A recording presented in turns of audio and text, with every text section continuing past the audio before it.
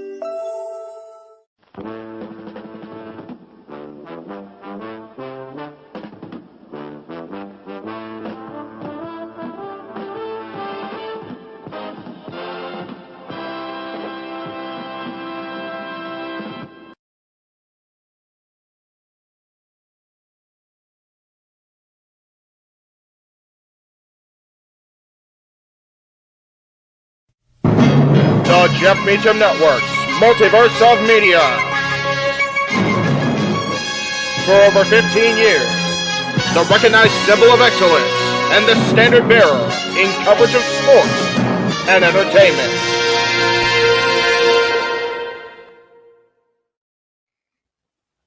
JJ, Jeff, you want to kick this thing off? Because I'm still trying to process everything here. Yeah, it's like, who wants to go first? Well,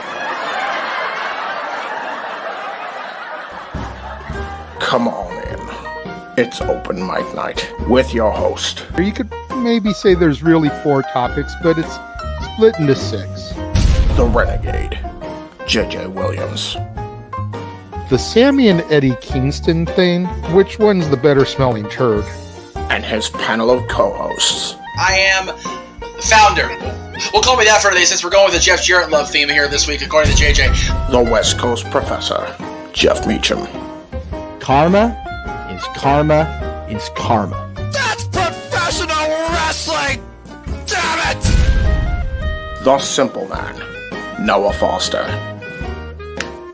It's showtime! Yeah! How you doing, JJ? How you doing, Jeff? James. Yeah. And the He-Man, James Hebert. Imagine Bill Burr, Joe Rogan, Paul White, the Baldies. There you go. It sells itself. Get in there. Short his ass and shit the bed. He's not Amber Heard. Give it time, JJ. Give it time. Now, I'm sure Jeff has some stuff that... Dumb move. Just don't pull this bullshit again. You get one. Tony needs to stop caring about the ratings. Bradshaw said as long as the ads are in place, we're not going to lose that third hour. Real Honor does not have to be AEW Live. They don't necessarily have to coexist with each other. We kind of saw that tonight to a degree. Along with a panel of guests. He is no longer glorious. Don't you bring that up. You want me to rant about what my NXT used to... No, we are done here for the night. I swear, James. Because you never know who may show up for open mic night. I leave our company in the capable hands of an extraordinary group of superstars, employees, and executives.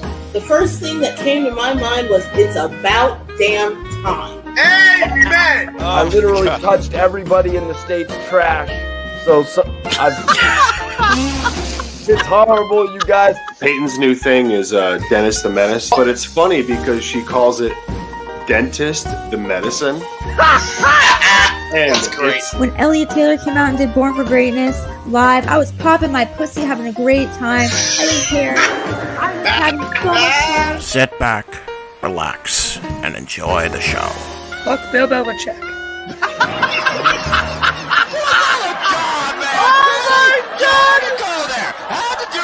Football thing. We ended on wrestling, and then you bring in that shit. That's just how the fan goes off the damn rails. Brilliant, bloody brilliant.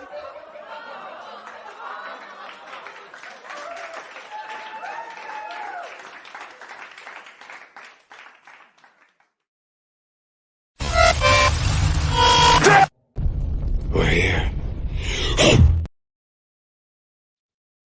What is going on, everybody, and welcome once again to the Saturday Night Shenanigans that are Open Mic Night. I am, of course, your host and moderator, the Renegade of Wrestling, JJ Williams. Hope you guys are enjoying your Saturday evening, wherever you may be across the multiverse. We've got Daniel in the house already. Says he's watching this on my channel and Noah's channel. My channel on his phone, Noah's on the TV. That's what's up. That's a good way to help Noah get the view hours that he's going to need to eventually get monetized. Safet's in the house. Daniel says this is going to be an interesting open mic night, and like usual, we may go off the rails. Oh, I would pretty much bank on that, because as the man that I'm about to bring into, we were harassing him on Simply Predicting last night, and as he tends to do, he opened his mouth, inserted his foot for $50 in super chats tonight. The simple man, Noah Foster, is going to have to do the Macarena in his pajamas. That ain't happening. Anyway, back to what I'm now. working. Just to throw this out there, since that is a large sum, and we are on 3 channels that get super chats, I'd like to see that spread out a little bit. So let me see $20 of that come to the Casa channel. 20 of that go to the Jeff Meacham Network. 10 of that go to the Greg Cherry brand. Noah, as much as he opens his mouth, inserts foot, and embarrasses himself, he is a man of his word, and he does enjoy entertaining the people. So we will see if this ends up happening, Noah. Yeah, I suppose. Hello, everybody. How has your day been, sir? I've been good. I watched Wrestle Kingdom. I slept most of the day. I had chicken bowl, and I slept more. Then I watched Collision. That was, again, the best show of the week. Damn good stuff tonight. And here we are now as I'm preparing stuff for a church. And it's good to see everybody here, as always. It's been a nice, simple, relaxing Saturday, as it should have been. Right on. Yeah, I did not watch Collision. I was actually telling Datilla before we came on the air, I'm going to bring her in a moment. I didn't watch Collision. I still haven't watched Rampage. I'm probably going to watch those tomorrow prior to our coverage of Vengeance Day. Mm-hmm. I just took today to be a wrestling-free day. Hey, I get that. I do that with Mondays and Tuesdays. You got to do that at least once a week. You got to have that downtime. Protect your mentality involves relaxing your mentality. So that used to be my Thursday. But now, I made a deal with a couple of people, yourself, and we'll go ahead and bring Datilla in. Hey. So I no longer have my Thursdays free to just unwind anymore. So with the exception of a couple of YouTube clips, because there were some people kind of discussing our main event topic, wanted to see what they had to say about it. Other than that, it's been a wrestling-free day for me. Datilla, nice. How are you doing? I gotta first of all give you kudos for your TNA Impact review on Body Slam this week. Oh, thank you. When you told me that you weren't going to be reviewing Impact because you were going to be doing it on Body Slam, I thought you were going to be like the co-host. But you were actually like carrying the show and everything. So very well done, my friend. For those of you guys that don't tune into Rangers of Wrestling and see her shtick, we're past the 10 minutes. What the fuck are y'all doing on a daily basis? And then make sure you go to bodyslam.net's YouTube channel and check her out talking about arguably the one show she's the most passionate about, TNA Impact Wrestling. Damn it. Thanks. Wow. Thank you for that, JJ. Honestly, I feel like my TNA Impact reviews are the best reviews I do. They're like the most detailed ones that I do of all of them. Well, when you got that passion that has carried you on through generations of a company's inception, that tends to showcase full on out with what you do in your content. And I clearly see that with you and JJ and the TNA Impact. I see that with JJ and NXT. And I think everybody here is seeing now across all things wrestling with me just on commentary. So It's one of those things where you back up what you own. Funny, we're watching Impact for it'll be 4 years in July. So there you go. But yeah, I mean, honestly, you work best when you have somebody to bounce off of. Amen. Yeah. Yeah, when you do the shows solo, I notice that sometimes you get distracted by the comments and trying to reply to the people in the comments section. But if you have a co-host, then there's always somebody to help bounce and pick that slack up. That way there's not the dead air time. Yep. But you tend to do the best when you're bouncing off someone, whether it's me and you going at it about NXT or you and the guy that you were talking about Impact. Oh, Bert. The rapport just goes back and forth so good. Oh, thank you. So something you may want to consider is finding yourself a full-time co-host that can do some of these reviews with you, at least when it comes to AEW stuff.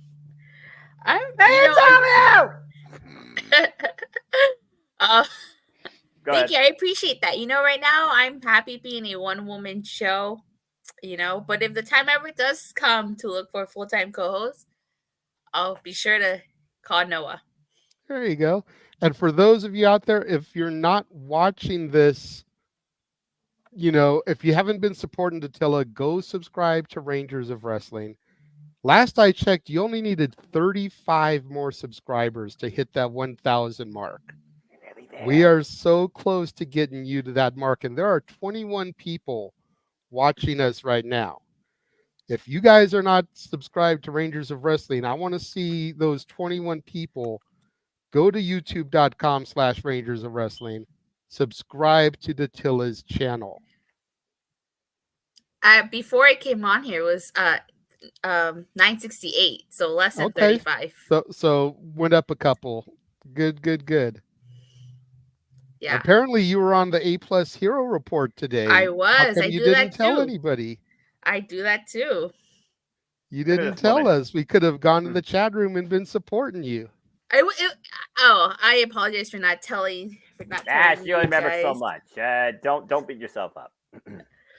It's just because it was a recorded video. It wasn't live.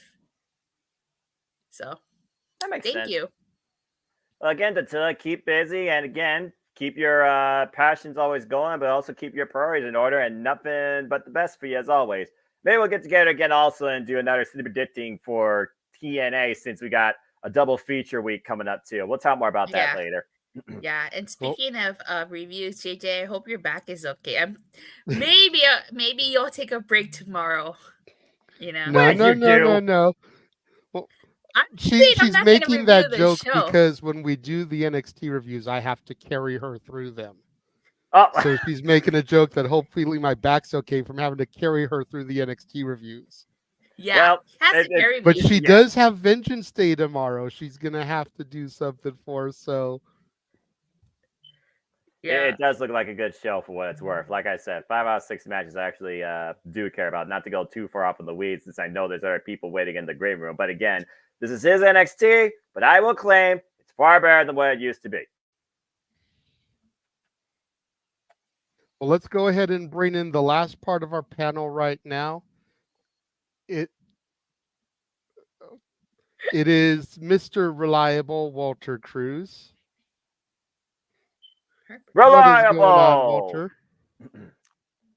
Good. How are you guys? Good to see and be seen. Hey, Walter. I'm tired, but I'm all right. How are you doing today, Walter? I'm doing great, hanging in there. Like I said, it's good to see and be seen. Good to be a part of this, and I'm ready to go. All right. What's your shirt say? It's like my mom always said. What the F is wrong with you? That's cool. That's a good one. That's a different saying that I don't think my mother has said, at least. Yeah, my mom's never said that. Mothers have their own proverbs just as vast as a Bible's wisdom, if not more. God bless them. Yeah, that's true. But how's everyone's is everybody ready for Vengeance Day tomorrow? I am. That's good. I'm actually looking forward to the show. Gonna see how it goes. Hopefully it's a great show. And hopefully, if JJ's proud of me, he doesn't have to carry me to tomorrow's show. Well, I have no problem carrying you through it. You carried me through that first Impact review. And then, I appreciate the kudos you gave me backstage before we came on about how I did on my review yesterday. Mm-hmm. He did good. I think he did good. Granted, it just there's some things he couldn't talk about in further detail because he doesn't know this, like some of the history, like the Knockouts tag team division, how much teams they've lost. Doesn't know the history with Bailey and the Rascals, so it's okay. I mean, I don't expect him to understand that. Yeah, same. I'm not gonna Russo him, bro. I mean, because again, he's trying in this new generation of TNA, so in that respect. But yes, to Tatilla's point, I could speak verbatim about the history of the Knockout Tag Division. Mm-hmm. Killer Kelly and Matsu Slamovic versus Decay. Let's freaking go! This is awesome. I apologize if I stutter stepped a little bit when I was bringing water in. My daughter and her mom just popped up unannounced, brought me a drink from Rad Coffee down the hill, which is a place I love going to. Nice. So kind of caught me off guard, them coming in and surprising me with this. So there's never a bad time for a good drink. So of course not. Always got my Mountain Dews on standby. Got my water because I don't drink Mountain Dew. She's smarter and healthier than me. So this is called the Zombie, and it's a lemonade like tea drink. I thought it was like blue lemonade for a moment. Zombie, yeah, it looked like blue lemonade.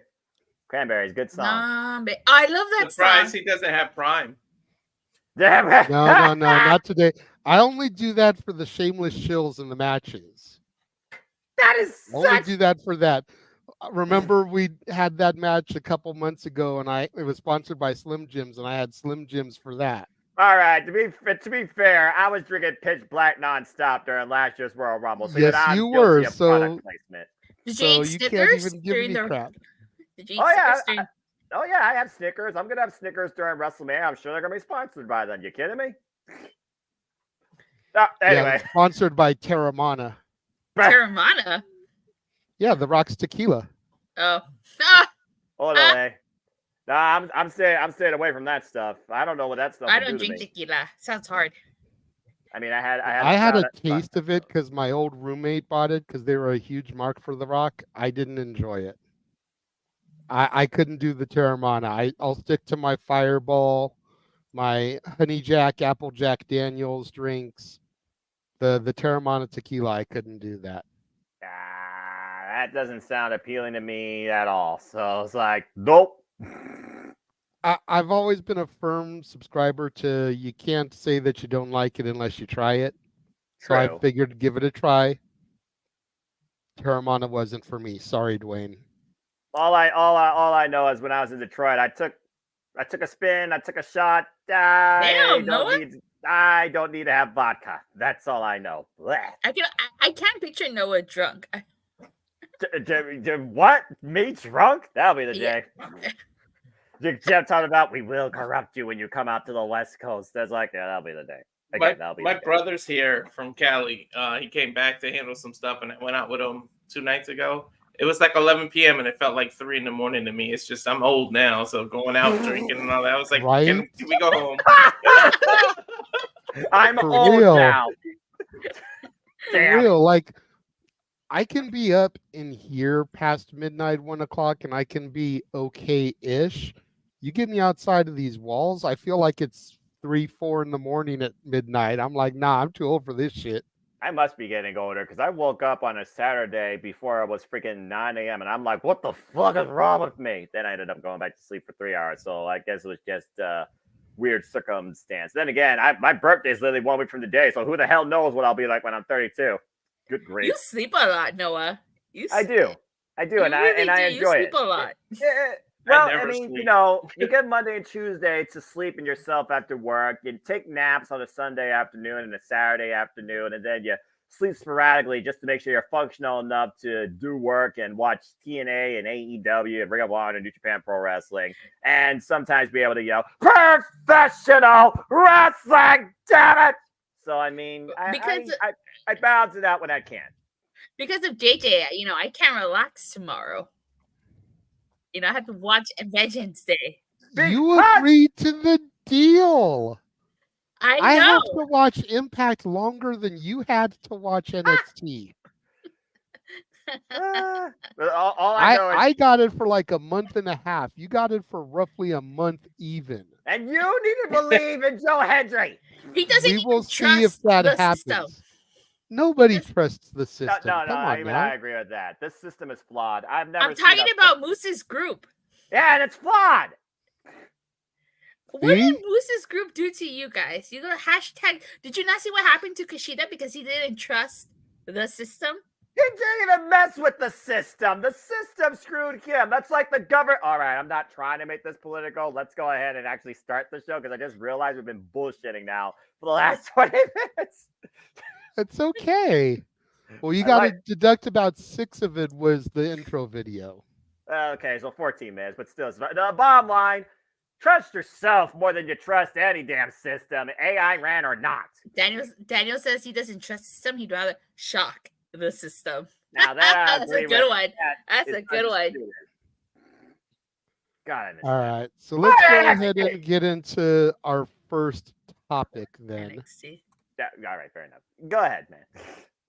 The first topic is regarding AEW and this coming week's Dynamite and the impending tag team championship match between Steen and Darby Allin versus Ricky Starks and Big Bill.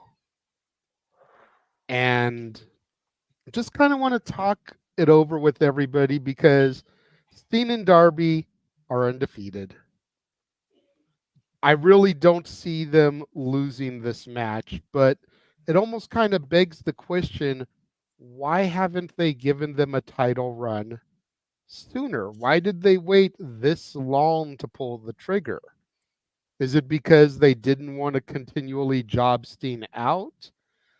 And so having to have a match where he loses the titles and a match where he retires, it's like too many L's under his belt.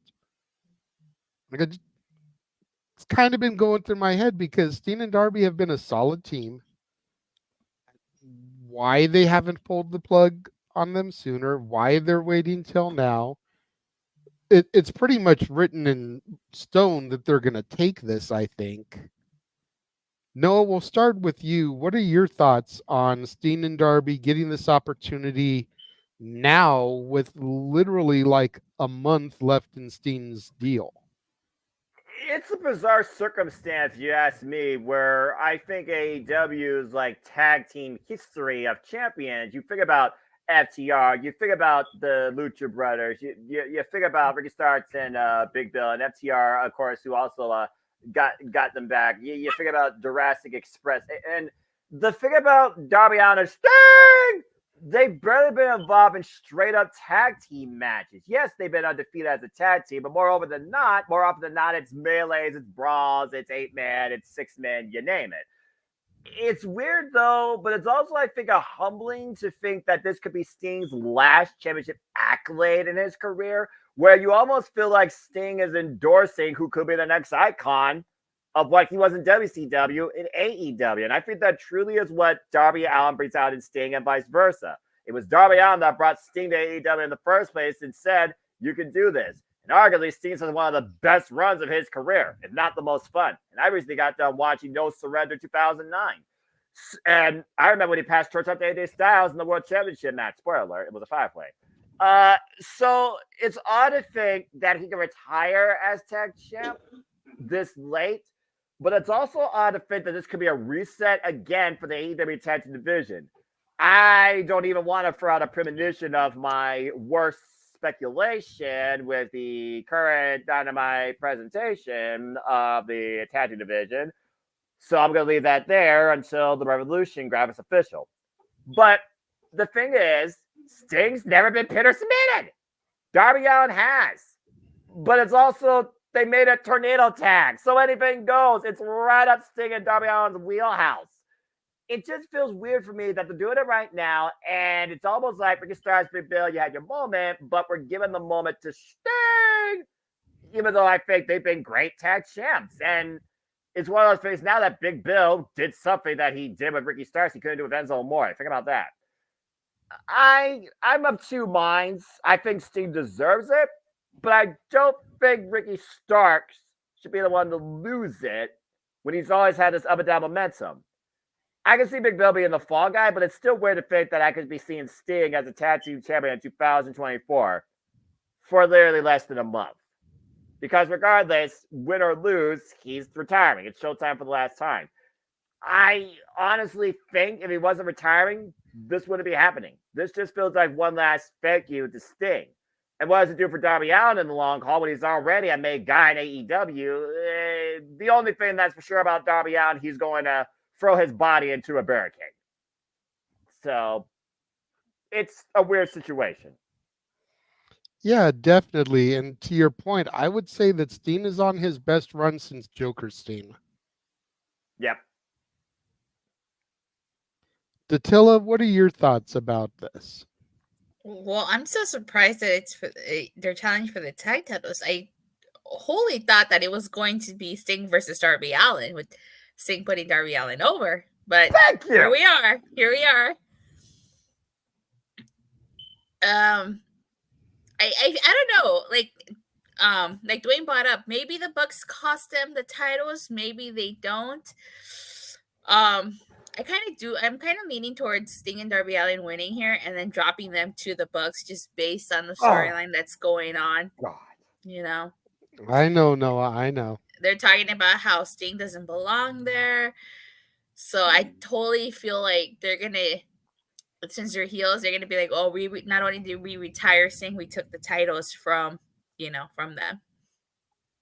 So. I didn't want to say it. I didn't want to say it, but she literally took the words out of my mouth, JJ. Hey, Virtue, what's up? What's up, Virtue? Good to see you, bro. Stay tuned, folks, by the way, for the No DQ review right here on YouTube, courtesy of No DQ, the moderator Virtue. It'll be on Tuesday night because Vengeance Day will, of course, be holding the wrestling industry down for Sunday night. And Virtue, hope all is well. Have me down as a standby. Otherwise, I'll see you the Sunday after my birthday, bro, which is next weekend. Anyway, continue. Walter, go ahead with you. What are your thoughts on Steen potentially getting this last championship run? It's amazing to still see Sting in 2024. I think originally they might not have known how long he was going to actually be active. So originally that's probably why they didn't give him the titles. I don't know what the hell's the excuse now. What, two years later, three? What has it been? 3 years? 3, because he came at Winter Coming when it freaking 2020. Okay. Yeah, so maybe I think originally they weren't going to use him as often as they thought. But then, old man Sting went a little nuts and started wrestling and doing the jumps and things. So maybe they were like, oh, now it's time. But the other thing is Sting is pretty old school. The old school people tend to think looking at the lights is better for the industry in your last match. So maybe he won't even win the title. Maybe he has to lose, get his first loss, and then retire that way. Because he is kind of an old school mind. Because what is the point of winning the titles? And then what? Vacant wins the title a month later, Oh, Vacant has won the most title victories of anybody in the history of any company. Vacant has been more time champion than anybody. That's rigged. I don't care. The system is rigged. Vacant's got Ric Flair. The system is rigged, but Datilla wants us to trust the system. I'm tired of Moose's faction here. Hashtag trust the system. That's a different conversation, but continue, Walter. Think back in 2000 WCW. How many times did Vacant win that title? Vacant was champion more times in 2000 than any particular wrestler was. Yeah, exactly. He had more wins than Goldberg. So, I mean, it's interesting to see it, but yeah, I'm not truly convinced he's going to win just because of that old school mentality. I mean, I'm hoping because it would be nice to see him ride off into the sunset with those titles, but it's like at the same time, yes, it's Sting. Yes, it's a legend, but you sort of devalue the title to make him leave that and then automatically go. Maybe it is a little better for him to lose to Big why can't I think of his name? I almost said Cass. Big Bill. Big Bill. Yeah. Ricky Starks. Big Bill and Ricky Starks.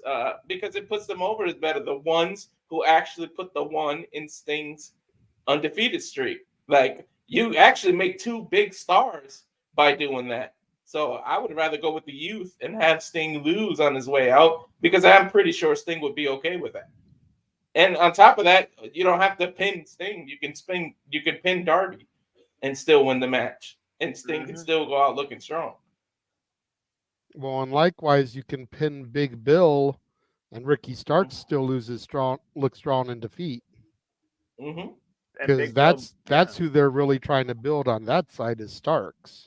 Exactly. He's been one of the OGs built out of AEW, and Collision has been his platform of growth and rise all the way to capturing the AEW tag titles in record time. Remember, they squashed FTR in less than 5 minutes after WrestleDream until FTR lost to Aussie Open, and they were damaged goods. It was a one-sided beatdown on behalf of FTR. And before this union, Starks was on his way up. He was getting pushed pretty well on himself. But then the pairing happened. So Starks might be the star of the team. Yeah, they took him in a different direction after going to war against Bryan Danielson in that strap match, and then another follow-up war after that.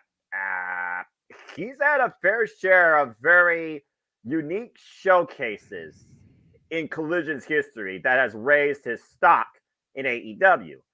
This tag title run, though, has raised both his and Big Bill's stock, and it's Big Bill's first tag title accolade. Again, he did it with somebody not named Enzo Amore. I'm just saying. Thank you, Dwayne. You're awesome. You're more phenomenal.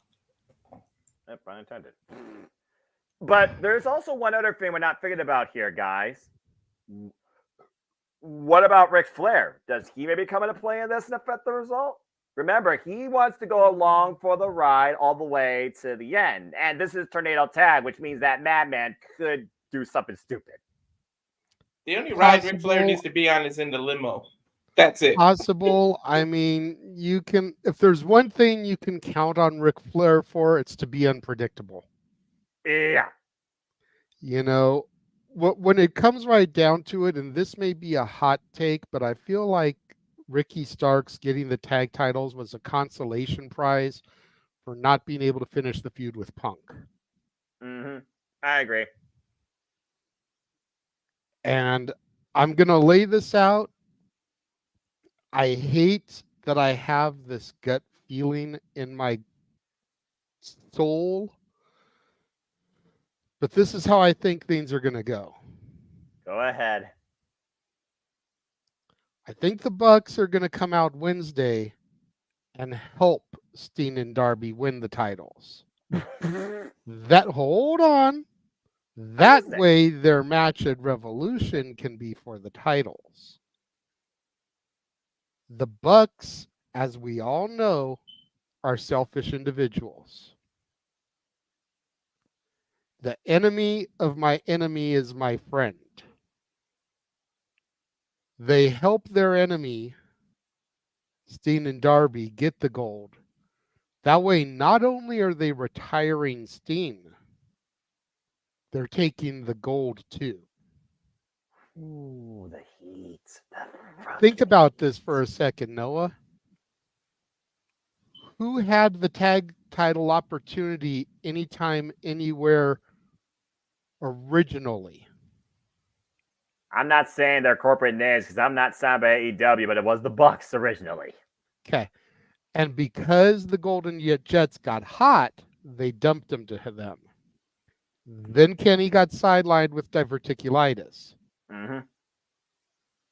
So what better way do you get the belts back to the original winners of that stipulation than to take them off of a retiring Sting? And then once Kenny comes back, the Golden Jets can then go against the Bucks for the titles. They run it back, but this time for the gold, and that's how you get the tag title to Chris Jericho. Because I think that could be Chris Jericho's last accolade in his career. Because I do think Chris Jericho is going to become a tag team champion before he's done. I think that was his original intent. To your point, I was calling for Kenny Omega and Chris Jericho to become tag champs this year. I was. Thank you, Marshall. I appreciate that. And I hate that it makes so much sense in a wrestling landscape. Yeah. Because we all know, I don't think there's a one of us on this panel that is actually Young Buck fans. Maybe Datilla, not sure, but maybe. But I know the men on the panel are not fans of the Bucks. And if you'd like to hear Noah rant about the Young Bucks, that's a $10 super chat. All right. First off, I am not the guy to play the role of Mr. Rant Extraordinaire. All right. And secondly, before they showed the dark side, I'm not talking about dark side of the ring, the dark side of their personality, I thought there was something. And then that madness happened. And then it continued. And then it continued. And then it continued. Phenomenal athletes, but questionable morals for human beings. And right now, this corporate role and the synergy and the storytelling that you just laid out does make perfect sense to give them another run. I guess the only thing that could come from that is they put a young team over, but can I expect that? That's the thing. Virtue makes a solid point here. At least the Bucks are being their prickish real selves on camera now. True that. You fake what we are on the Twitter. Now you're seeing it firsthand. I know, Darren. I know. Well, we can't use the joke of teleporting into the command center because Datilla's already here. But coming in now, joining everybody, we have the resident statistician, Stat Boy, in the house. Hey, Mikey. Hey. Hello, my internet fans. Let me just say, the horror stories at a certain blue store are true. That's all I'll say for that. Oh, I know what he's talking about. I used to work there. I see the dark side of the smile, the other side of it. Oh, you just wait till I go back to my regular job. Rant coming, I promise. Take every experience. Take every experience. And that's not a spoiler or whatever. I screwed that up. You're all blue today. That's not a prediction. That's a spoiler. Where's the box graphic? And Marshall, we don't rant for free around here, unfortunately. If you want to hear one of us get on our soapboxes and go on a diatribe, it costs money. Yeah, because we run the risk of getting demonetized on this episode for using too foul a language. So we got to make up for it. I didn't think I was that foul last night on my Chase U stance, and I still stand by it. So I mean. Virtue apparently used to work at Kmart and Sears. I liked Kmart back in the day. Hey! Sears I was never a fan of, but Kmart, man, I loved me some Kmart. I got a John Cena clock from Kmart. Right it's in my closet. Right. Kmart had the best ices. I always loved the little restaurant as soon as you walked in. I used to have the blue light internet. Sears is like, you want a washing machine, this is where you go first. I honestly don't even remember what else Sears was about besides appliances. The photo studio. There you go. Taking family pictures. You went to Sears for tools and for photos. A JCPenney now there you go. I was going to say I went to Sears for tools. Right. JCPenney just does clothes instead of tools, and they have the full. And now we return to our regularly scheduled programming, not brought to you by Sears. JJ. And Binford Tools. Stat Boy, I know you don't really follow AEW. Do you have anything that you'd like to say about the possibility of Sting getting one more championship run before his retirement at Revolution? Hey, I mean, if it works and he's been a tag champion before, I don't really see the bad side about it. I mean, if they make him, drop the belt soon before his last match, That's one thing, or he can go out as champion. It's another. That's not. I think it's just good old TK giving us another WTF moment. Really, he's like, what else can I do to tick off the IWF? And I'm using so many damn abbreviations right now, LOL, that I'm just, I don't know what. But hey, I mean, it's not such a bad thing, you know. Let him have a little top of the mountain for one more time before he finally hangs it up. I say go for it. What was his last tag title accolade? Is what I want to know. Hold on, I'm on it. Stat Boy's work is never done. Nope. I had to do something. I'm going to talk about that too on Wednesday. Anyway, I think the fair consensus, though, is that we think Sting deserves it, but I think we also know inevitably what may come from it at Revolution. Now, how you feel about it? Wait for the bell ring. Pretty much. I would say it was with TNA when he was with Kurt Angle. Yep. That makes sense. Main Event Mafia. Virtue says, what's weird is the blue store is the brown store in my area. Guys, the Walmart Supercenter. Yes. I just thought of something. Tony Khan loves his tournaments. So if Sting wins, rides off into the sunset, and they vacate it, guess what's coming? A tournament. But what I think you're forgetting, Walter, is that Wednesday isn't going to be Sting's last match. So he can win the titles, and he still has a month that he can drop them to somebody. And you it's do looking like the final match is going to be at Revolution against the Young Bucks. I mean, the Young Bucks. That was intentional. You got a good theory about them. No, I bet that was Stat Boy approved. Damn. Oh, absolutely. Without a doubt. You guys know how I feel about the Bucks. It rhymes with it. Look, I'm just a simple man. I have to hold up to the decorum that is the commentary play-by-play position. So y'all can go on your diatribe all you want. But anyway, yeah, all I'm gonna do is this. Our good buddy MJF can just echo my sentiment about the Bucks. What are you, a fucking piece of shit? Oh my God. Oh, there's so much truth and context in that sentence for so many individuals in this industry and fans of it too. So that about wraps that topic up.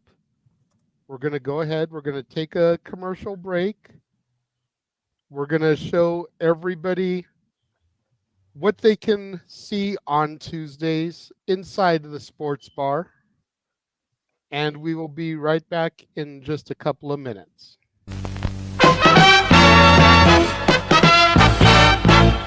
And now, preview time.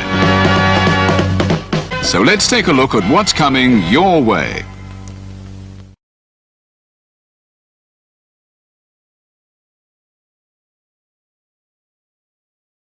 You ever wanted to come into a sports bar where the barkeeps know their game? Well, the Jeff Beecham Network Multiverse of Media has got a production just for you. Sit down and relax as the Stat Boy and his partner break down the statistics in all things sports. Whether it's football,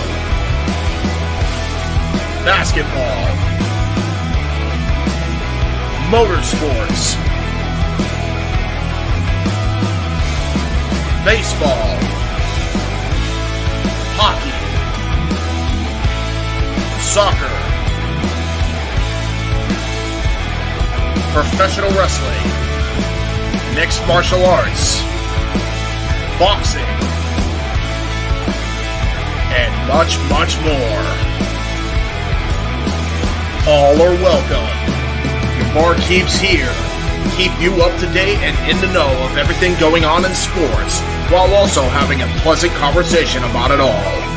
Your host and owner of the bar, Stat Boy Mike.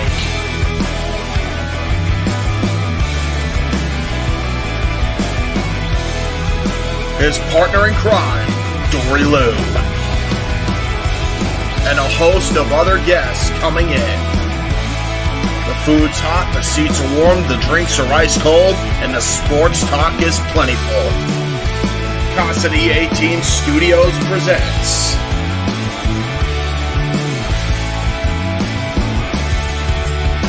Stat Boy Sports Bar. Take a bar stool and enjoy the show.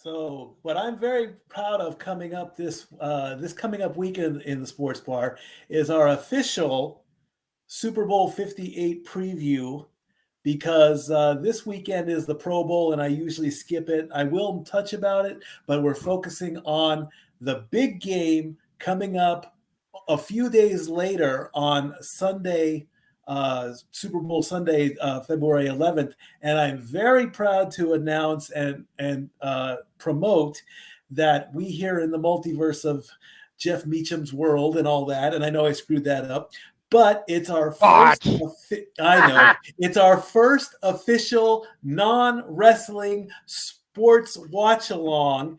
And Noah Foster, I have you to thank for this as well too, because you have inspired me. I've wanted to do this, and it's finally going to happen Sunday, Super Bowl Sunday, 6 o'clock, from kickoff all the way to the final whistle. Myself and the stat crew and whoever else wants to come in is probably more than welcome.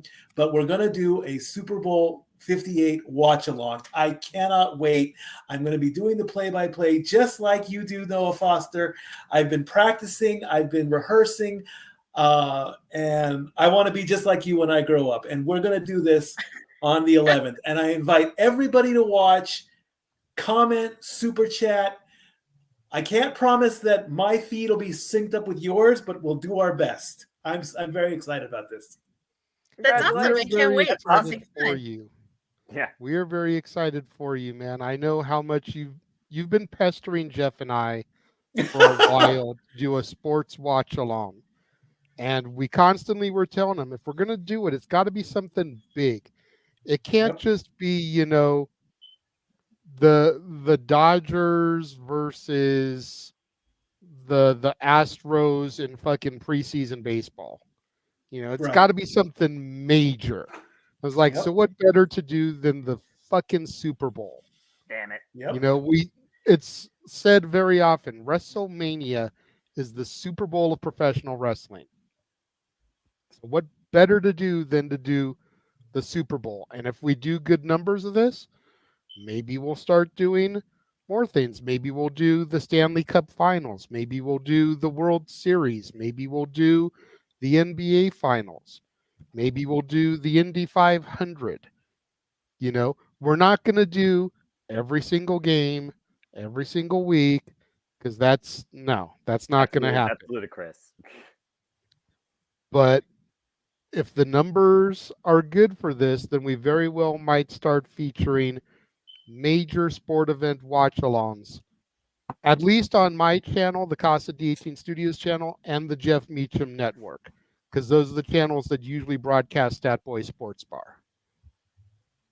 Any of the other channels in the multiverse, if you would like it to go out across it, let us know in the DMs. We can make that happen. Try and see if you guys get good ratings too.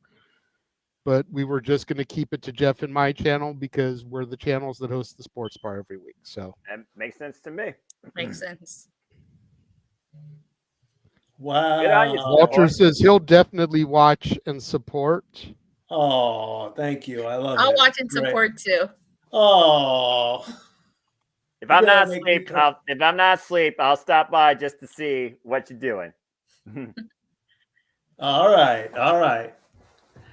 Matthew says, just wanted to pop in and say hi, had a rough day, including dealing with very toxic people that took away my passion of wrestling for the day. Grateful for everything you guys do. Well, I'm sorry to hear that, Matthew. You're an awesome supporter of the channel. Don't let other people's opinions dictate how you feel about your passion. Damn it. Protect your mentality. Be your own fan. Because all that matters is your passion in the day. No one else can take that away from you unless you let them. Daniel says he'll be watching your coverage instead of the Super Bowl on CBS. Oh, shit. That's huge. Wow, man. Damn. Says at least his Lions have next year. Oh, here we go with the Detroit Should Lions. be an interesting Super Bowl. It's a rematch, so. Yep, 2000. Yeah, from 4 years ago. Yeah, from Or 2020, yeah, that's right. 2020, there was a leap year. The Chiefs and the 49ers were in the Super Bowl, and Trump and Biden were in the presidential election. 2024, it's a leap year. The Chiefs and the 49ers are in the Super Bowl, and it's looking like another Trump and Biden election. Is this fucking Groundhog's Day? What the? That was yesterday. Hey, nobody go overseas and bring back no fucking COVID-19 because that started in 2022. Goddamn it. No one needs to think about that. Is all I gotta say. And I don't need a repeat of what my past was. I'm trying to move forward. All right. I don't want my birthday to be an endless cycle of 31. What the hell was 31? I want to see what 32 is. And I can't even talk NFL, jump. Damn it. It's like I can't even talk jump because I got people from Let's Kansas keep City moving watching. forward. Yeah. Oh yeah, no backwards. And Darren G put up regarding the small botch. Oh, for fuck's sake, Mikey! Gotta be in there at least once. Gotta be in there at least once a week. What was that about, if you don't mind me asking? Different Mikey. Mikey? Yeah. There was another Mikey on the show, name of Mikey T, the movie star, regular for the No DQ channel. And he went on this diatribe about how Natalia isn't a member of the Hart family because her last name is Neidhart, and she can't be compared to Charlotte Flair, whose last name is Flair. And by the end of it all, Jeff had just had enough and said the for fuck's sakes, Mikey. But because he doesn't say Mikey T or anything, we've been using it for this Mikey because let's just be honest, he warrants it at least once a show. As does Josh with his when he's on. Shut the fuck up, Josh!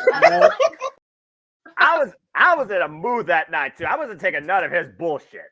Yeah, and if neither one of them are here, then we've always got this backup from my daughter. What the fuck? Oh wow. Hey, That's God bless funny. Natalie. That's a funny story. But I Natty will is still break a child's heart over somebody in WWE. I have no restrictions. Anyway. But Natty is a heart. I know she is, but he wasn't hearing it because her last name is Neidhart. Datilla, I kid you not. It went on for 15 minutes. I was just sitting back reading my Mox book and eating Oreos while the world around me burned. It was ridiculous. But she's a Neidhart because her mom is a sister of Bret Hart. Exactly. Ding, ding. That was our That's it. point the entire time, Datilla. We're not going to go back down that rabbit hole of Wonderland. We got other shit to talk about. Yeah, let's get back. Let's get back to the present day. Let's move through the worm. Let's move through the wormhole into the future. What is the next topic? And your guys' mind about that. I love Virtue's comment there because I am curious what Josh thinks about that. Mm-hmm. So the next thing we're going to talk about is kind of our TNA topic for the week, but it goes back to the Women's Royal Rumble. You know, I wanted to talk about Jordynne Grace in the Rumble, you know, kind of touch on it one more time now that it's been a week later and we've had an impact and we've kind of seen footage of that on TNA broadcast. And then where some of the other people are kind of going, you know, we saw on SmackDown, Bayley made her decision. We also saw on SmackDown the two newest signees to the SmackDown roster. Naomi is official, and Tiffany Stratton is officially part of the Blue brand now, coming up from NXT. Yeah. We just kind of wanted to talk a little bit about some of the fallings out, the repercussions. Jade was getting entertained by Nick Aldis, but she's also going to show up on Raw to be entertained by Adam Pearce. Where do we think she's going to go? just kind of the whole fallout from the Rumble. And I still personally feel that that was the match of the night. Agree. The men's Rumble, especially in hindsight, and we're going to get there a little bit later, really seems to have meant nothing. The Roman match was a Roman match. And the KO Logan Paul match, Logan Paul did Logan Paul things. But the women's match, it had the interpromotional branding. It had two of the brightest from my NXT. It had the return of Naomi. Yeah, it had the debut of Jade. I just feel like it presented more. And the final three, honestly, I don't think anybody would have predicted that Bayley, Jade Cargill, and Liv Morgan would have been the final three in the ring. No. So just the whole surprise factor of the finish. Statboy, we'll go ahead and start with you since you joined us last, and we'll kind of journey up here from you. What were your thoughts of Jordan Grace? Because I know you don't watch TNA, so you had never really seen her before. How do you think she did in the ring? What are your thoughts of them using WWE footage on the TNA broadcast? And then what are your thoughts of Tiffany being called up to SmackDown? Where should Jade go? And anything else really from the Women's Rumble that stood out for you? I know that's a lot to digest. So. Yeah, that's fine. Well, Jordan Grace, she did a very good job. Very impressive. I love the line on their commentary. She's got muscles in places you don't have places. Pat McAfee, brilliant. That was brilliant. Yeah. Of course, this is the second time that the TNA Impact Women's Champion has been in the Royal Rumble. And just to give you the stats on her real quickly, if I do have them, which I do, she lasted, if I can bring that up real quick, because I should have had that. Up and ready to go. Take your time, you're fine. It's okay, bro. No worries, that boy.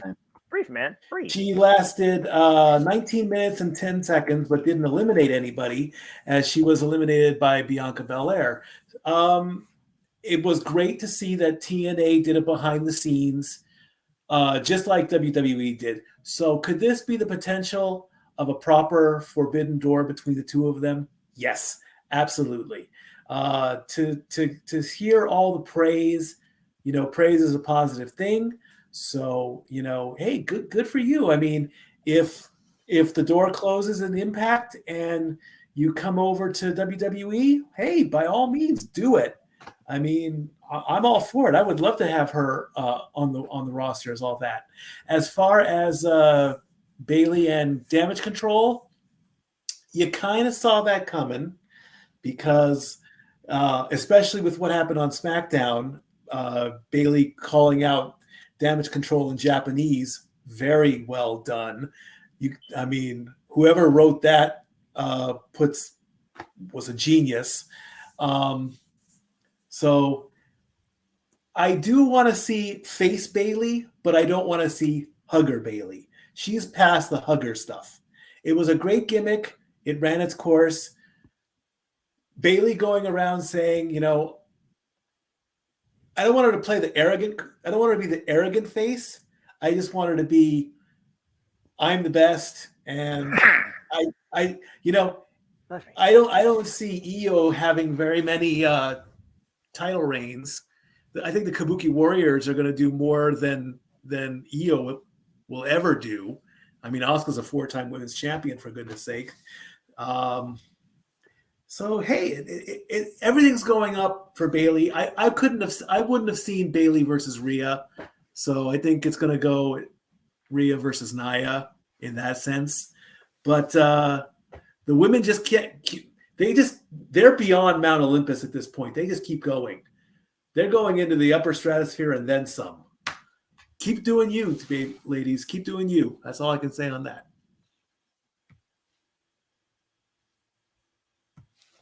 Okay.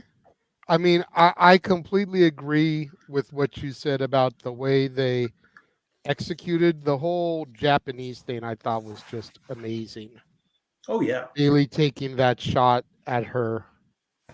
I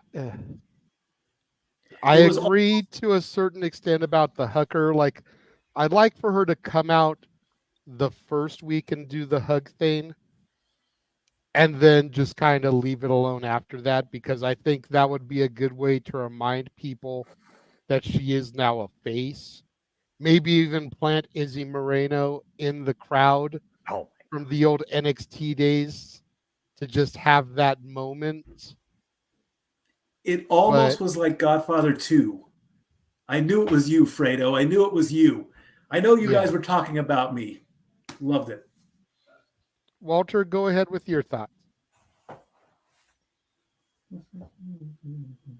In terms of Jordan Grace, Big Mama Pump, it was good to see her in the Rumble. And I did love that line as well about the she has muscle in places you don't have places, and it was good to see them. But according to Triple H, we can't say Forbidden Door. It's a stupid term, I guess, to him.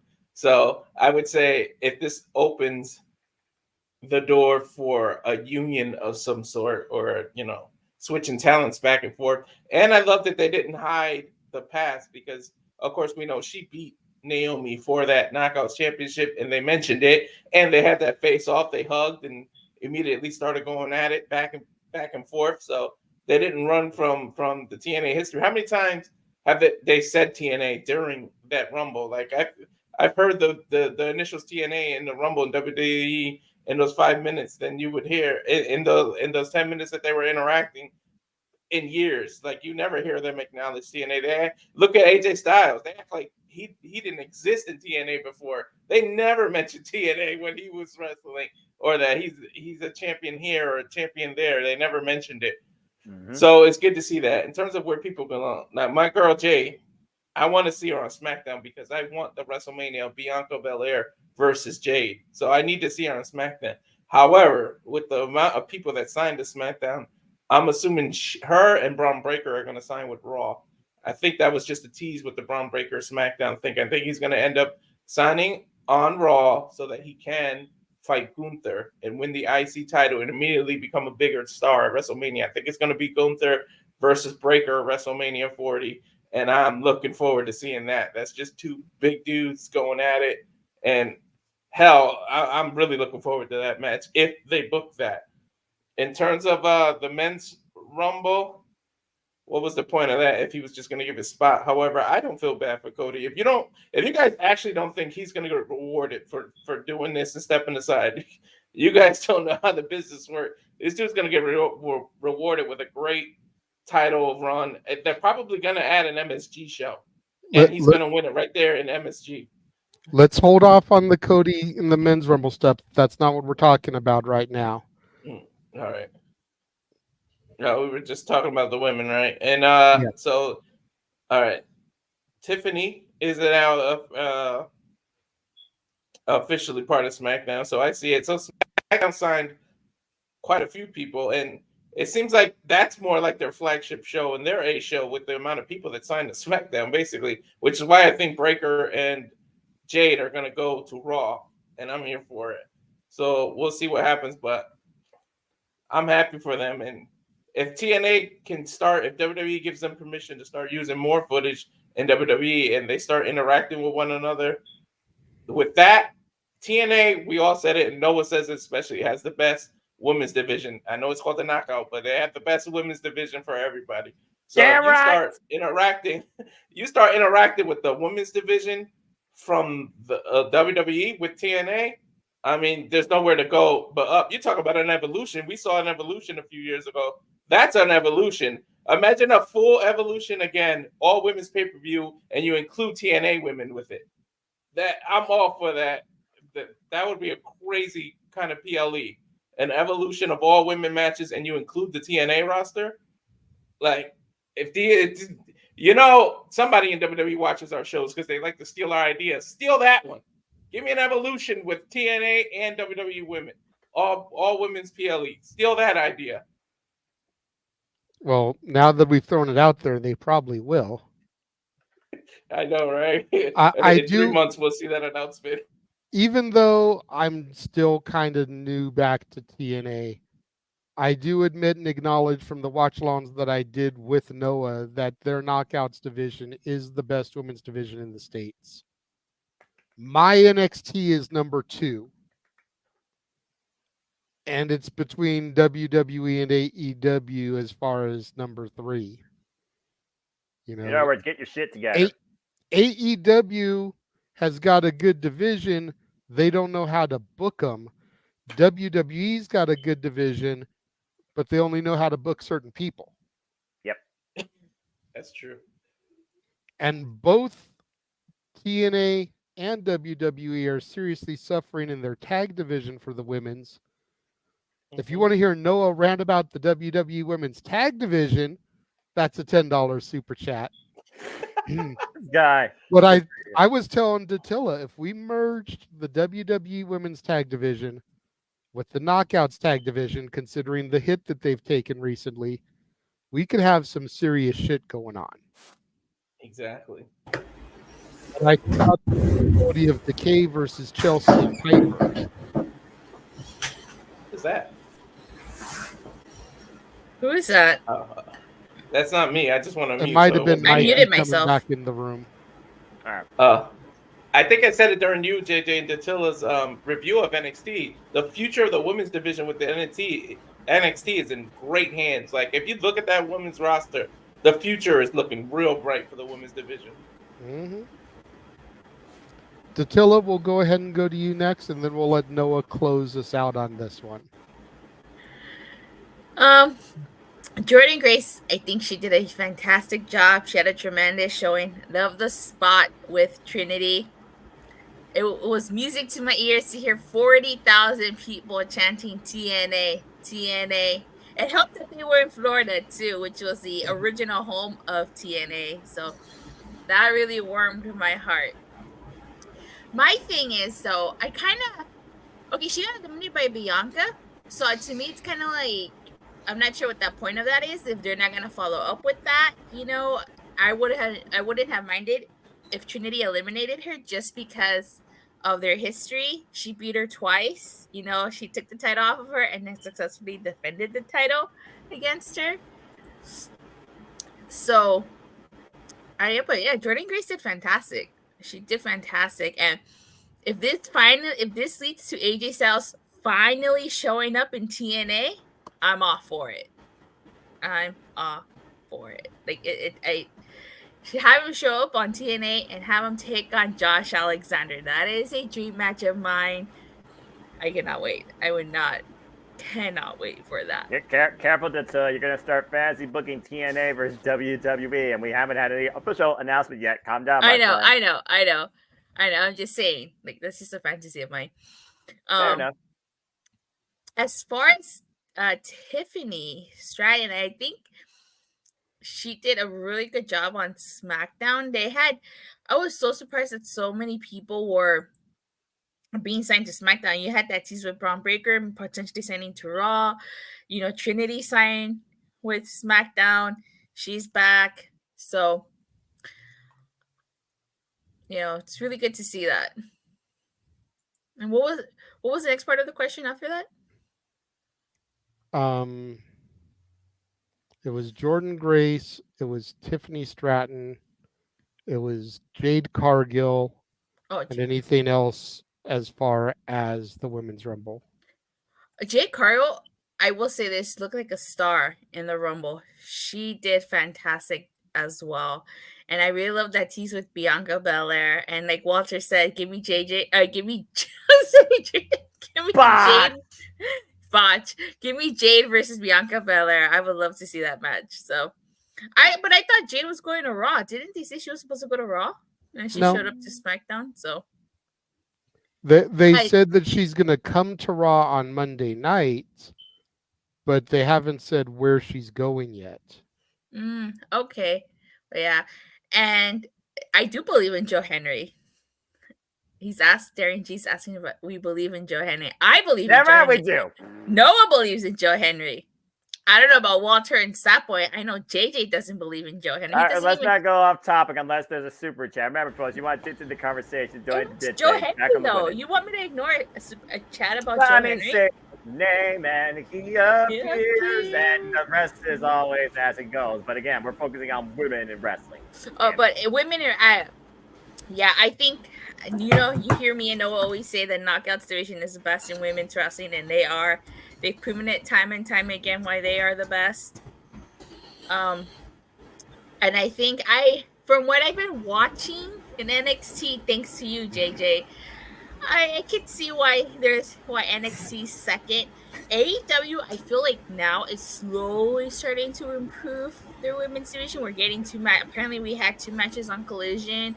I'm really liking what they're doing with Deonna Purrazzo. So they're slowly starting to get better. WWE, I think, is still kind of struggling in some aspects, but the future is bright for women's wrestling.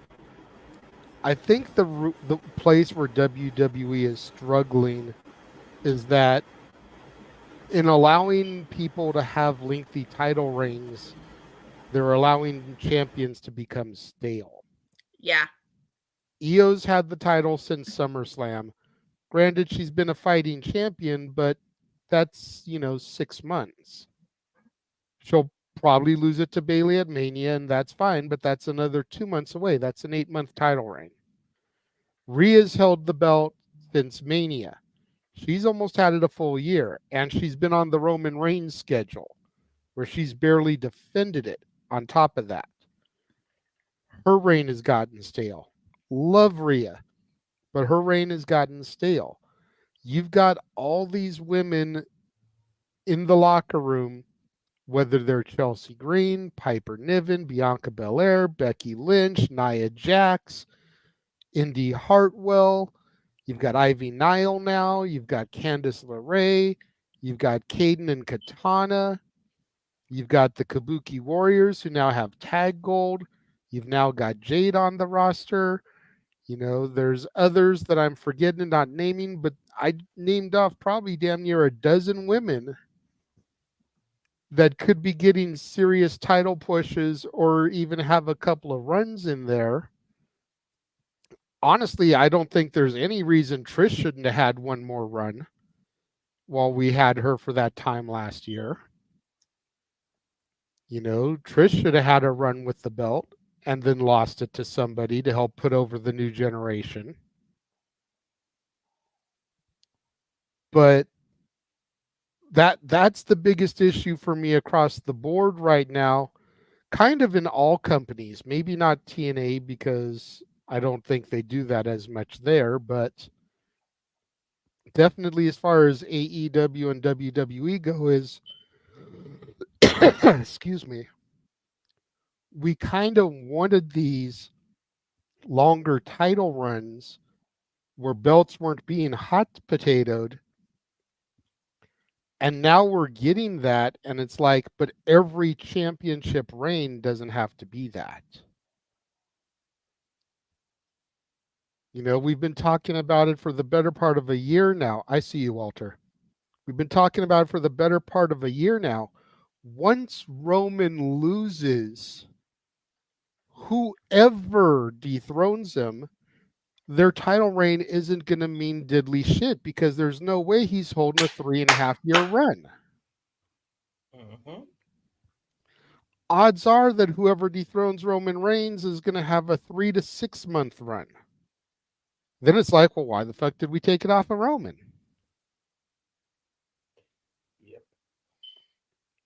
Yep. So you've got to balance these title reigns and have runs that go for a while, that makes sense to go for a while and then end, instead of backing yourself up against a wall. Gunther, I think, is in a prime position right now. He needs to Ultimate Warrior this shit. 600 plus days a champion. He needs to walk into WrestleMania and challenge somebody for the title and fucking pull a Ultimate Warrior at WrestleMania 6. That's what I would say. I've been saying it for a minute too. I don't know how we get there with where we are in the title picture, and we'll get to those in our next topics. But getting back to the women, we've had almost a year and an 8-month run by the time we get to Mania. And for what? Bianca, when she lost the title, was like a month away from being the longest reigning African American champion in WWE history. She was coming up on the New Day's tag records. And if she had passed that, she would have been the longest reigning African American champion in WWE history. She was about a month away. And they took the belt from her. That would have made history. And then she could have lost it to the cash-in. Rhea should have dropped the title by now. Mm-hmm. I would have had her lose it at Survivor Series or at the Rumble, and she could have won it back in Australia. Win the belt in your home country. You know, dump it to Ivy Nile on the day one Raw. Win it back from her in Perth, Australia. And then move it to whoever you want to move it to at WrestleMania. Then there would have been that month-and-a-half hiccup in the reign, and she would have had that huge moment in her home country.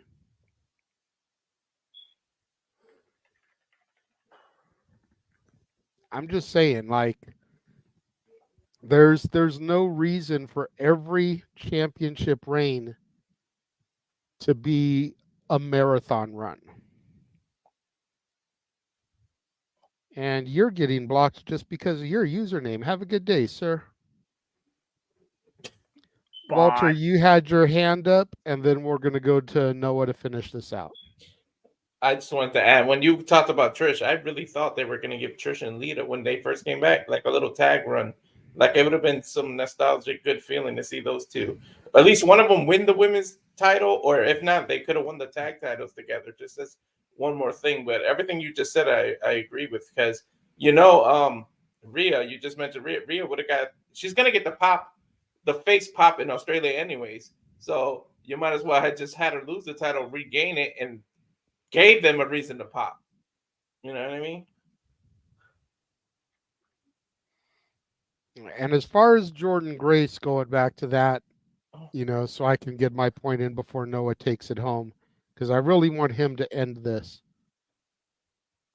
I think I said it on my show on Friday. Datilla, you were there. You can confirm if you heard this. I've not been the kindest person to Jordan Grace in the past, because of the stuff that she said regarding Chris Benoit not being able to hang with today's stars, and because of the bitching and moaning she did about the way TK was handling Jonathan Gresham, her husband. But seeing her in the Rumble, watching her make that history, and then watching some of the interviews she did post-Rumble, I gained a whole new respect for her.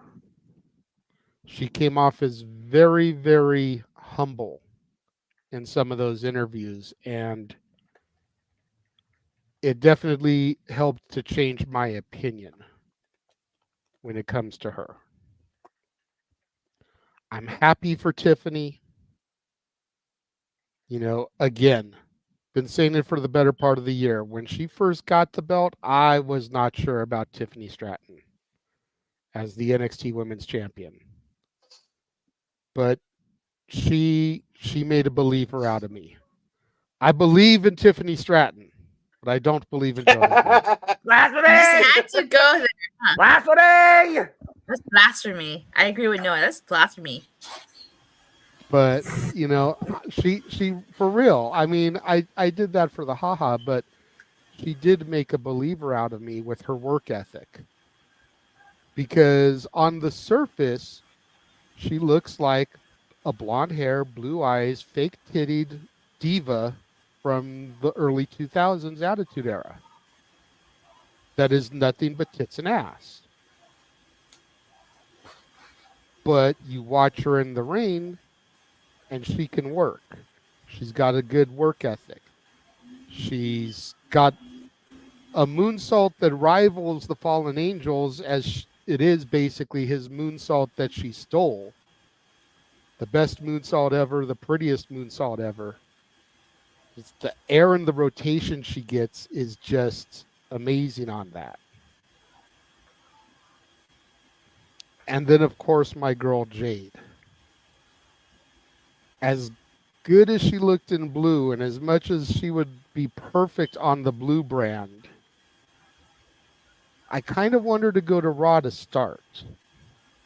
And I want her to go to Raw to start because if we're being honest, with the exception of Becky, Nia, and Rhea, the rest of the Raw Women's division is pretty much jobbers.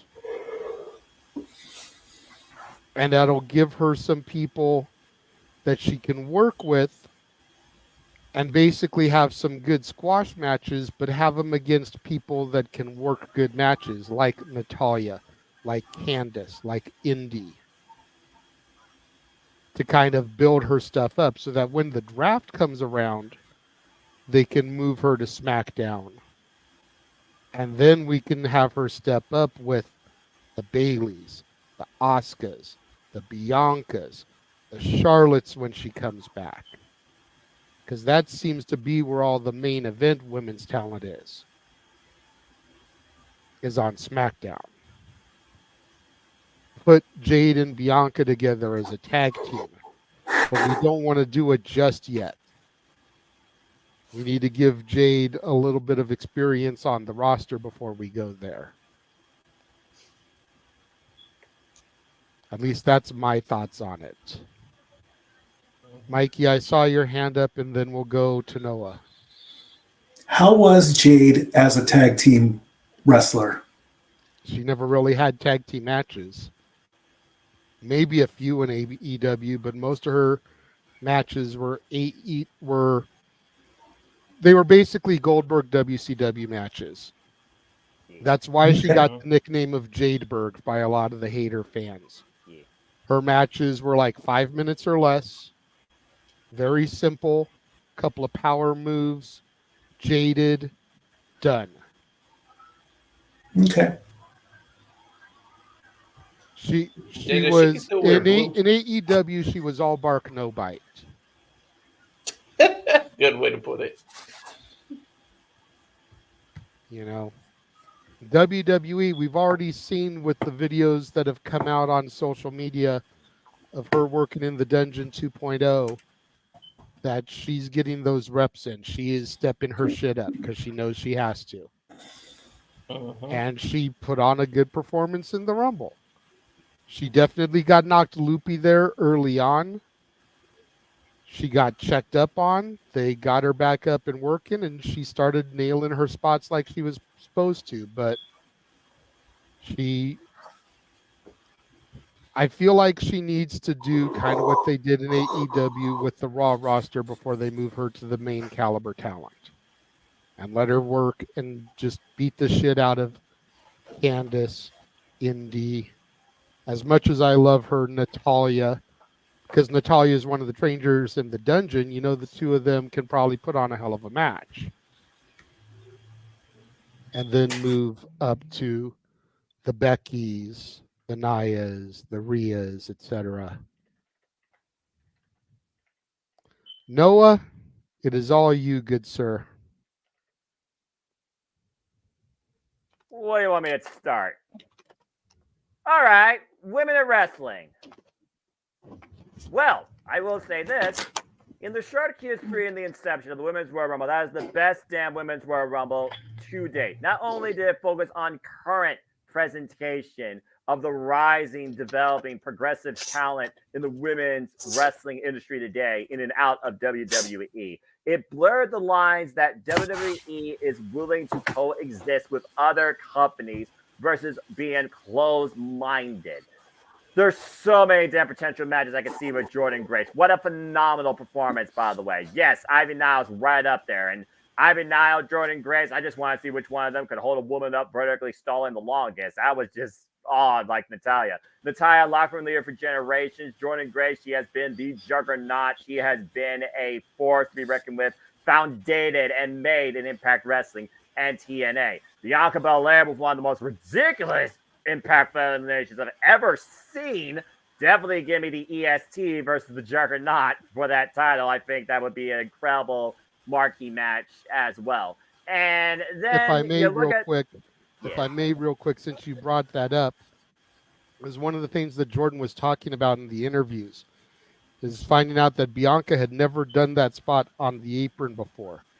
And they tried it a couple times before the show and at the PC, and it just wasn't working right. But because Bianca had never hit that spot before, Jordan wanted to try and do something special. So she told Bianca to go for it anyways, and if it doesn't look like it's going to work right, we'll ad-lib something else.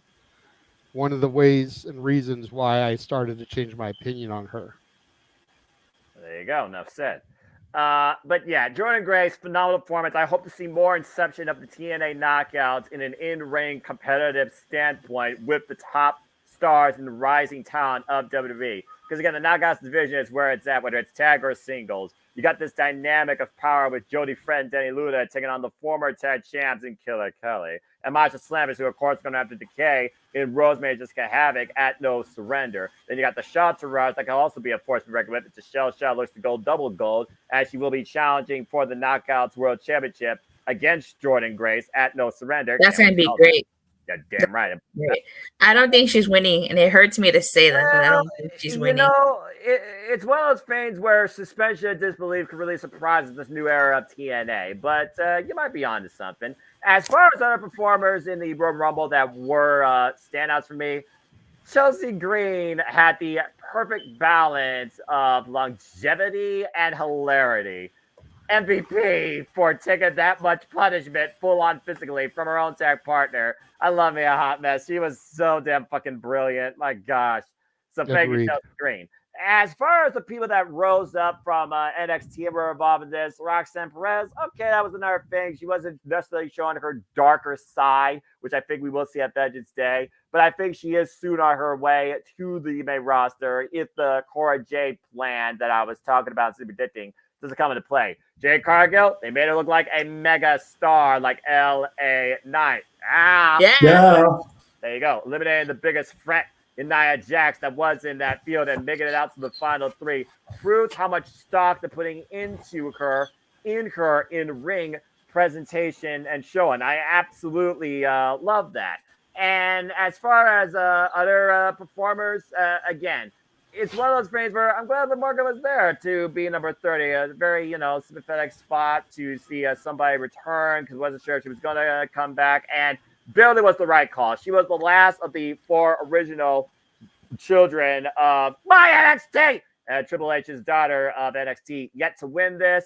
She's been kind of like just there in the WWE ecosystem, has not had her moment since WrestleMania 33. If you know, you know, because 36 is basically a blur to everybody. Because it was for nobody, but WWE's biggest fan, and no one gives a shit about that. And she's finally got a chance now to have her big moment in a singles match in front of everybody, blurring the lines between heel and face, kind of like Jericho, at WrestleMania 40. And I think it's going to be a very fun match. I think it's going to be a fair match, and I think that she's going to get her moment. I'm just going to leave it at that. But overall, the perception of women in wrestling was raised by the WWE Women's Royal Rumble more than I've seen in a long time in WWE as a whole. You literally listed the companies as far as their potential and quality in booking as far as what I believe. Again, outside Stardom, which is the worldwide standard for 11 years now in international women's professional wrestling. That's why Julia is such a hot commodity, just saying.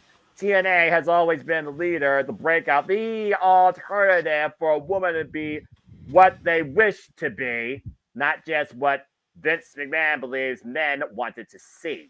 And also, like I said, AEW has a potential, but Tony Khan, you fucking curly madman, book him better. You're giving us 2 matches on Collision. What's stopping you from doing it on Dynamite? I'm just saying. And Ring of Honor, you have more depth, but you need a bigger stage. And I think Ring of Honor almost matters more than the women's division, and that's backwards in my opinion.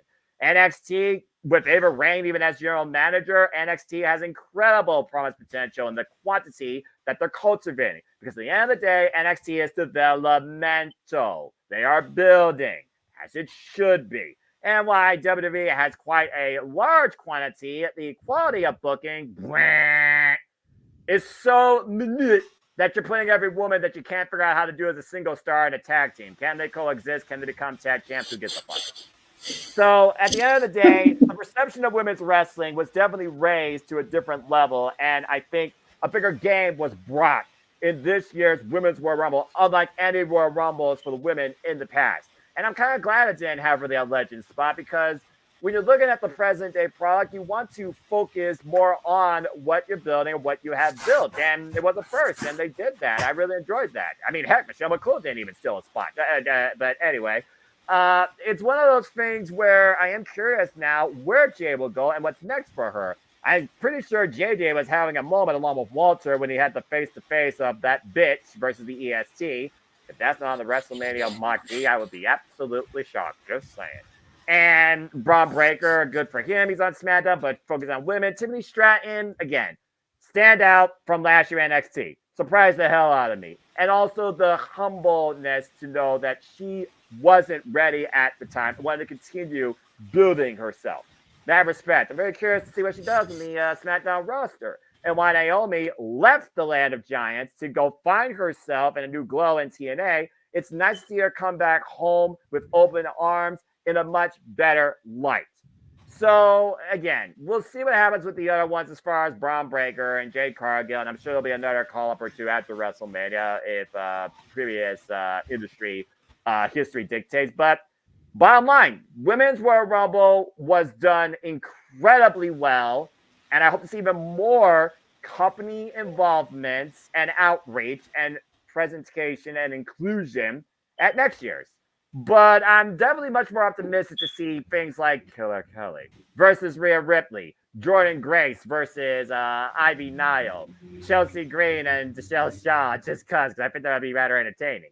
I think there's a lot of real potential in seeing a crossover with TNA and WWE's women's divisions. And at the end of the day, both companies will benefit. And who knows? Time heals all wounds.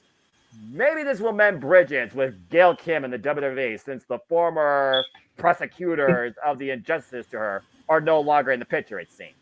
But incredible job by WWE, and TNA keeps leading. Didn't they already do a storyline with Giselle Shaw and Chelsea Green? They didn't face each other though, huh? She just got involved in the tag team? Yeah, I think they were like, well, again, she's the Black Widow or self-professed. When she was the Black Widow? No, she's not. Tara is, for us Victoria, and the fact she's not in the fucking Hall of Fame still pisses me off. But anyway. I said self-claim. She's calling herself the Black Widow. Yeah, Black Widow, my ass. She was not copyright. Copyright claim. That copyright claim. Copyright. Okay, no, you guys. Okay. I'm fine. Don't get me started on Lisa Von Marie. Now that was a standout. She was the bitch in the Divas era. That's why she broke people like Trish. But anyway, like I said, women's wrestling, respect it, love it, continue to elevate it. Tony Khan, get your shit together. You better deliver on promise at Revolution. I hope Deanna wins. You and me both. Make that three of us. Make that three of us. I love Shireen! Make that three of us. As much as I love Timeless Tony, I would like to see Deanna get that one. Yes, Walter. I just wanted to ask, because Noah just mentioned it. Are you guys surprised they didn't wait till after Mania to do these call-ups? Like, I'm kind of shocked that they did this many prior. So, like, is it the injuries or the changes to WrestleMania that's kind of forcing their hands, or was all this planned already? It's one of those things where I think it's just circumstantial at this point. But again, I think right now with just everything going on in the ecosystem, they might be moving forward with the agenda originally planned to build for that, to your point. I mean, hell, Meacham had a freaking bitch slap spot that was more time put in than Tiffany Stratton's debut match. So, again, I think it's just one of those circumstantial times that they just pushed it faster than originally expected with what they're facing. And again, this year, you got the TV deals. All right. Are you going to deliver on them? Well, here we go. Timothy Strand, welcome to SmackDown. So, again, I think they're just pushing the agenda faster because I think WWE is exceeding quicker in their business strategy than I think originally anticipated. So, hit the iron while the iron's hot, preheat the iron, and then hit it, I guess. It is an interesting question. And by the way, real quick, Darren, you're fine, but I'm just the guy trying to keep this show rolling the right way because for once, we have a very structured panel tonight without a young boy causing chaos. Anyway. Guilty. JJ, clip me, please. Well, I think it's funny that everybody, both on the panel here and in the chat room, seem to now be like clamoring for a Multiverse United when worlds collide type of thing. Because coming soon. What? I want us to book one. Oh. Interesting. I want us to book one. We've done a few fantasy booking shows in the past. And James has proposed us to fantasy book next year's WrestleMania also, which we'll probably do the open mic night the week after Mania. That way we kind of see where the chips fall from this year's Mania before we look to next year. And we still have like a whole year out to book it. But I'm thinking sometime this month when we have a slow week, this is going to be our show. And we all present our cards for an open mic night Worlds Collide. Oh, that should be Pulling fun. from stars from Raw, SmackDown, NXT, and Impact to book. We'll go ahead and we'll do a 2-night show. That way it can be Worlds Collide / Multiverse United. Because I feel like there's enough matches that we would like to see that trying to do it on one night would be too hard. And too much. So doing 2 nights would be easier. Yeah. Right. Well, again, it's probably my kryptonite, but I'm always game to try anything at the end of the day. So, all right, that sounds interesting. I mean, you just sat here in your diatribe and rattled off 3 women's fantasy matches you'd like to see. You're already on your way. Yeah, I guess that's true. But that's women matches. More women matches than most shows book in a single night unless you're TNA. But, yeah. All right. We'll see what that leads to. I'm intrigued. But anyway, I'm done. Bottom line, respect women's professional wrestling now and forever. Appreciate what the then did, but we don't need to constantly rely on the then to try and be in the now to create what's ahead. Because the only way you're going to rise or die is if you give what is now a chance to shine. You know what, Daniel? Hold on a second. You know what, Daniel? I will discuss that with Jeff. And we may go ahead and allow some of you guys from the chat room to submit your card to us, and we'll read it off. That sounds interesting. Yeah, I like that idea, actually. Emmanuel, thank you for popping in. Still at his cousin's kid's baptism party.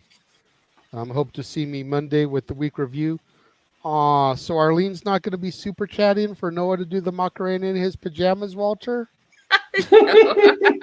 Just wanted to throw that out there, so if Arlene still wants to get that in so that she can come back and watch it on demand, I know her precious Noah would love to do that for her. Stop it, JJ. You gave me the best topic in a long time at open mic night, and now you're raising my ire. That's my job. Stop it. Always got me stop it. Always got me stop it. Ah!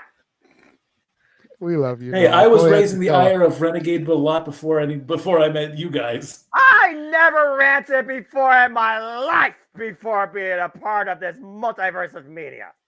And now it's a regular occurrence for you, Noah. You go Emmanuel, Emmanuel, because of how embarrassing it is we were saying $50 for that one. 20 to my channel, 20 to Jeff's channel, 10 to Greg's channel. Y'all spread the love out. The best and the worst in me. I'm living out my fantasies of calling the best professional wrestling and best sports team and commentary, and then you all reduce my dignity for this monetary showcasing. Bullshit. I've only done it once. You know what? I have pajama pants on, so you do $75. I'll join Noah. Oh God! Damn. Okay. What the fuck's happening here? Multiverse Macarena? What the fuck's happening? I don't know. I forgot it, Denzel Macarena. Some of that I don't remember what it is. There's some Ultra's like sitting there doing it on the couch. It was gibberish. The friggin' gibberish. That's not even words.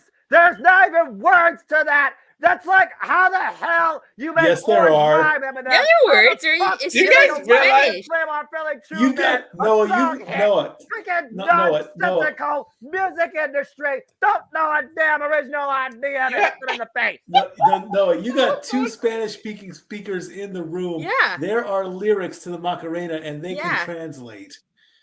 What? And it's not what you think. It's kind of bad. It's about her being a cheater. Promiscuous. Yeah. Yeah, pretty much. Well, you know, Jezebel's go even nowadays from Bible times. Who the fuck knew? Anyway. Priscilla, were you going to say something else?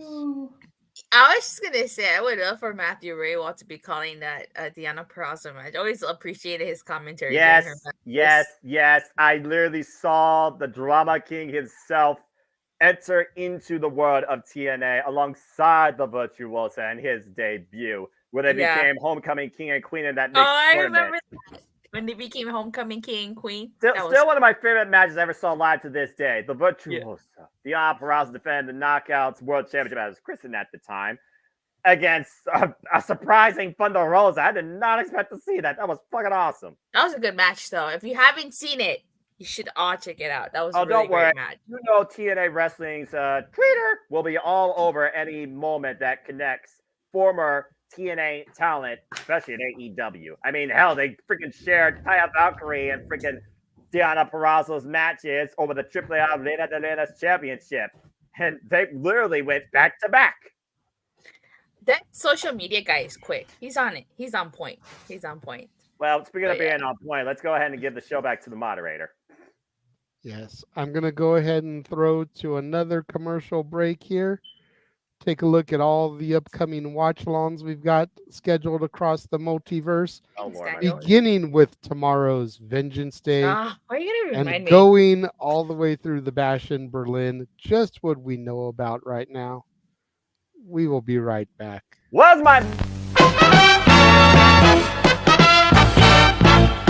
And now, preview time. So let's take a look at what's coming your way.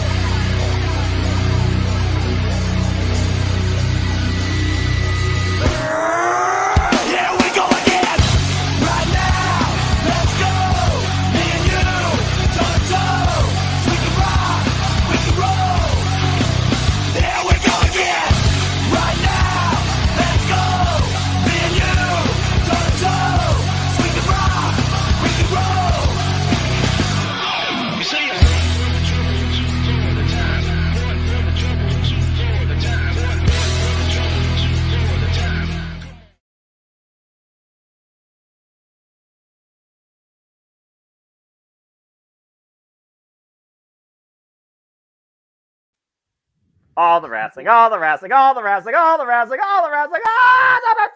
wrestling, damn it, and sports entertainment. And of course, we've also added this week's AEW Dynamite to that as well. Yes! Be going live starting at 4:45 Pacific, 7:45 Eastern, with, like we were discussing earlier, the potential of Sting's final championship reign kicking off here. We felt it was right to do a watch along for this, call the action, potentially call Steen winning his first and only AEW championship. Plus, we've got Swerve and Hangman 3. Plus, we've got Jericho Takeshita. Plus, Tony Khan is making an announcement. Whoop-de-freaking-do. That I will rant about for free, but I'm not trying to make the show go longer. I'll also go to say this. There's one more match not out of that graphic, thanks to Collision. It will be Red Velvet stirring it up with timeless Tony Storm with the Virtuosa on commentary. And again, folks, made official for AEW Revolution, in case you don't know, there will be a timeless Tony Storm defending the AEW Women's World Championship against Deonna Purrazzo. 2020. Long may she fucking reign. You're damn right! I'll rant All that right. Swerve versus Hangman shouldn't have to be happening a third fucking time. It's so stupid. Oh, Arlie came in. Nothing. There's nothing. We're going to go to our topic now as we're talking about wrestling. The deal, Arlene, is that for $50 in super chats, 20 to my channel, 20 to Jeff's, and 10 to Greg's, Noah will do the Macarena in his pajamas. Fuck you, Chase, you! You made me rant about that shit! Chase, you? And you know what? The The money that I received from the freaking cheaper donation, budget than any low-form online community college does not deserve to be on my freaking television screen. It is not a real accredited institution. Damn it! Is it one of those pay-for colleges that scam you? It's a scam, Art. I tell you, it's a scam. the money that I received for this is going to go just to make Noah even more pissed off to the Chase U calendar. The ladies of Chase U? Yep. But anyways, so the next topic we're going to discuss about. So the next topic is basically 3A, 3B for our main event because it all has to surround the same thing. Cody Rhodes winning the Rumble, comes out on Raw. Seth gives this impeccable promo trying to convince Cody that he should go after the World Heavyweight title, the working man's title, the blue collar title, the Dusty Rhodes title, as opposed to going for the Hollywood title, the political title, the Hogan title, the title where the champion only defends it once every 100 days anyways. So we're going to focus on this portion of it right now. We're going to get to the second portion in a moment. Does Cody's story now run through Seth freaking Rollins?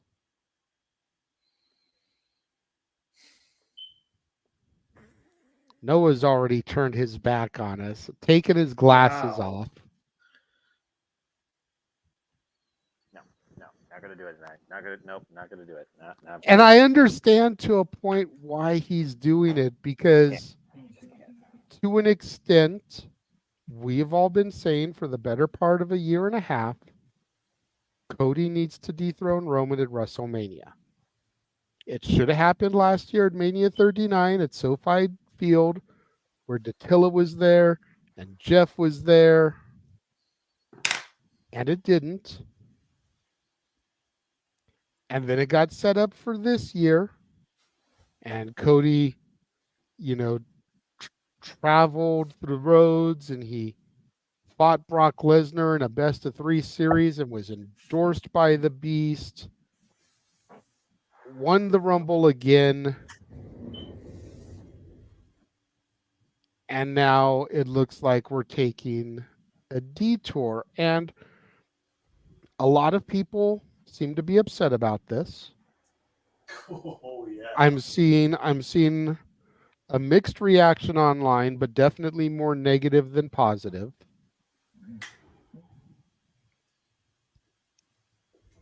But at the same time, the match we're getting on the other end of things which is going to be the second part of what we discuss. So let's try not to get too far ahead of ourselves. All right. But the match on the other side of things is something we've wanted since at least WrestleMania 39, if not before that. So we're finally getting that, interfamilial match that we've wanted. And now people seem to be pissed about it. Exactly. Attila, you have your hand up. I was going to let you start anyways. Go ahead. Ladies you're first gonna let on me this start? one. I was. Thank Because you. I let Noah start the first topic, and I started with Mikey for the second one. So I was going to go to you and then let Walter start the last one. I just real quick. Did anybody read all the stuff that came out today? I don't know. DQ wrote something about it. That's why I sent it in the chat. I'm not sure if anybody read it, but like it was really telling as to why. And we'll get to the main event topic when we get there. But it was If really that telling. stuff is to be believed, because that is still rumor and hearsay. So let's try to keep that in mind. I did not read it. It is one of the videos I watched today. I did watch a video from somebody about it and listen to his take about it. And if I'm being honest, it was probably the wrong guy to watch a video from about it, because it was that JD from NY dude. Oh, JJ. I've actually watched a couple of his videos before and didn't find them as polarizing as some people do. But this one I watched, and for 30 minutes I was like, well, you're just a fucking dipshit. So again, let's keep in mind that the stuff that is being reported is hearsay until it comes from a TKO Endeavor WWE press release. But go ahead, Datilla. I did see and hear about some of the stuff that came out. I really don't like Cody Rhodes going through through into Seth Rollins. I don't like it, especially after Roman Reigns went on SmackDown and actively buried the title. Like he actively buried it. And I get Punk got injured, so they had to go to plan B, but still, like, there were so many other ways you could have gone about it, like you had Gunter, WrestleMania 6, you could do that right there. You had Drew, hell, you could have had LA Knight, move to Raw since Cody was going to move to SmackDown and have him face Seth Rollins. You could have had Damian Priest cash in. I am not happy that that this is happening, that Cody Rhodes is going to face Seth Rollins. We've seen this match before, and I'm not happy that he's going to go, because the story was taking that ball off Roman Reigns. Just really. So I'm not happy about Cody Rhodes facing Seth Rollins. And I don't know. You said we're talking about part 2 of the match. I just feel like Cody Rhodes winning the Rumble like just cheapens everything. Like if that was the plan, you should have just had The Rock be in the Rumble and won. That's fair. I don't have a problem with Rock versus Roman happening. My problem is the execution, the way they went about things. You shouldn't have done that. Cody, this is the second time The Rock takes someone's main event spot at WrestleMania. He did it to CM Punk, and now he did it to Cody. I just feel like now winning the Rumble didn't matter, honestly, and I feel so bad for Cody Rhodes. I really do. That's fair. And again, let's try not to traverse too much on the Rock Roman part of things. That's the main event portion. Let's try to focus just on the Cody part for right now. Sorry, it's just kind of hard because I know because the two go hand in hand. That's why I said it's kind of an A-B situation. But so I know there's going to be those points where they get mentioned in the crossover convo, but let's try our damnedest to just stay on the Cody Seth portion for now. I mean, like, okay, yeah, Cody beats Rollins. What then? Like, they actively went out of the way to bury that title. Roman to the loser bracket title. You're not doing yourself a favor right there by saying that. So I'm not happy about it. But I mean, I think Cody Rhodes is probably going to be Seth Rollins. But you know, it is what it is. I really wish that we'd get a double main event instead. That'd be another way out of this mess. But you know, here we are. Well, and again, we still have 2 months and a couple of days until day one of WrestleMania. We can still, course correct or alter the plans, or something can happen. On the surface, it looks bleak, and I will give my thoughts momentarily. But again, we're getting something that we have been wanting for a while, and now people seem to be upset about it. It's the proverbial double-edged sword. You can't. I akin it to something my dad always tells me. And he always said that you can't complain about the way the government is run if you don't get out there and cast your vote. I remember that.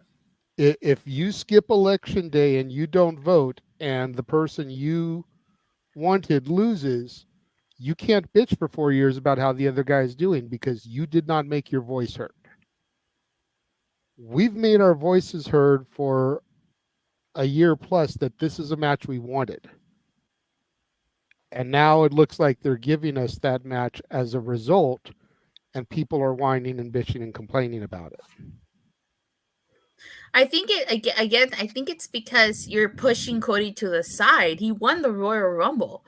Like I said, I wouldn't have had a problem with it if The Rock was in the Rumble and The Rock won. I wouldn't have been happy with it, but it would be like, okay, we're getting Rock versus Roman. Let's just get this over with and move on. But it's the fact that it was supposed to be Roman versus Cody, and they're just pushing Cody to the side to get that match. That's the thing that people have a problem with it. It's not necessary that we're getting Rock versus Roman. It's the execution that I have a problem with the execution. Like, if Cody Rhodes hadn't won that Royal Rumble, and maybe, like, let's say, okay, Punk, let's just say hypothetically, Punk won, okay, he got injured, there goes the Royal Rumble spot. That would have been a completely different story. But it's the fact that Cody won, and we were supposed to get Roman versus Cody, and now he's just getting pushed to the side, that some people might have a problem with. I can see where you're coming from on that. Walter, Statboy, who'd like to go next? Okay, go ahead, Mikey, since you raised your hand. It's almost like that there are so many people acting like children. They finally get what they want, and then they realize that they don't like it anymore. That is one of the worst scenarios in life. They see something on television. Oh, I want that. Oh, I want that. And they don't read at the bottom, it's not what it's supposed to be. And then, they get it and they find it doesn't work. So, that's when mom and dad come into play, and they sit the kid down and they say, let's try and fix this. So Nick Khan and the TKO, that's your mom and dad. And you've got a bunch of children that aren't happy. You got to do your best to fix it. Bottom line. Cody not going after Roman, I want to say Cody is kind of like, Cody is a very honorable man. Cody is a very respectable man with all the stuff that he does. So if the uppers came to Cody and said, Cody, we're going this way, please do the right thing, you'll get your time. I'm hoping that Cody, the man, not the American Nightmare, I'm talking about Cody himself, would say, yes, okay, I get it. But we know if you saw SmackDown, a lot of fans are saying we could see the moment when his heart broke, when he looked at Rock and Rock gave him the nod, and he kind of left the ring in a huff. I don't even think Cody Seth is a good enough story to write because, let's face it, Seth is hurt.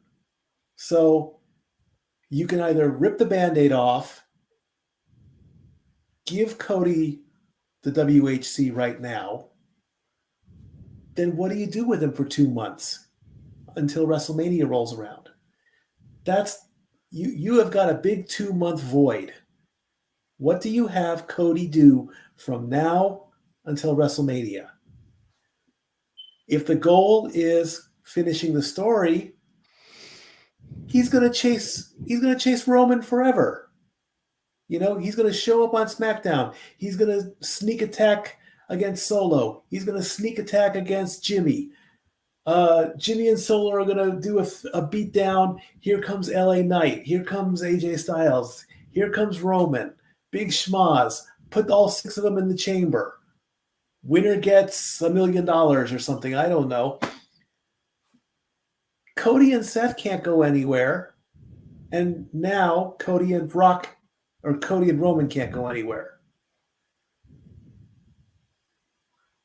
You have got a lot of fixing to do. And right now, I don't know how they're going to do it. You can't make everybody happy. You can try, but it's an unattainable goal. There's always going to be that one that's not going to be happy. If that one multiplies and you've got a bunch of people happy, good luck with that. But I just hope Cody is honorable and stays honorable and stays the man that we all know outside the ring. That's fair. Thank you.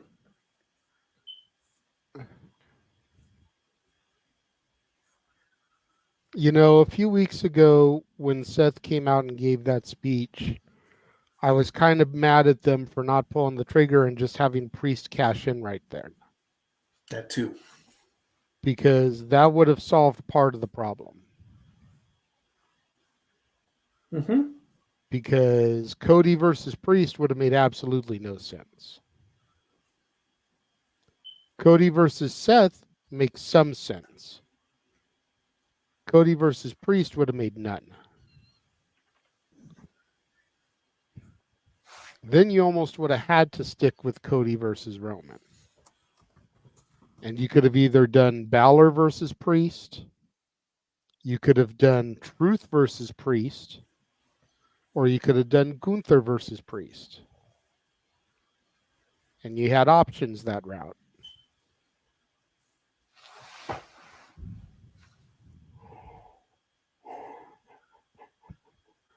I don't mind Cody versus Seth, but I do see what some of the people have a problem with about it.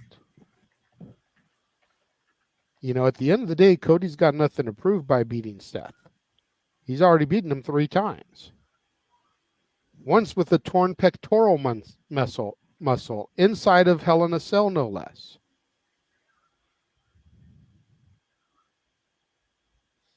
But at the same time, it's like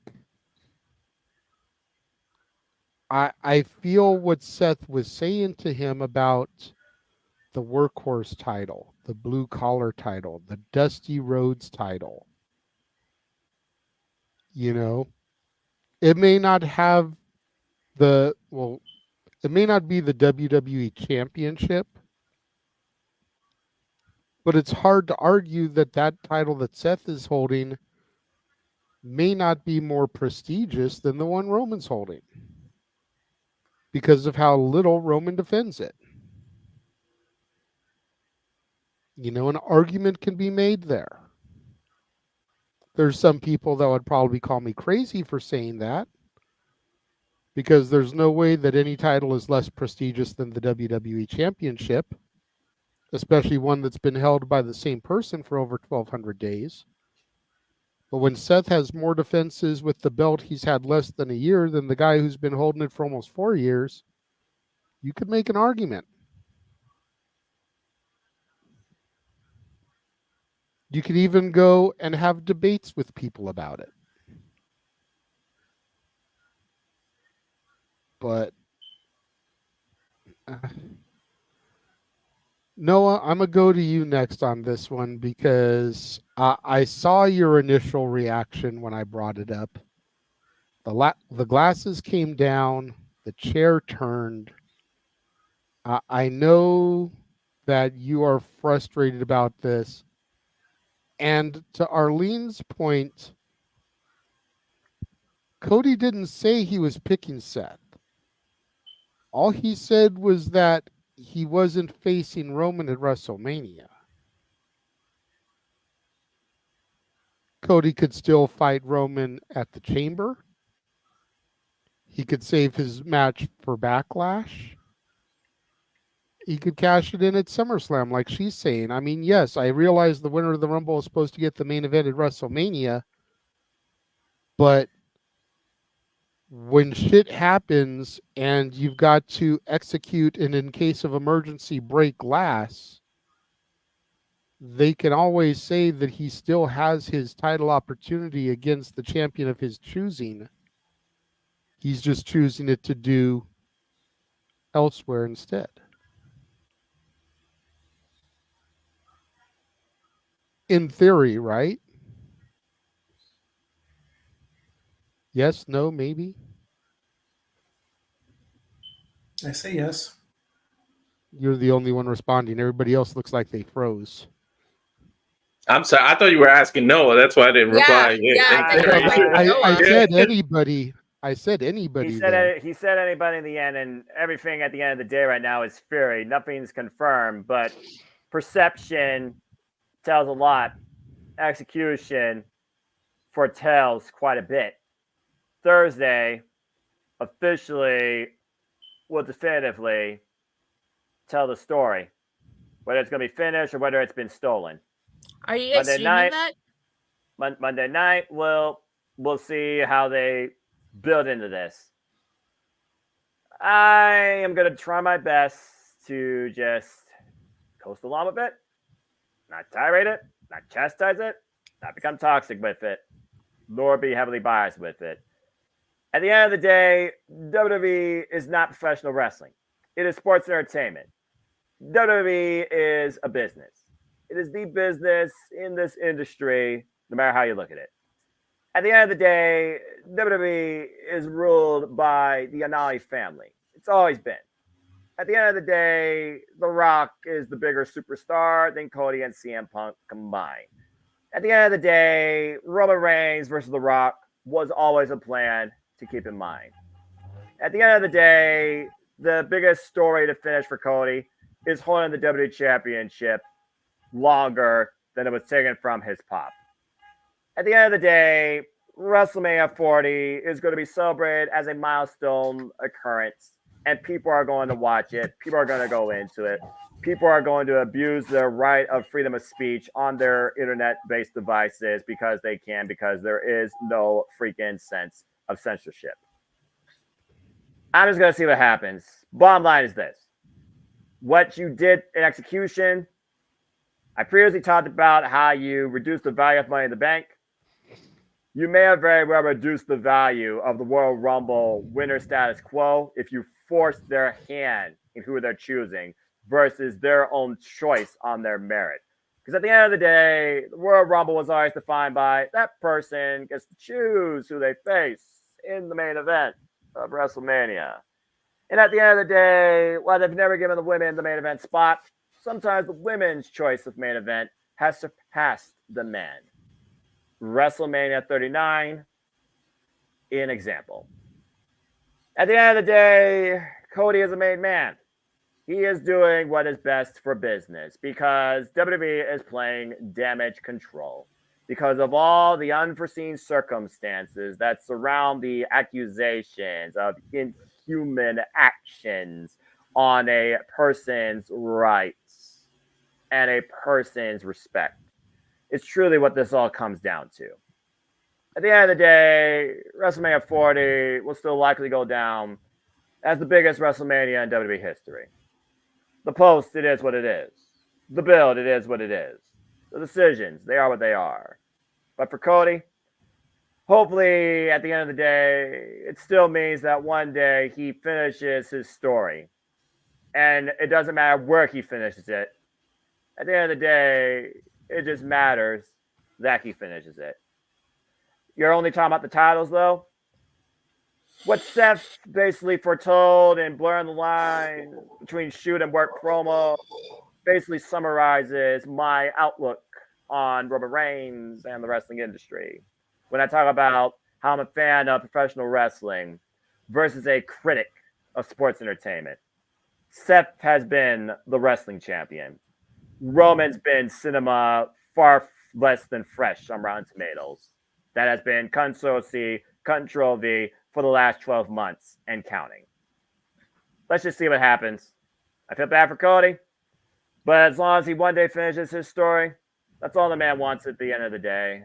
So we will see how the execution comes into official finalization, probably as soon as this Thursday.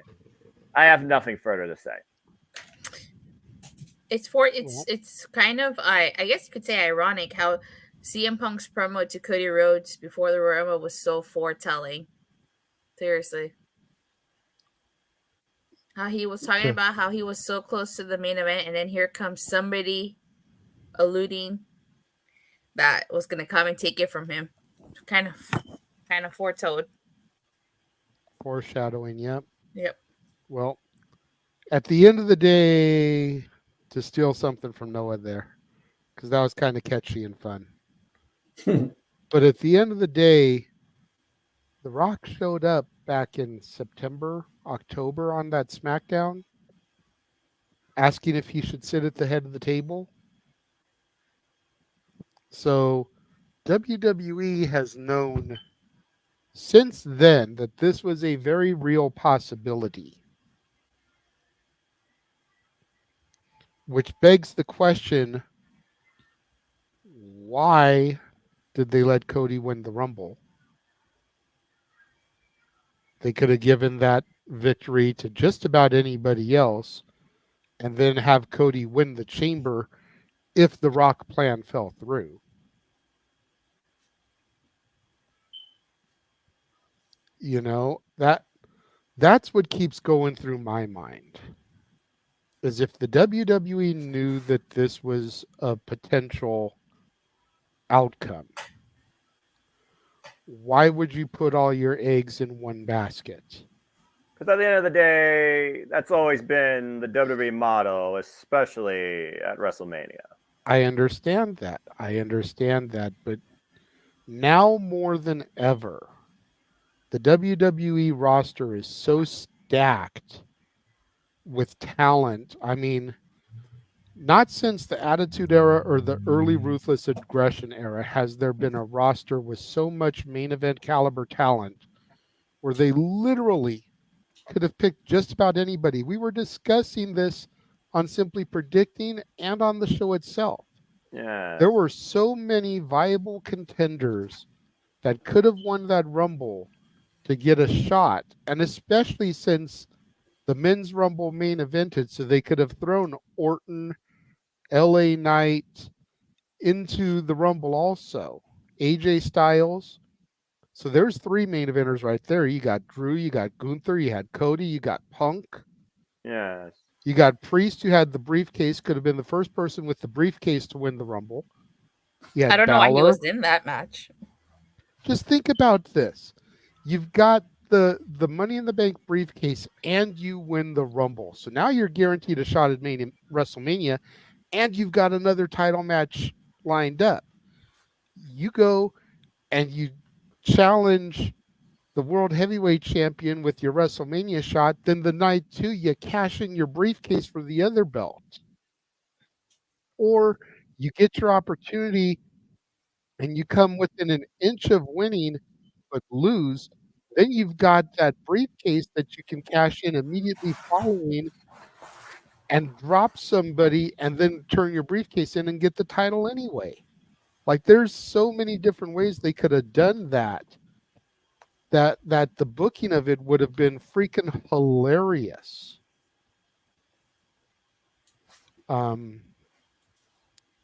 But you've got that. You had Balor. You had Truth, who, granted, he's a comedy character, but lest we forget, he's a 2-time NWA World Champion and arguably one of the most over people in the company. There were a lot of different ways they could have sliced that to have a winner. And yes, you could have had The Rock make an appearance in the Rumble and just win the Rumble. But we did not need Cody fucking Rhodes to win the Rumble again. Especially if there was... Just a second, Mike. I see you with your hand. I'm sorry. Especially if there was any percentage that The Rock and Roman was going to become a thing. And granted, the reasons it's becoming a thing now, if you believe what internet journalists are writing, couldn't have foreseen that back in September, October when he made his first appearance. But still, there's so many different things that need a course correction.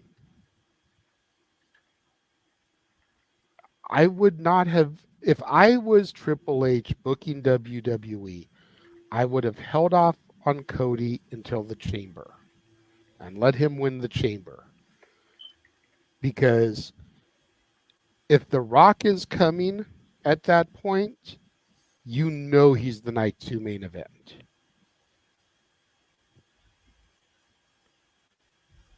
And then you give Cody the option, be like, look, bro, do you want to get the Chamber and go after Seth? Or would you rather main event Mania next year? He did not need the back-to-back. I don't care how many times they hyped it on TV. He didn't need that. But JJ, at the end of the day, WWE is all about doing history. Cody now is the 4th man in history to win 2 consecutive Royal Rumbles back-to-back. Yeah, and unless he wins next year's Rumble 2 and is the first time to win 3 back-to-back, then history doesn't mean shit. Tell that to the WWE booking system now that did this decision. I will. I'm telling them right now. We know they watch our shit. They're hearing me. Yeah, they probably threw your video into the furnace. Probably, but still, we know they watch. We at the very least, we know people inside watch. Hell, we know MJF watches. Shout out, Max. Hope you're feeling better. Take care. But we didn't need Cody to win. They needed to say that needed to be the in case of emergency break glass. Because the money is in what we're going to talk about next, Rock and Roman. Mikey, you've been so antsy putting your hand up. What is it that you need? And then we're going to go to Walter to close this one out. Could an audible have been made because of Punk getting injured? This is part of the audible. There's a couple of different reasons as to why Rock is Roman is happening, which we will address when we get to Rock and Roman. But yes, Punk's injury is part of that. I meant actually during the Rumble, as could the plans have been Punk was supposed to win, and Punk and Cody got together and said, "I'm hurt, take it." I don't think so. You want to know why I think that? Because they had released a graphic of CM Punk at the Elimination Chamber, and I don't think he was going to win. I think he was going to enter the Elimination Chamber because they wouldn't have, because if they wouldn't have done that if CM Punk was supposed to win the Rumble, they would have done it for Cody if he was going to enter the Chamber. So why do, you know? So I don't think he was going to win. I don't think it was an audible. I mean, the graphic could have just been a red herring at the end of the day. About to say, do you realize how many graphic third parties that WWE works with, and even more what fans love to create? Someone create a WrestleMania 40 poster of the original youthful look of everybody you think you're going to see at this year's WrestleMania. But to put a little bow on the original thing, the outlook of part one of what is going to be a très du mois topic, World Heavyweight Championship versus WWE Championship, Workhorse Championship versus Heavyweight Championship. Was it shoot? Was it work? Is it fact? Is it a fake reality? I think between what Seth portrayed on Raw, what happened at the Royal Rumble, what we saw on SmackDown, there's a lot of merit to the title that is about the better wrestler and the title that's for the bigger star. Nice. Walter, it is your turn to finish this topic up, the Cody Seth portion of it. Before you do, Arlene, I did, Jeff did not. Go ahead, Walter. I get to finish the topic, unlike Cody finishing the story at WrestleMania. But no, seriously, I think we're all assuming that he's going to go after Seth. It's like Arlene said, that was going to be my point. If you really paid attention to it, and I'm paraphrasing, but if you paid attention to his promo, he said, I want to finish the story with that title, the title that my dad held at MSG, and then it was abruptly taken from him. So it is about that title to Cody personally. So I feel like he's a company man. He was asked to step aside. He's going to do what's asked of him. I don't feel bad for him. I think maybe they'll add an MSG PLE. Maybe they'll add something in MSG and he can win the title there. Who knows what the future holds? He could hold off, like you said, JJ, until WrestleMania. But I think he eventually gets a hold of Roman and he gets that title and he finishes the story. So that brings into question whether he should have won the Rumble. And that we could debate that for, 2, 3, 4 hours. So it doesn't matter. It is what it is, to steal Jeff's line that he always says. But we have to deal with what the cards dealt us now. There's a famous saying by Mike Tyson: everybody has a plan until you get punched in the mouth. The CM Punk injury, the lawsuit, all this stuff was a proverbial punch in the mouth. And they have to change plans. So, I mean, we can't really blame them. But I like a few of the scenarios you came up with. We could have went with Gunther winning, and then he could have went after Seth. You could have went with Drew. Drew's got momentum. You got a bunch of stuff you could have did. You all know how I feel about back-to-back Rumble winners. I say it a lot. You guys know I can't stand back-to-back Rumbles. It's like I feel like that should be given a different opportunity to different people. Whoever's got the momentum and is hot near the Rumble, that person should win. But we'll get to what we get to, and I don't feel bad for Cody at all. And it's all assumptions. We're going, he's going to go after Seth in that Workhouse title. They never said that. If you really listen to the promo, Arlene brought it up. He said, I'm going to go after that title. It's the thing. And hopefully, personally, I think Cody, it would mean more. Just imagine at the end of MSG, after all these years of what his dad did, he holds that title above his head and wins in the place that happened to Dusty. I think that would mean more to him on a personal level than a WrestleMania victory. The WrestleMania victory means more to us as fans. But to Cody, I think personally, that MSG victory would mean more to him. And it'd be something that he'll live with forever. He would hold that dear. He'll be 80 years old telling his grandkids that story. I won the title that grandpa couldn't win, or great-granddad couldn't win, at the city that they screwed him out of the title of. So it's all perspective. I think we're reading way too much into it, and we're feeling bad for somebody that doesn't need to feel bad for. He is voluntarily stepping aside. My assumption. I know people say that he looked hurt in the video, but if he stepped aside and said, do what needs to be done for the company. He's a company man, and at the end of the day, good things come to those who wait, and he can get a decent run. But then it goes back to what you said. After Roman having the title for so long, what reign is going to compare? No matter what he does, that reign is always going to be compared to Roman Reigns' reign. That I always feel bad to whoever is the next champion. I almost feel like it should have been a transitional champion before Cody, because no matter what, that's always going to be compared to Roman. And then fans will never be happy. Once Roman loses the title, everybody's going to be like, well, he shouldn't have lost it at this time to this person. It should have went like this. And everybody's going to fantasy book the way he lost the title. So you're never going to be happy. Like, he finally loses the title, and then everyone's going to be like, oh, it should have been done this way. So what did Bryan Danielson or Daniel Bryan said it the best? Fans are fickle. So just deal with the cards that life gave us, and let's watch and see what happens. Maybe the outcome will be better than what was originally planned. Who knows? Or don't watch and do something better with your life and your time than freaking stewing over it or being on the damn phone. Do something better with your time. Cheesing, Noah. Do better with your time, like doing the Macarena in your pajamas. Oh my face, Gigi! Did you see my face? I did see your face. Good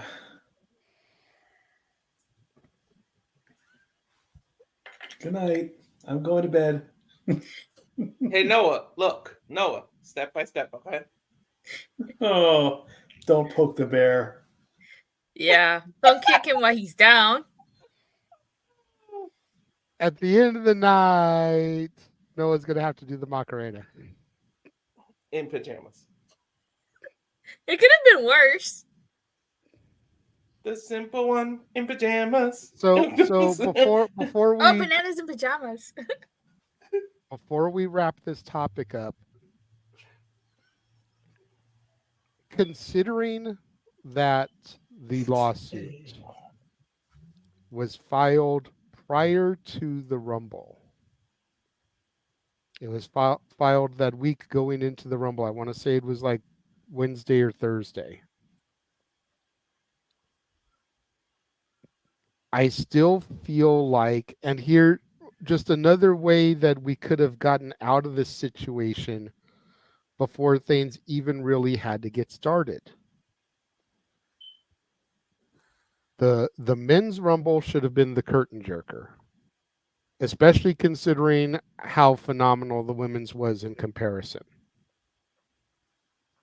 So that's number one. And you've got Cody win the Rumble, like he did. Then Randy wins the Fatal 4-Way so that you can have Cody versus Randy at WrestleMania for the Undisputed WWE Championship. Then Roman is titleless so that when we get the Rock Roman thing that we're now seeming that we're going to get, which we'll discuss after our commercial break, now there's no title on the line and nobody is fucking butthurt. Cody finishes his story by defeating his former mentor, a victory that would mean even more at the end of the day, because now it's not about beating somebody who he despises and loathes, but it's beating somebody that he respects, that looked out for him in the beginning of his career. You know, that's where the story then becomes.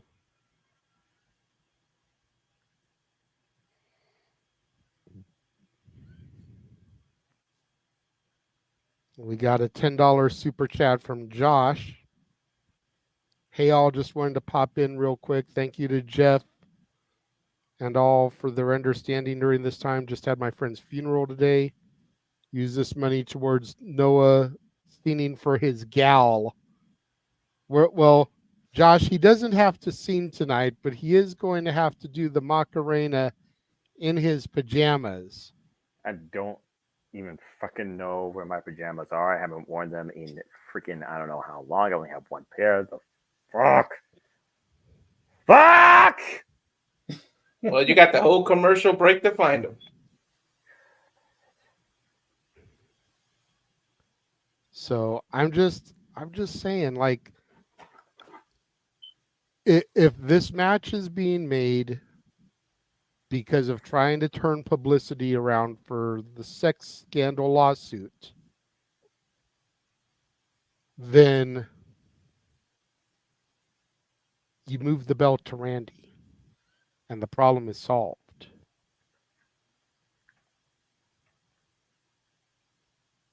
It just makes sense to me. But they didn't think about that.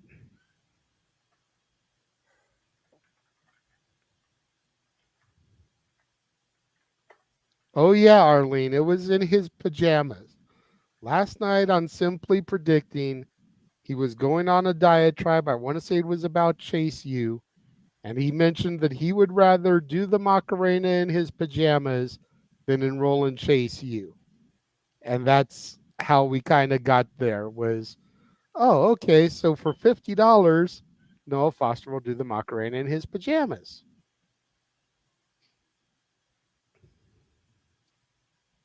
Damn it. We love you, Noah. Well, while Noah tries to find his trusty PJs, we are going to take our longest commercial break, give everybody a chance to refill the drinks, take a leak if they need to, know where to find his PJs. We're going to take a look at the 1 in a Million trailer that James put together for his uncle's documentary, and we will be back once that is over.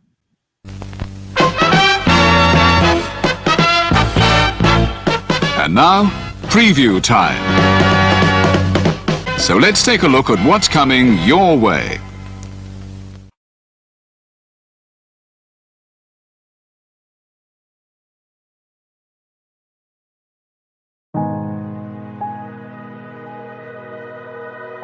Gary Hebert, the man, the myth, the legend.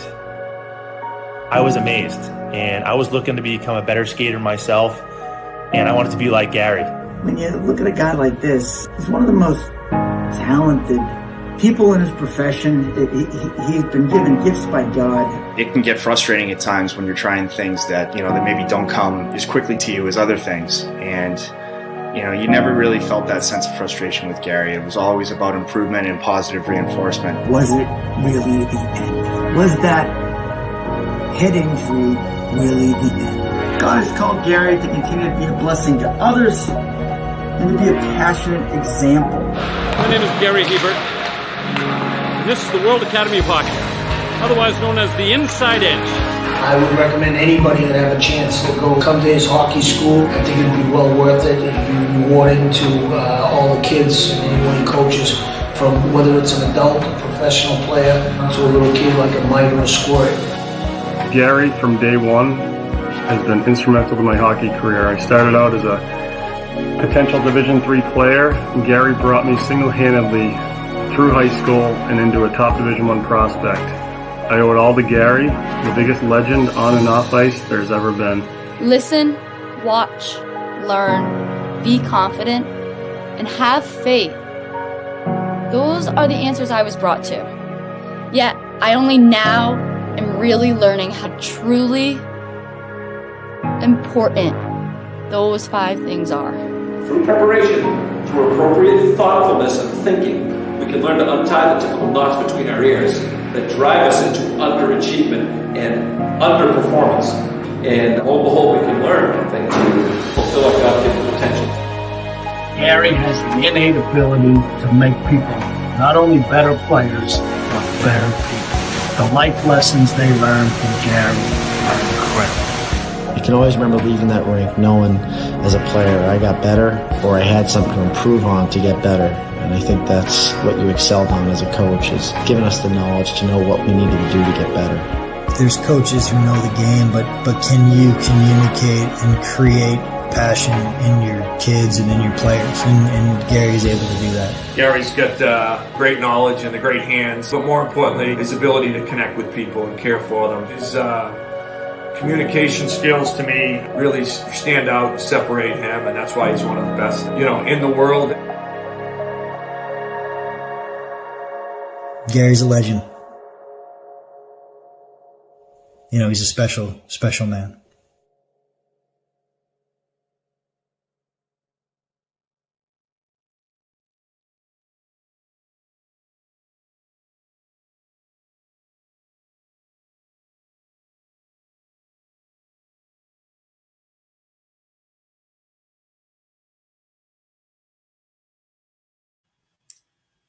And we are back.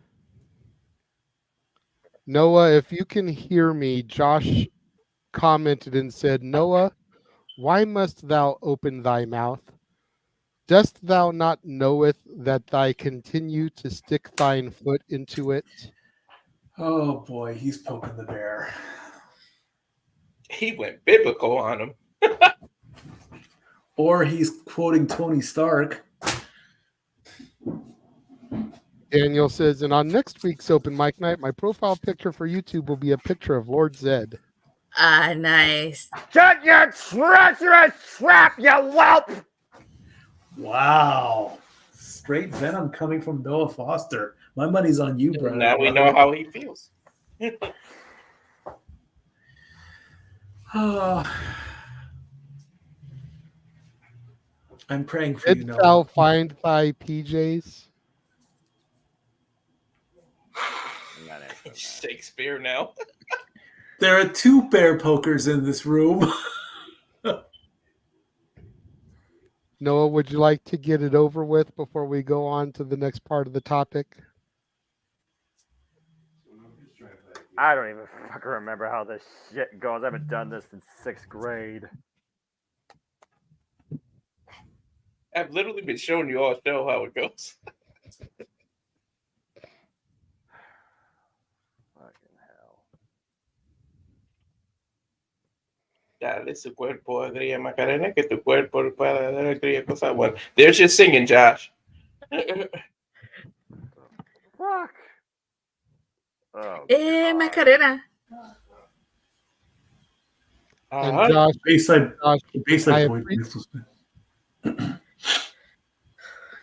Josh, I appreciate the $10, but we're not going to further embarrass Noah by making him sing tonight when he's already having to do this. Maybe next week we'll make Noah sing. That's my birthday. I'm not showing up. Fudge that. You lie. Pray to God. Birthday super chats for Noah? Hey, there's a concept. When I get to that restaurant and just die and I'll die and freaking pass on a bottle of Villiam Bruce. The birthday bash. The birthday bash. Oh, I like that. Birthday bash. The fuck? All kinds of dances. Oh my God, this is so stupid. Fuck, man. Fuck Chase University. Hey. The Chase you represent. I'm not even a part of Chase Chase had Priscilla throwing up the Chase you on Tuesday. He made me do it. He made me do it. I did not. You did it on your own free will. You're all like, is this right? Is this how I do it? Yeah, because I know you get Matt.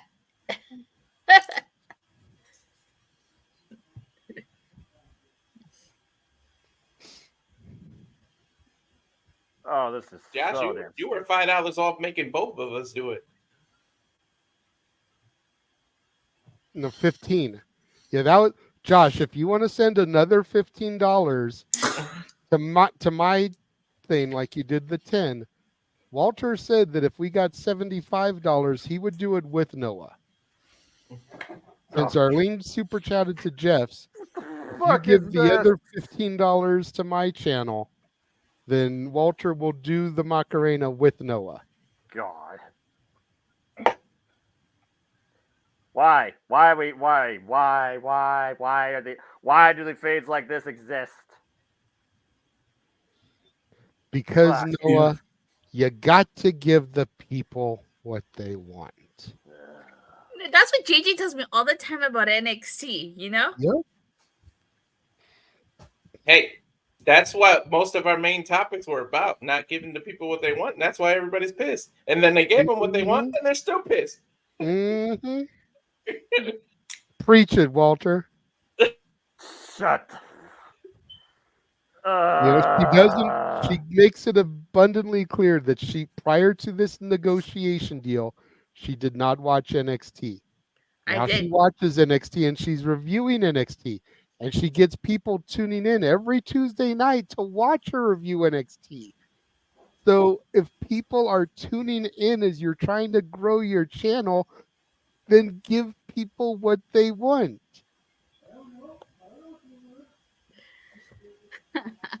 But that's her night to take off and watch her soaps and, not have to deal with wrestling. Big headache relief. But people are tuning in to see her talk about NXT. Well, let me ask, are people tuning in to see your TNA reviews? Do they want you to keep doing your TNA reviews? I throw the question back at you. So. Let me see here. I tuned in too. I want you to keep doing TNA. I have, as of right now, I have 29 views on Friday's show. That's good. That's good. The one I did before that, I have 41 views on from the one 2 weeks ago. That's good. See, people are tuning in. They want you to cover TNA. And I'm doing it, aren't I? I even started doing Explosion without having that be part of the deal. You just reminded me of the joke. You I have made. 2 TNA weekly shows that I'm watching. You've only got to watch one NXT. I never said you had to watch Explosion. I know. He got you on that. I know. If I'm being honest, I tuned into Explosion to do it because I felt bad that I missed Impact last week when I was sick. So it was kind of like being done as a makeup. But it's only 40 minutes. It's like, it doesn't take that much out of my day. I can watch it before NXT every Tuesday and then talk about it on Wednesday when I talk about my NXT. Then I'm talking about my NXT and her TNA on the same day. The fuck are these lyrics? You don't have to sing it, Noah. You just have to do the dance. I know, but this video is ass backwards. Hey, JJ, tell them who sponsored Explosion, according to me. Taco Bell. Because of the colors? No, because when you Taco Bell, you have explosions.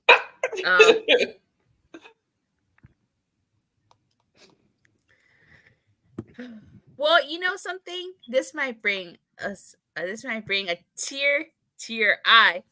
Since I'm not covering TNA Impact on my channel anymore, I am going to need something to substitute that. So maybe, just maybe, depending on how Vengeance Day does, I'll just cover the PLEs and the specials since I need something to substitute TNA with on my channel. Yeah, you were telling me that when we got off the air with last week's review, that you were going to do the PLEs, and I tried to negotiate the monthly TV specials too. That way you're at least doing 12 NXT shows a year.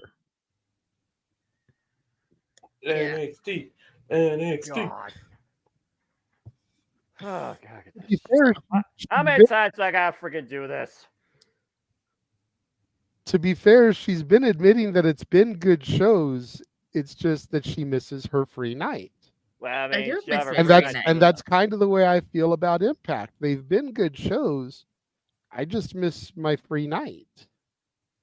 When you want to grow your channel, though, you gotta not have a free night for a little bit. Yeah, exactly. Well, after No Surrender, if you don't want to cover TNA, you don't have to. You don't even. Isn't Sacrifice like a week later? I think so. Yeah, it's like in March. It's like a couple weeks later. It's like March 8th. It's like a week later. Oy vey. Yeah, because okay, so it's 2 weeks later because No Surrender is the 23rd, and then sacrifices the 8th, so there's like 1 week in between. You don't have to do sacrifice. The deal was up to no surrender. I know. So we never did say how many times Noah's got to do it. I feel like he's got to at least do a couple rotations. So God, I say go through it 3 times. What? That way, All that way we right. see you jump, you know, and at least get you to where you're 180 from where you are right now. The hell, I'll be backside. Just don't hit the couch like last time. Hey, considering Arlene paid $50, I'm just saying. Fuck y'all. Fuck Chase you. Let's get this I'm over not the with. one that is. All right, ladies and gentlemen, thanks to God, I Arlene's hate you generous all. super chat. I didn't do anything, Noah. Thanks Well, to yeah, Arlene's okay, generous you're super chat. you're a utility. Thanks to Arlene's generous super chat. Yeah, Here thanks, is Arlene. Noah I'm sure that Jeff doing and them the appreciate Macarena. it. I dare anybody else to try and do this shit as well in their freaking pajamas, or downtime, or hell, do it while you're seeing it if you actually know it. Oh my god. Let me see if I can actually get this right. This is so stupid. I ain't gonna be able to jump around that probably like this. Okay, I think this is what it is. Ugh. Oh god. I don't even remember. So wait, it just goes. Okay, so just okay. I think I got it.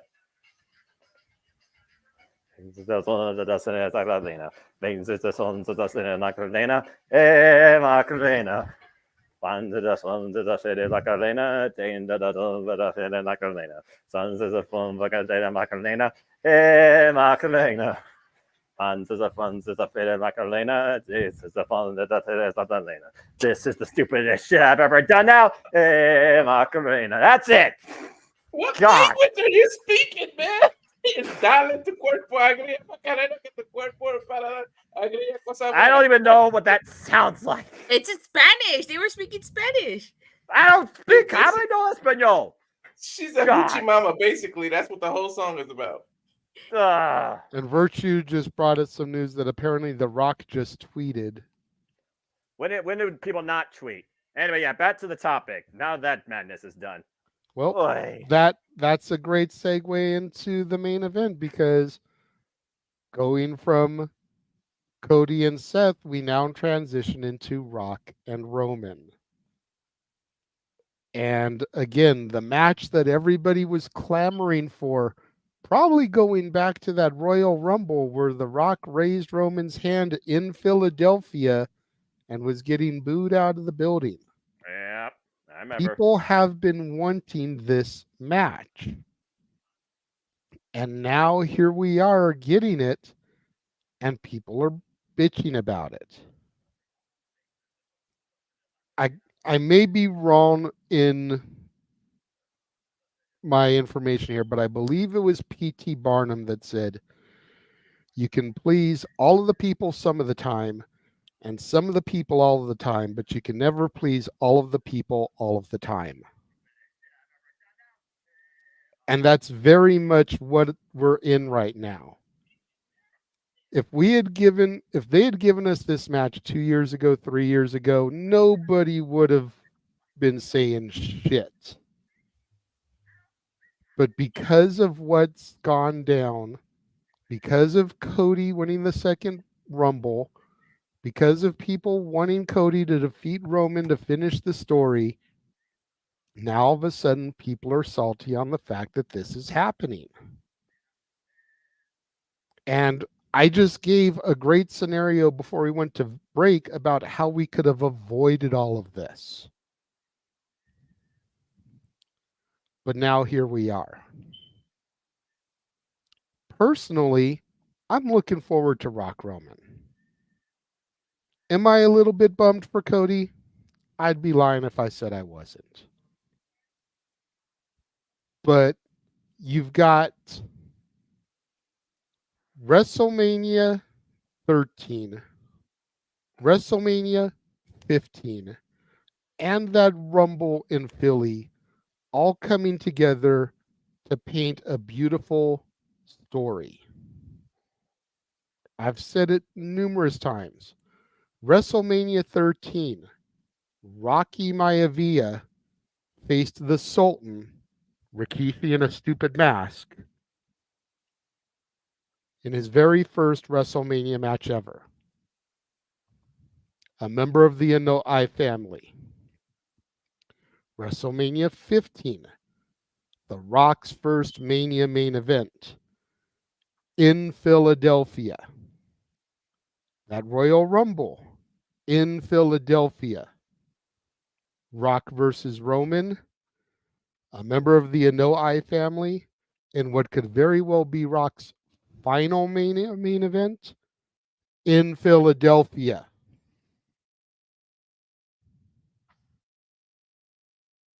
Everything fits. Everything falls into place. Period.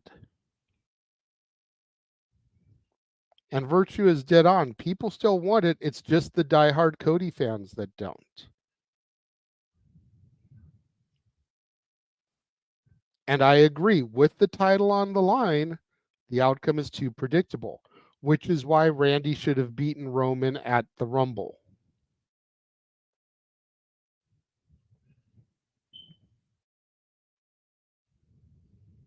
You know, it just works. Cody has it made working with Rollins.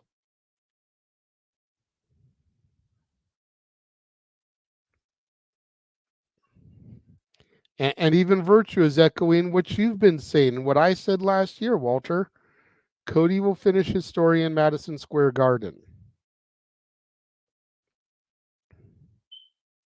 You know, I said that last year when SmackDown was coming to the Garden like a week after Money in the Bank. Cody should have won the briefcase, cashed it in at the Garden. Would have made perfect sense. But they didn't do that. They gave the briefcase to Priest, who still hasn't cashed it in yet. Time's ticking on him. He's got till July 6th. That's roughly 5 months from now.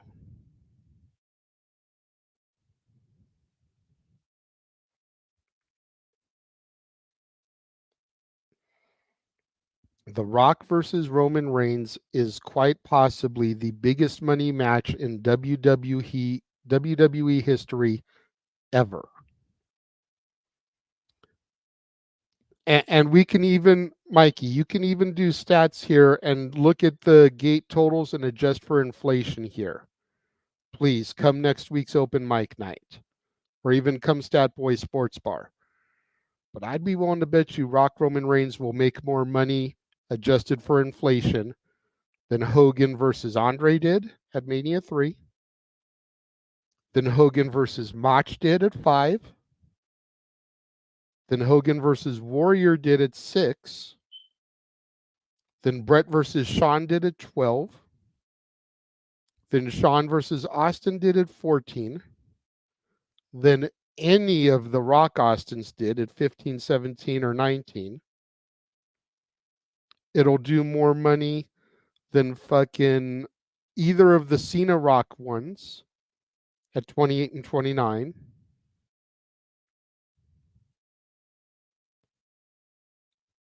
And I missed a good chunk after 30. Were there any other huge marquee main event WrestleMania matches that I'm missing to compare this to, Noah?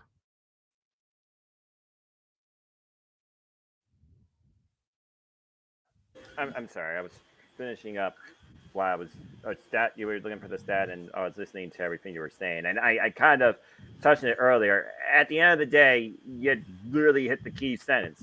It's the biggest money match setup in possibly this company's history, not just WrestleMania history, but in this company's history. But Statboy, did you add a stat real quick? I'm sorry. Well, I just wanted to ask. How do I know? Do I just search how much money was made on each match, or is it the show altogether? We could have discussed this off the air. Oh, well, because I was going to get started on it right now. Okay, then private message is your friend. Okay.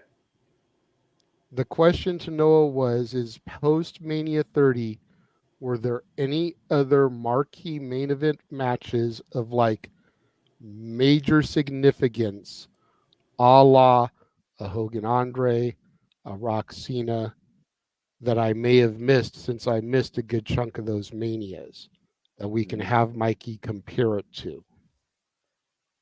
No, not really. Yeah. Everything pretty much has been Brock, Roman, Undertaker, Goldberg, Brock, Roman, Brock, Adam Copeland, Brian Danielson. It's Okay, so maybe the Brock Roman ones then. Well, the first one happened at WrestleMania 31, and the biggest thing about WrestleMania 30 was the Miracle on Bourbon Street, and it was defined by Triple H and Daniel Bryan. Anyway, back to what I was doing. I need to listen to this video as you were.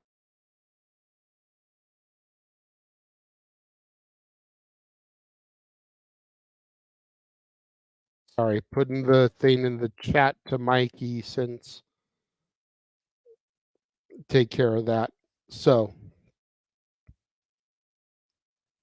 the bottom line being is that this is going to be the biggest money-making match in WWE history. Why would you not want to do it? Walter, you haven't started first. Go ahead. Yeah. On the review, I said this a few times because Virtue brought it up.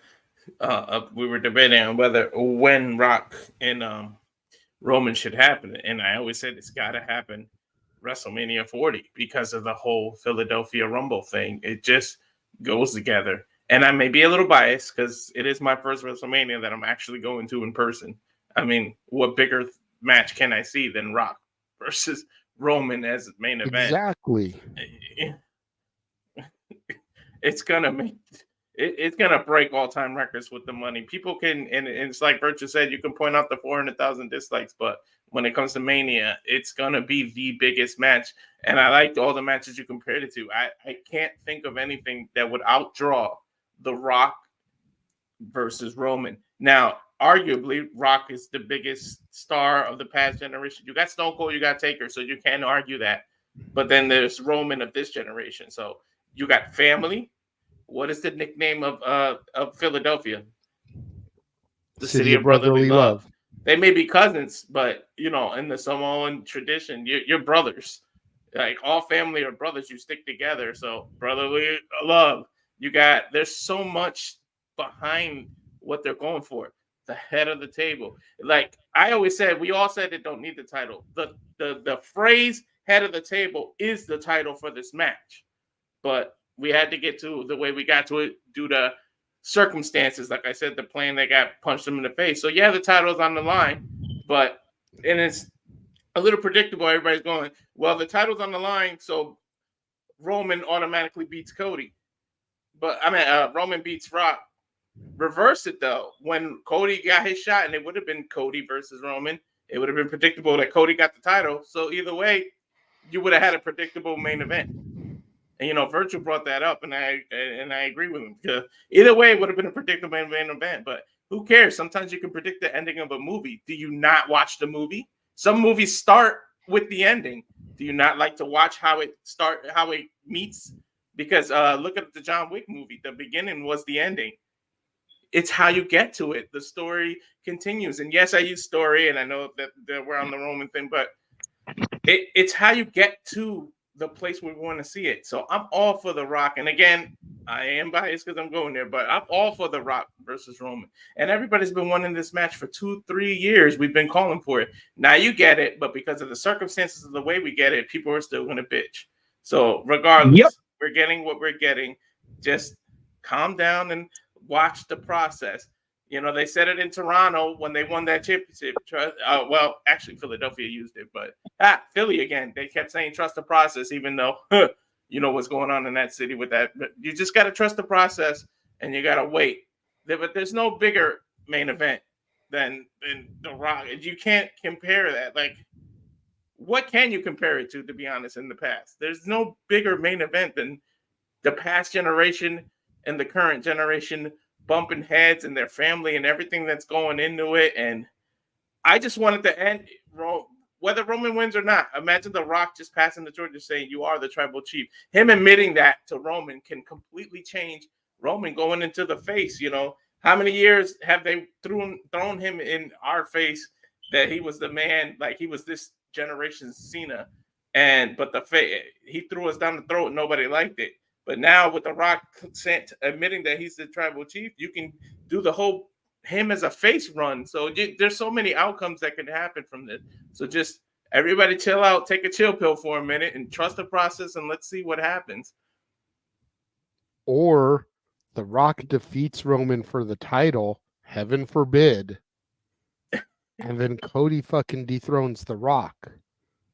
Boom. The biggest star in fucking history, in all of media. There you go.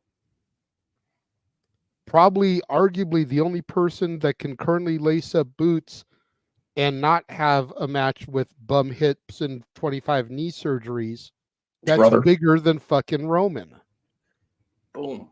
And you do that match at the Garden. Imagine that. You know, where The Rock made his debut.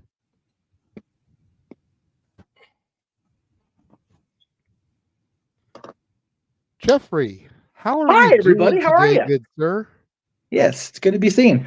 Well, yeah. before you start umming, Yes. since you probably missed it, you received a $50 super chat because Arlene paid to have Noah do the Macarena in his pajamas. It has already been done. You missed it. You'll have to go back on demand and watch it.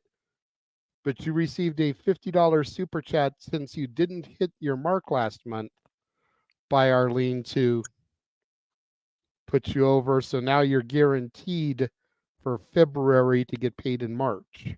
February's a good month now. Thank you, Arlene, for that. I went from an beautiful cover set of multiple genres by the LA Dolls with a Z at the Topanga Social to finding out Noah did the Macarena in his pajamas. It's a very odd musical night. I'm okay with that. By the way, did not even think about it when I threw this shirt on, but they're primarily good to see you, Matt, doing great. Better than I have in weeks. JJ knows it's been a first part of the year. They primarily cover 80s rock. Hulk Hogan style shirt. Like, I was just themed and didn't realize it. It was great. It was beautiful.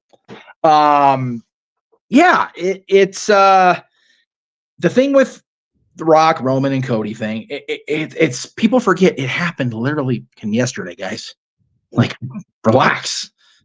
We have no idea what's happening right now, except because Rock didn't say a word on the air. He talked to Birmingham, Pop Birmingham off air, but we didn't hear anything out of his mouth. And we probably won't until Thursday when they're in Vegas. Walter's 100% right. Trust the process. As a Kings fan, that has been drilled into my brain. Like, literally, there's probably still a scar on my temple. Kings let go of their head coach this week. Trust the process. We'll get there. Trust the process with WWE. People are so ramped up about this. People forget. They had to deflect attention from the most, where are we at on time? The most fucked up thing this company has had to go through in 60-something years. Vince's grandfather didn't have this kind of shit that we know of, right? Vince's dad. Vince himself is the one that has sent this into a tailspin. The company had to play damage control. How do you play damage control besides making Bayley challenge for the proper championship? By the way, great job on that creative decision. You put a public face out there that everybody loves.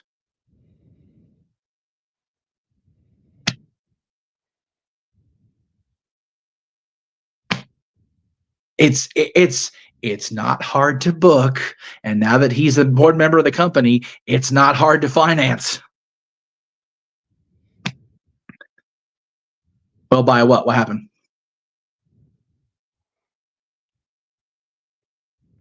Huh? What? Your thing said well by. Oh, okay. I'm sorry. I apologize. I was like, what did I do? What did I say? I know I just came in and started blah, blah, blah, but it's like I was trying to catch it, part of it in the car, so I could know what you guys were saying. So, and I was only asking how you were doing at first, but you can go ahead and finish elaborating. Yes, we are on the Roman Rock portion of things. We've done everything else. Oh, okay. Well, cool. We've already gotten past the Seth Cody. We're not talking about the scandal. Yeah, right. Yeah. So, and nor should we, because we don't know anything. Like we don't. It's. By the way, I'm doing great. Like I said, I had a wonderful night. I had a needed night out of the walls and seeing awesome people and finding out that Ariel's solo music is going to drop on March 22nd on my dad's birthday. So be on the lookout for her and I to be doing a one-on-one interview here coming up pretty soon. We've talked about that for a couple of years now, but we've both been busy. But right around the 22nd, my dad's holy cow, 68th birthday. Jeez, wow. That hit me too. I just don't know why we're all so inclined to panic already. It's been a day, and there was a point made in the chat room. Why can't we do both matches? Roman's supposed to be this badass, this unstoppable force. Have him defend the title, and then have him face The Rock. The only problem I could possibly foresee there is he's gotta beat The Rock, I think, but he has to lose to Cody if they do it at WrestleMania. So which match do you do which night? That's the thing. Well, if he loses to Cody, he can lose to The Rock, because the whole thing with Cody was, I'm going to make you lose everything. I'm going to take everything from you. That's true. If The Rock defeats him after already losing the title, not only did he lose the belt, but he lost his status at the head of the table as the tribal chief. Now he's lost everything. And that gives him the out for the hiatus, if he so desperately needs it. And come back at the Rumble, number 30, win that shit. Seems like everybody else fucking does. Right. Yeah, but Wow. but don't tear your pec on the way out, Joe. Don't do that, please. God Almighty. By the way, no coffee or Red Bull, just energetic from being around awesome people. So thank you for the concern, Virtue. No caffeine, surprisingly enough. Yeah. Anyway, you said you talked about the other stuff. I loved the segments Cody had this week. I know people are hating on what happened on SmackDown. I dug it. I did. Can we finish this topic before we backtrack? Sure. Nobody else has spoken yet. Oh, except I'm sorry. For Walter. Sorry. I was going to get Brian Cage real quick since I know I'm coming in late. Right, but before you Brian Cage, let's wrap this one up. Then we can. Okay, fine. Datilla. Yes. Rock Roman. Well, like you said, it's a match that everyone's wanted to see. But like I said during the Cody segment, it's all about the execution, and it's the fact that they're pushing Cody to the side for this. That's what doesn't sit well with a lot of people, myself included. Like I said, I would rather have just The Rock win the Royal Rumble, challenge Roman. Let's be done with it. Supposedly Cody's going to face Rollins. But it is what it is. I don't think Rock versus Roman is going to be a stellar match. If The Rock can go, hopefully The Rock is training and he can go. Otherwise, it's going to be just a match, I mean, he got gas doing that people's elbow, so hopefully he doesn't get gas and can work a full match. You know, I mean, that's the way they're gonna go. I hope The Rock can deliver and we can get a decent match out of Rock versus Roman, because you can have a great build, you can have this awesome build, but if the match sucks, is it really worth main eventing?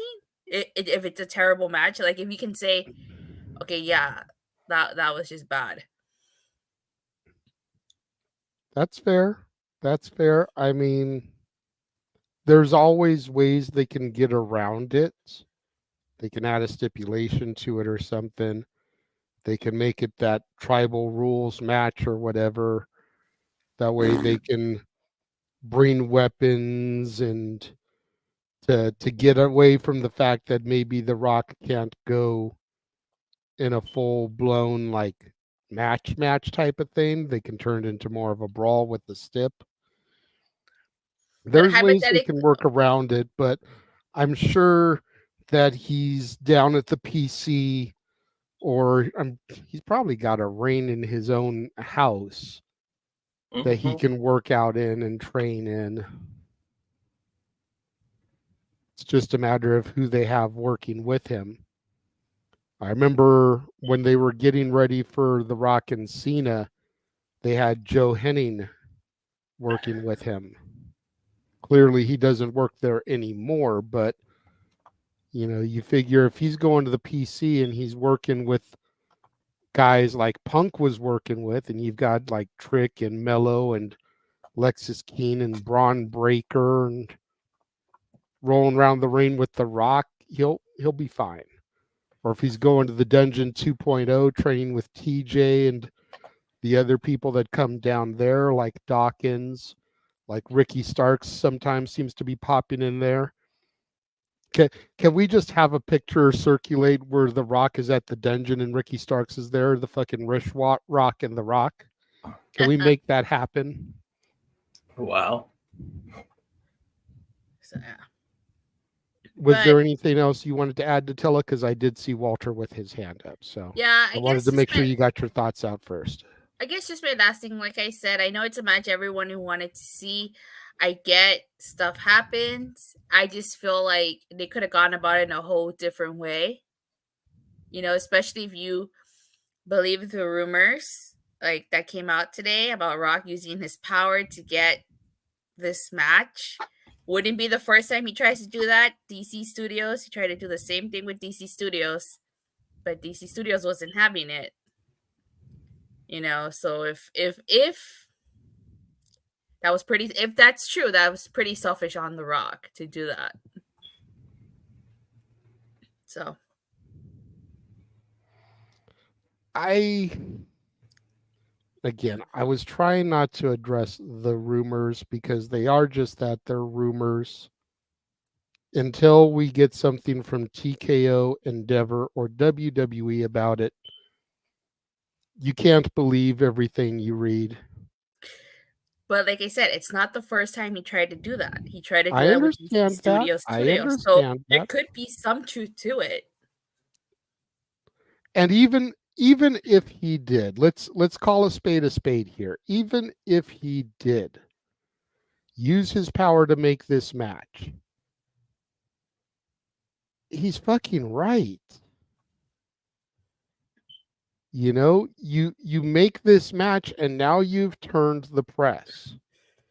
If making this match is to stop the negative press about what is going on with Vince, because nobody is talking about WrestleMania at this point, they're talking about the Vince McMahon scandal. This changes the narrative. The Rock is essentially controlling his narrative. He's turning the negative into a positive. He's giving the people what they've wanted for a long fucking time. And he's making the money, the most money that they probably ever will have made in fucking history. And we'll get those numbers confirmed on Statboy Sports Bar. Well, like I said, if I just feel just like The issue here is just the execution. That's the biggest issue that I have with this, is the execution. If that was the plan all along, The Rock should have been in the Rumble. He should have won. And Cody could have just done something else. That is the issue here, is the execution. Because you're basically, I feel like you're just pushing Cody to the side in favor of this. And if Punk hadn't gotten injured, let's say Punk didn't get injured and this match still happened, that's a whole different thing, you know? And then Cody could have probably just done something else. But I just feel like now, no. It's just, my problem has just been the execution with it. And I understand your argument on the execution, and that's why I painted the scenario I did before we went to commercial. This lawsuit was filed, whatever it was, Wednesday or Thursday going into the Rumble. Cody wins the Rumble. Randy wins the title. Rock and Roman is non-title. Nobody fucking bitches. All of this could have been avoided by doing that. Or, to your point, you have Rock in the Rumble and win the Rumble. Either way, they knew about it ahead of time. And like I said here before Jeff joined us, if The Rock was even a 10% chance this was going to happen, you put Cody in the fucking chamber and have him win his way in that way, instead of giving him the Rumble 2 years in a row. I agree the execution is the problem, but there's plenty of positives about it that people aren't looking at.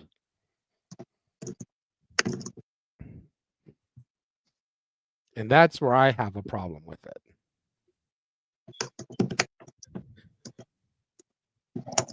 Walter, you had your hand up. Go ahead. I just wanted to make a comment on something Tatilla said, because she said Roman and Rock might not be a stellar match, but like, let's be honest, in the last 3 years, how many of Roman's matches have actually been stellar? It's been rinse and repeat, bloodline interfering with everything pretty much. Now he's had some of the stellar matches, but like, you know, like Survivor Series and stuff, but not all his matches have been stellar during this reign. So let's just be fair to that. No, yeah, you do have a point. I'm just saying, like, if the match is happening, there's so much anticipation around it that if you get a lackluster match, it's going to be remembered for it being a terrible match. We don't know if it's going to be a terrible match. I know. I'm just saying. I'm not saying it is. I'm just saying that I'm just throwing that scenario out there that it could possibly be. I'm hoping it's not. I'm hoping that at least we get our money's worth out of this, but Jeff, I see you continuing to post in the chat. Do you have anything else you want to add? I just want to make sure I got my thoughts out before they left my brain and didn't get out there of my thoughts. But yeah, we're all, I put the comments up. I'll go ahead and say it.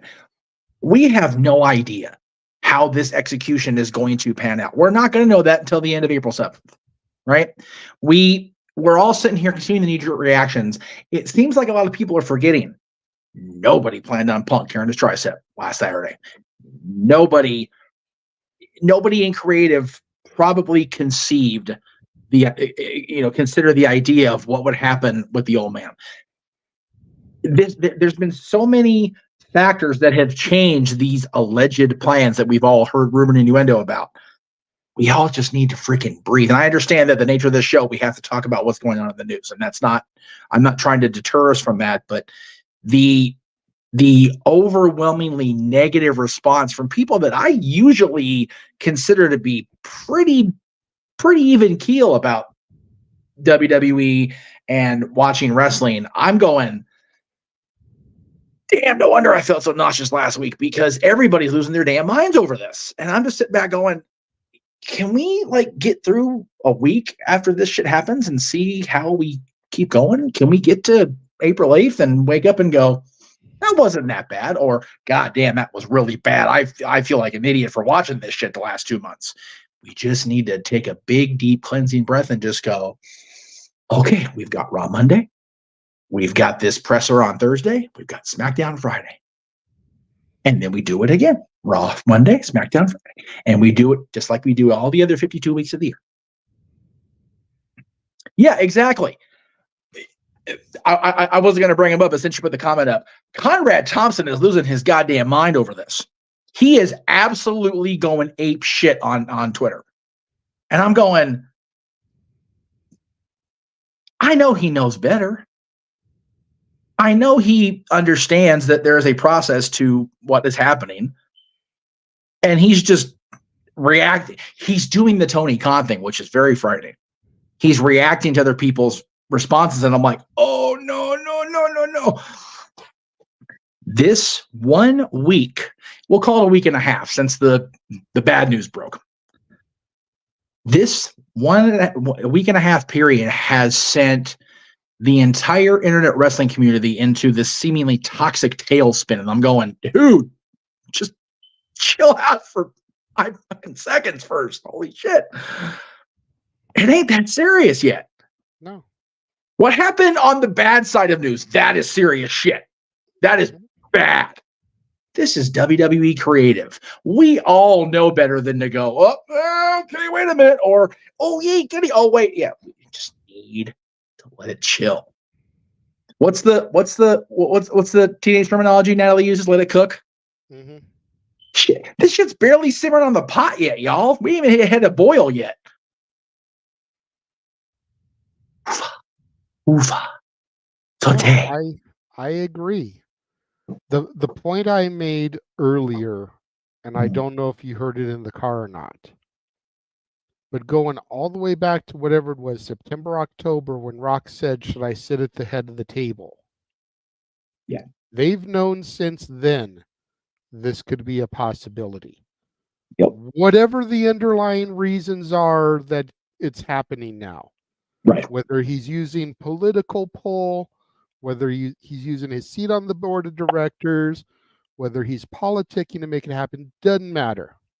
No. We've known this was a very real possibility of a match that could have happened then. Yep. Until we knew that match was not going to happen, they should have been pushing forward with it like it was. Which means Cody Rhodes should not have won the fucking Royal Rumble. I'll agree with that. Period. I'll agree with that to an extent. And if Cody hadn't won the Rumble, we wouldn't be in this point. Right.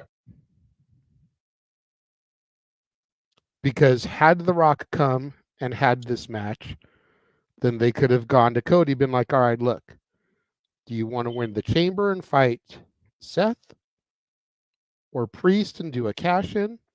Or do you want to just wait till next year? Yeah.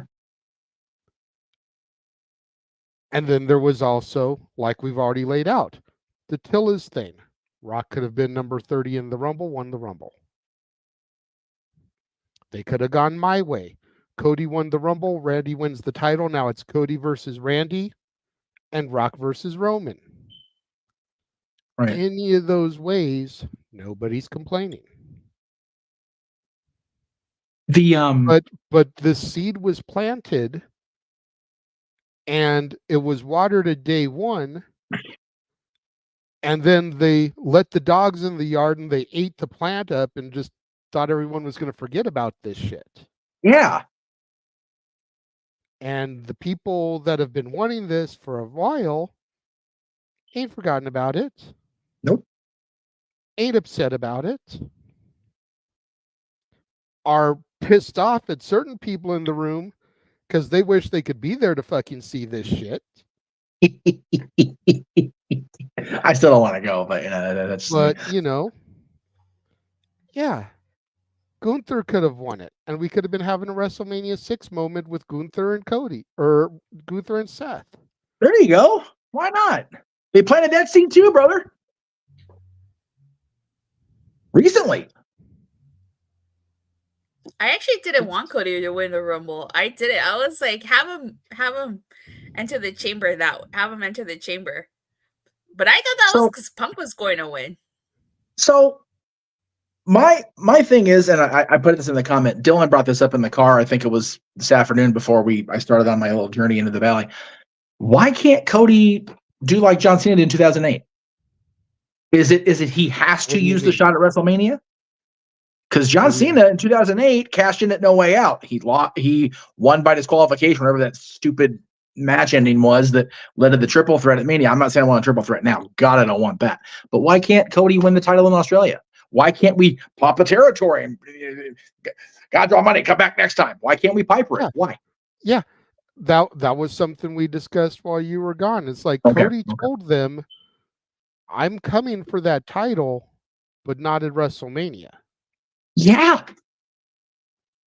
You know, why can't it be, to Walter's point, to Virtue's point, to what I said last fucking year? The next time we're in the Garden, your fucking ass is mine. Seriously.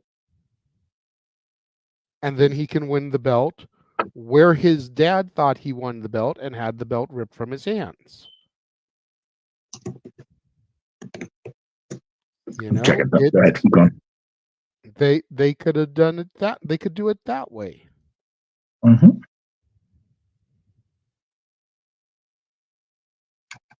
You know, I was all about that last year. I pitched that last year. I was told I was fucking crazy last year. Because why do a title change on a SmackDown? That makes no fucking sense.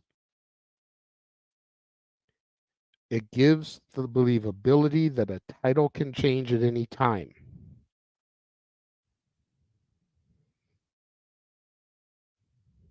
Period. That's one of the big things that's missing from WWE is the thought process that the world title can change on a TV episode.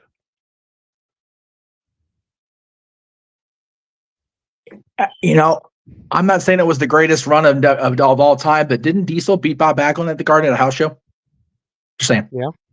He was champion for a year, but that's just me. To be fair, that was before we had, or right when we were just starting to get monthly pay-per-views. I understand that, so it was a different time. But I do acknowledge your point there. Jinder losing the title to AJ in the UK on a SmackDown. It's been done recently. It's not out of the realm of possibility, folks. It's just not. Shit, Joe beat Balor for the fucking NXT title at a house show. Yeah. And they aired highlights. They showed the whole friggin' match. Hopefully that'll make Noah pop back on camera. Hopefully that'll make him proud that I knew that about his NXT. I'm surprised you know that. It was on one of my best of NXT DVDs that I had. Oh, wait. I saw him for a second, but I didn't see what he was doing. Come back, Noah. Hey, come back to back us. in the day, they had a Shotgun Saturday Night. You can always add an MSG special Shotgun Saturday Night with Peacock NBC and do a title I'm change. saying. Damn it. Okay, Noah came back. Yay. Oh, boo. Oh, boo. Sad Izzy, now. I told JJ earlier I was working on video editing for my church. That's what Simon we earlier. And on behalf of my multitasking, apologies for not answering your question originally. That being said, I am here. If you want me to say anything, you see the ticker down at the bottom. I keep things simple, but I'll be happy to add my 2 cents when it is time. For now, as you work. All right. Well, I saw Mikey's message in the private chat. Let's go ahead and throw to him so he can get his thoughts out and then bow out. It's pretty much the same with Cody and Seth as with Roman and Rock. I'm sorry. It's the kids getting the toys and then wanting to play with them, and then they don't like the idea anymore. And I'm going to say that maybe even Rock Roman, even if it was in his infant stages, all the way back the last time Roman was on the Tonight Show when he brought out both belts. The plans were seeded back then, but it just didn't explode. And then, of course, when Rock went on Pat McAfee's show and said we were going to do it at 39, so it's still been there. It just hasn't exploded now, and then all this other garbage has to happen, and they're just not happy. So you know what, fans? You're getting what you want. At this point, you got two options. Like it and say thank you, or walk away. One or the other. I know we live in a gray world. I'm splitting this one. I'm going to watch WrestleMania as best I can, as neutral as I can. Then I will make my decision. Okay? If on Thursday they say it's Rock versus Roman for the title, I'm not going to be happy because we've said we know what's going to happen. We now know what's going to happen. We're not dumb wrestling fans. There's no point in putting the belt on Rock. So Roman's going to win. If you put it for the head of the table, open and wide playing field. Get rid of the. I have a question for you, Mikey. Go ahead. What would be the difference between Roman having the belt now and Rocky having the belt? Both are part-timers. Exactly. Neither one is there every week. Neither one is defended every week. So why would it be such a big deal if they gave The Rock the title? I think. Oh, can I say? Let Mikey respond because it was a question to Mikey. I think you just answered your own question because the scenario will be the same. Unless Rock. So why is it an issue though? That's what I'm asking you to say. Whether Rock is going to defend the belt on a more regular basis or whether Roman's going to do it, Rock is then going to die of exhaustion from running TKO board of it and wrestling each week. So you can't put the belt on him, and you can't and you could have taken the belt off of Roman at Rumble, but no, he wants to keep the belt, from what last I heard. But so just take the title out of the picture and just make it the two of them. Then Rock can win. Roman can still have the belt. The title reign can continue. That's pretty much all I got at this point right now because I'm trying to also focus on that other topic as well. So it's I don't see a big difference, and that's why I don't understand why you don't think it can happen. It's like if Roman is defending the title every 100 days, why can't The Rock hold off on defending it until SummerSlam?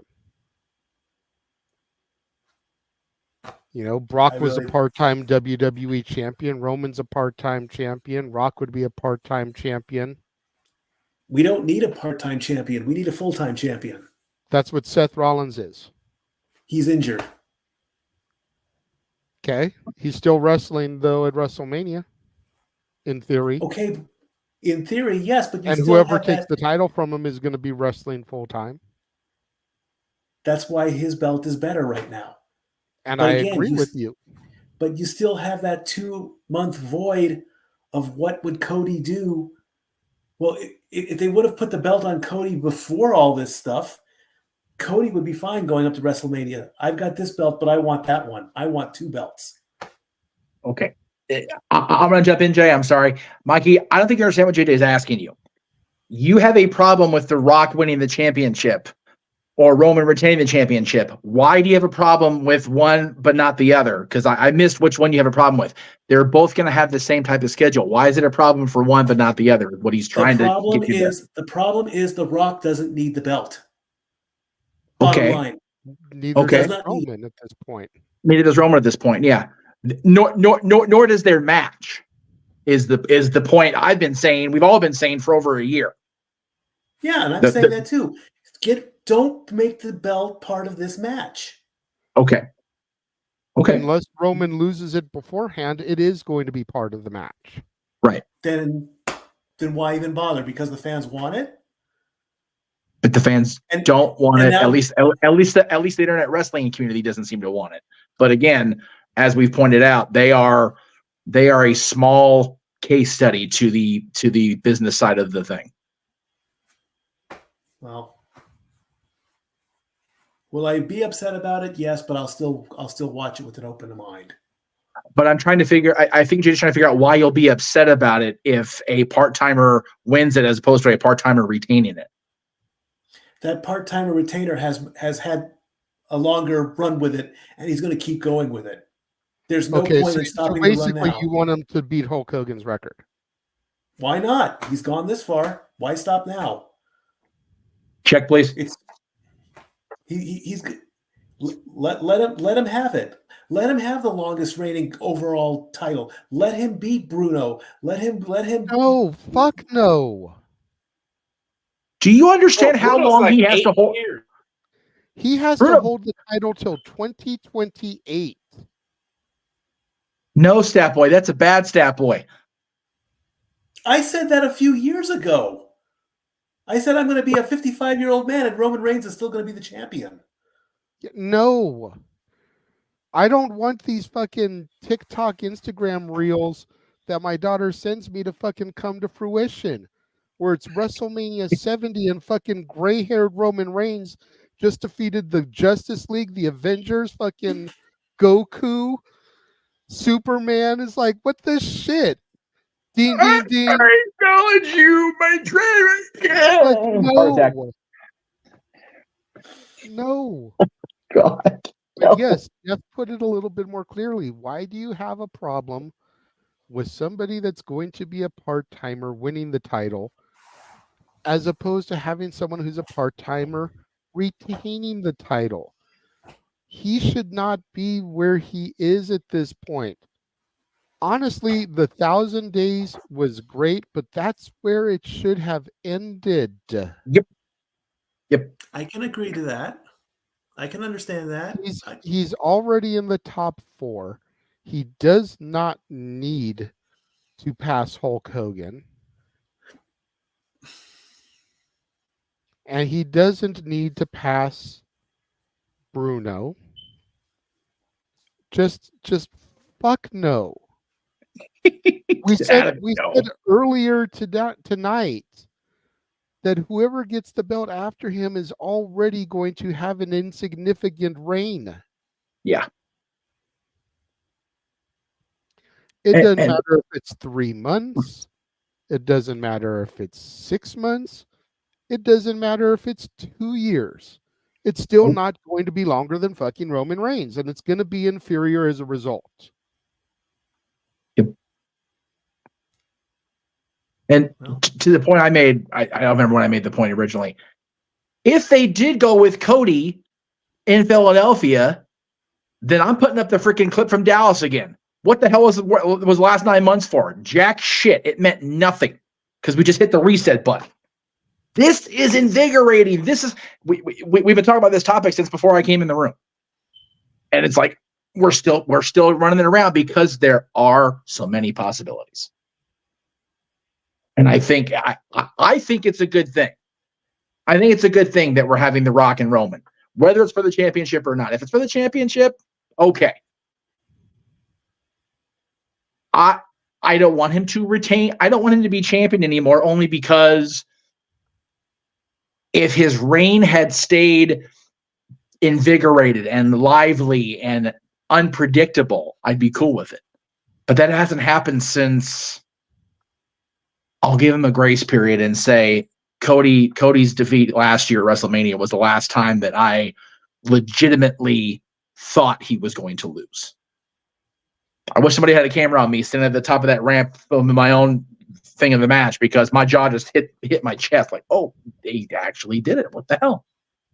I haven't bought it since then. So then Roman's reign should have been like Jade's in AEW. No. At least Jade defended the title every month, or if not shorter. She was there. Okay. But you're comparing apples to bananas at this point.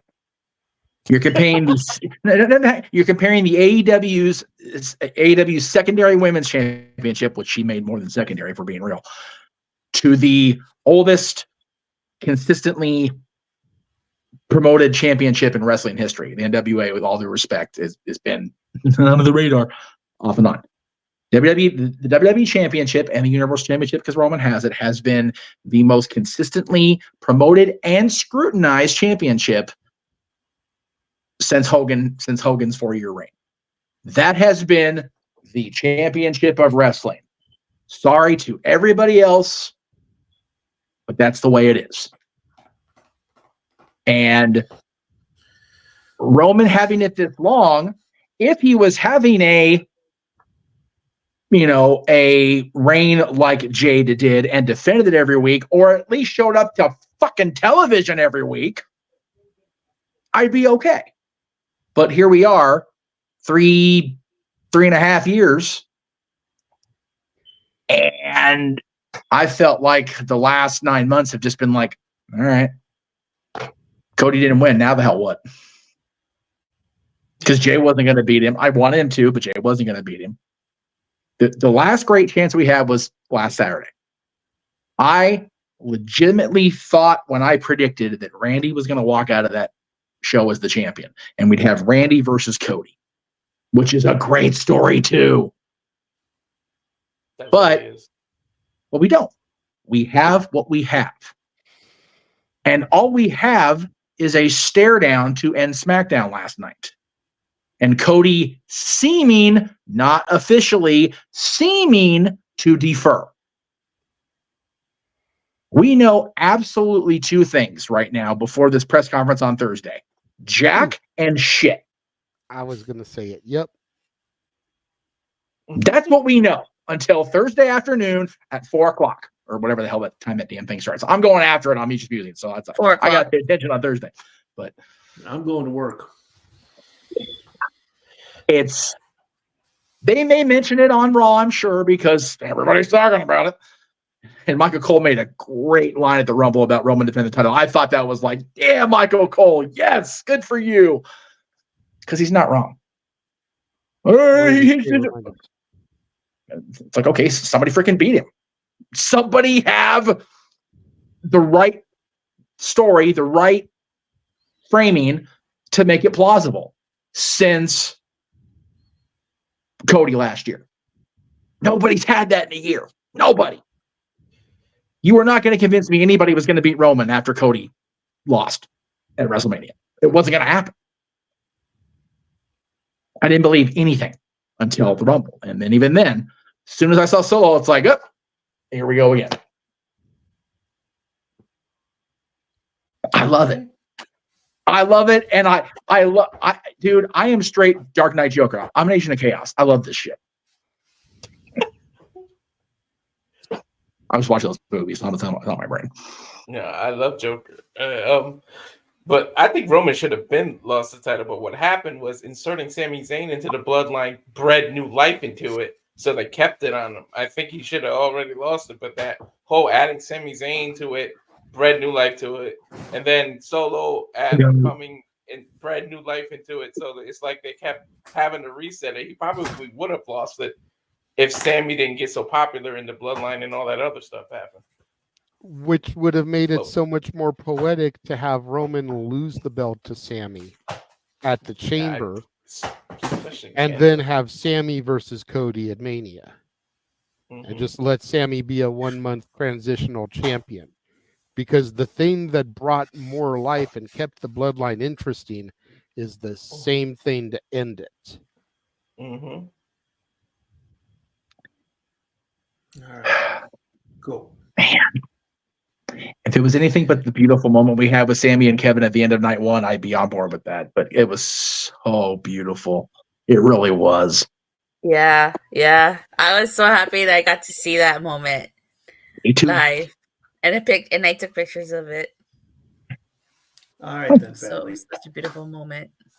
And I think that was everyone's problem with this, that they wanted Sammy Roman at WrestleMania, but then it's like you would take the match away from Kevin Owens.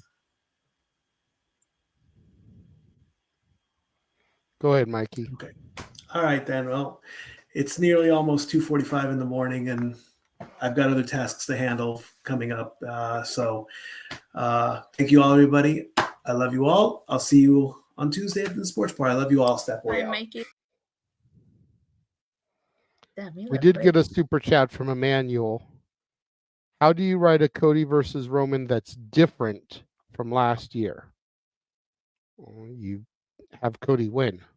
Yeah, pretty much. Simple as that. I approve.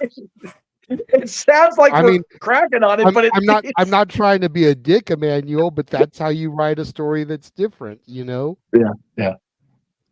The whole thing is that it's legendary family versus legendary family trying to finish the story and win the title that his father got ripped out of his hands.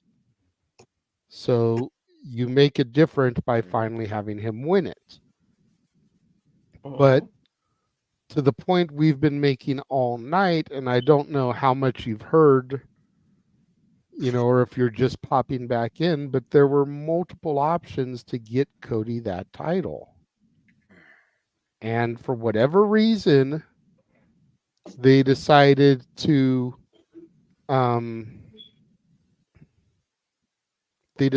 do a course correction and a detour instead of planning for something that's been in the water since the Rumble in Philadelphia, if we're being honest. You know, it's just dumb on their part. What's up, Big G? Stealing my thunder with the hey there, hi there, ho there super chat. At least he super chatted. At least he super chatted when he stole my shtick. Yeah. Did you get I mean, you know, it's not like you copyright the phrase and you got $2 out of it. So at the end of the day, both parties win. Exactly. Hey, how many people steal my shtick? No. People steal my shtick all the time. No, that comes from the Mickey Mouse Club March. Hey there, hi there, ho there. You're as welcome as can be. MICKEYMOUSE, Mickey Mouse. I just thought of another thing that they could have did. You could have had Cody when Cody faced Reign last year at Mania. When the Bloodline tried to interfere, you could have had The Rock stop them from interfering, and that would have teased Roman versus Rock all the way this WrestleMania. You could have built that for the entire year, and you could have had Cody beat Reigns then, and you wouldn't have had to worry about the title being involved in Roman versus Rock. I think that's what people want to happen this year, WrestleMania for next year. Miss you too, G. Going back to Emmanuel's super chat, he says, I get you, but do you have him go through the bloodline again? Like he beats Solo again. Like what would be different that we don't see the same storyline? That is the problem, though, when you end up doing the same match 2 years in a row, is that it feels the same. Redundancy. No matter what they do. Yeah, you could have tried to have him run through the bloodline, but it's only 2 people. You have him face Solo and Jimmy, and then what? It's not like the bloodline is what it was last year, where you had Jimmy and Jay and Solo and even Sammy for a while. It's like you don't have this bloodline army because Roman is the final boss. Heyman's not going to have a match. So you've only got 2 people he can really fight. And it just doesn't make a whole lot of sense to do that. Yes, Tatilla.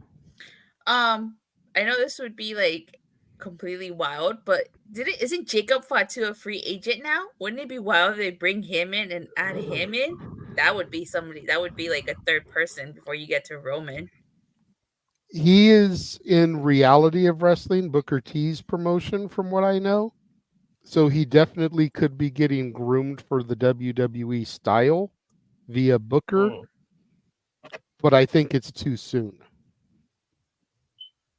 It's too soon. I wouldn't have been surprised to see him pop up in the Rumble because of him being with Reality of Wrestling. But as far as full-time on the roster, hasn't even stepped into the Performance Center yet. I don't think so. Oh, good. Like, you know, another issue that I have with assuming Roman does retain, is that we're gonna have to deal with more part-time champions. That's another issue that I have. It's like I'm just tired of Roman Reigns being champion. Like, take the belt off of him, you know? Mm-hmm.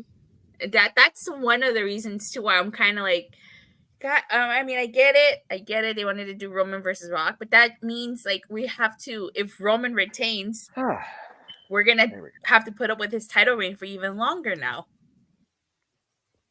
You know, and at this point, I'm over Roman being champion. That's why you watch something else to reinvigorate you. I'm We all over are. Roman being champion. I honestly don't think there's a single person in this room that wants Roman to be champion past WrestleMania. No, that's I think that's also too why some people are so upset by this is because they probably figure, you know, Roman's retaining, and now we're gonna have to go more months with Roman being champion unless he's dropping it, like you said, maybe like at a special, like at a special themed episode or something. But it's like I think that's another issue that people have with it. That's another issue I have with it too. It's like now we have to put up with Roman still being champion even longer. June is wide open. Create a PLE at MSG right there. I don't see any reason why Roman can't lose the title to The Rock. I think it goes back to there's such a mystique around Roman that whoever pins him should be like, oh my, you know, like I guess you can. I don't know if comparing it to when Lesnar broke Undertaker's streak is acceptable, but I feel like people will view it like that, like the equivalent of The Rock taking Roman's title off of him. I think people would view it as the equivalent of Lesnar breaking Undertaker's streak. That, okay, you did all this work, you built up Roman to this mystique. He's 4 years undefeated, and the person who beats him is The Rock. Well, something I was going to bring up before Emmanuel just super chatted about it. Who's to say that we can't have a heist of the century?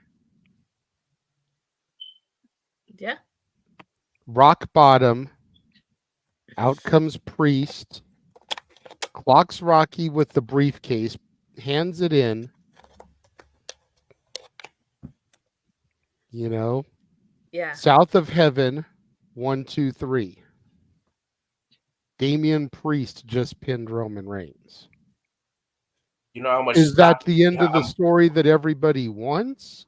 No. No. But you just had, even though he's tall as fuck, David beat Goliath. Yeah. Because it was the unexpected. Yeah. And you know how much of a bigger star Priest would become? My God. Yeah. Yeah, so but yes, Jeff, I see you keep putting your hand up. I was content. I just want to make sure everybody else got what they wanted to say. I still honestly don't see why we can't go with what you said. I think it was maybe a couple suggestions ago during this topic. Why can't Cody do exactly what he said? Take everything from him. He beats Roman for the title. The shock of the loss enables The Rock to take away the status. Even if Rock's not going to be on TV full time and be that head of the table guy, Roman losing to a blood family member. Yes, I understand the Yanawahis aren't actually related to the Maivias and the Johnsons. Work with me, people. Roman losing his title and then losing his status will just send him into a spiral. That's how you do storytelling, kids. That's how you write a script. That's how you present a dramatic presentation. That's how you make box office. Oh, wait, I said box office WrestleMania in the same sentence. Look at that. It's not out of the realm of possibility that even though Roman looks like he's going to face The Rock, God damn it. He's terrible. I know. It's all right. Even though Roman and Rock are looking like they're destined to face off, it doesn't mean Cody can't face Roman during WrestleMania weekend too. And we don't know that. We don't know anything. And I think that I'm okay. I know I'm okay with it. I think we all need to be okay with it. Because I'm not trying to say, well, you can't have your opinion because your opinion's valid. That's not what I'm saying. I just wish everybody wasn't so like darkly angry about it on social media. That's the thing that bugs me. Yeah. They're just so like morbidly angry about it. Yeah, to G's point with his $5 super chat, fans are Thank you, G. fickle. Yeah. Everyone's been clamoring for Rock Roman, and now here we are. Everyone's whining because we don't get what we want. Damn if you do. Damn if you don't. And let me just say for the chat room, if we can share some of that love to the other channels. Jeff's now made close to $60 tonight, and I've made like 12. I appreciate the $60, y'all, because last month was rough. But damn, like for real, Like, can we spread it out some, like butter on toast? Thank you. Go ahead, Natil. I see your hand. I gotta mute and laugh that one out. That was good.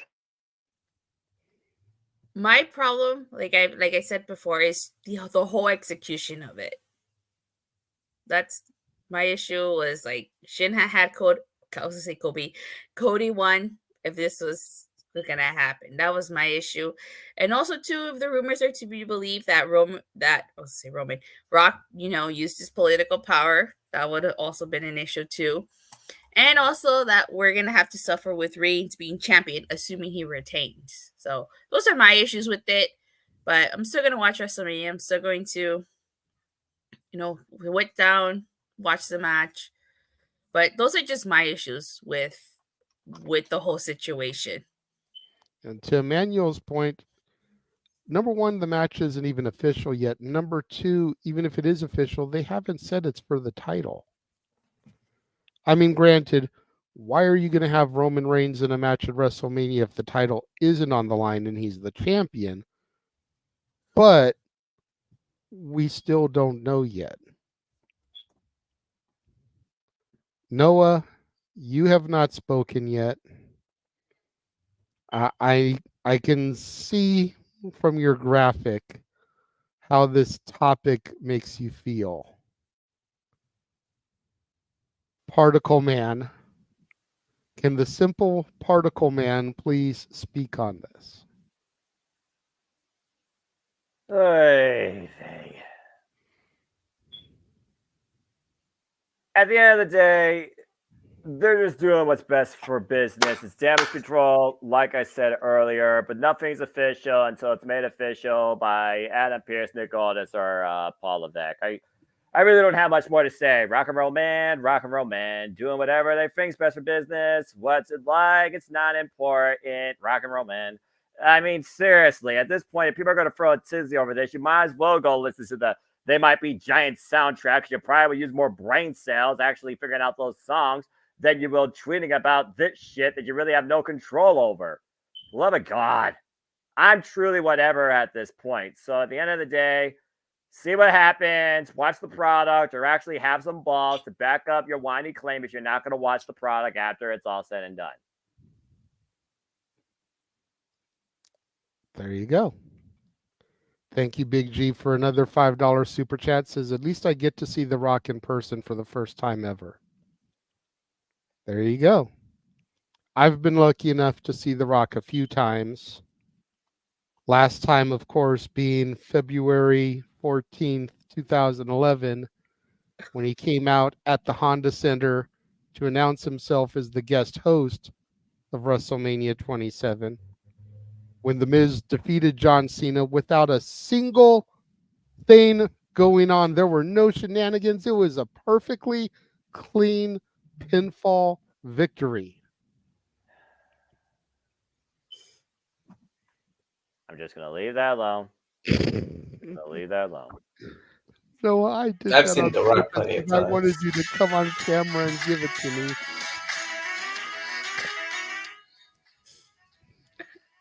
Careful, we don't want to get copyright pinged. Sorry. Yeah, that's fair. Look, I've already done more than enough. Also, Jeff, you're welcome. Also, damn it. And like I said, at this point, it's not about the result. That's about the story. Bloodline versus bloodline. Blah, blah, blah. What's it like? It's not important. That's really what this comes down to. At the end of the day, the only one that benefits is the stockholders, the investors, the company itself, and the business. The fans can be as subjective as they want. Your opinion doesn't mean jack shit as long as WWE makes the money.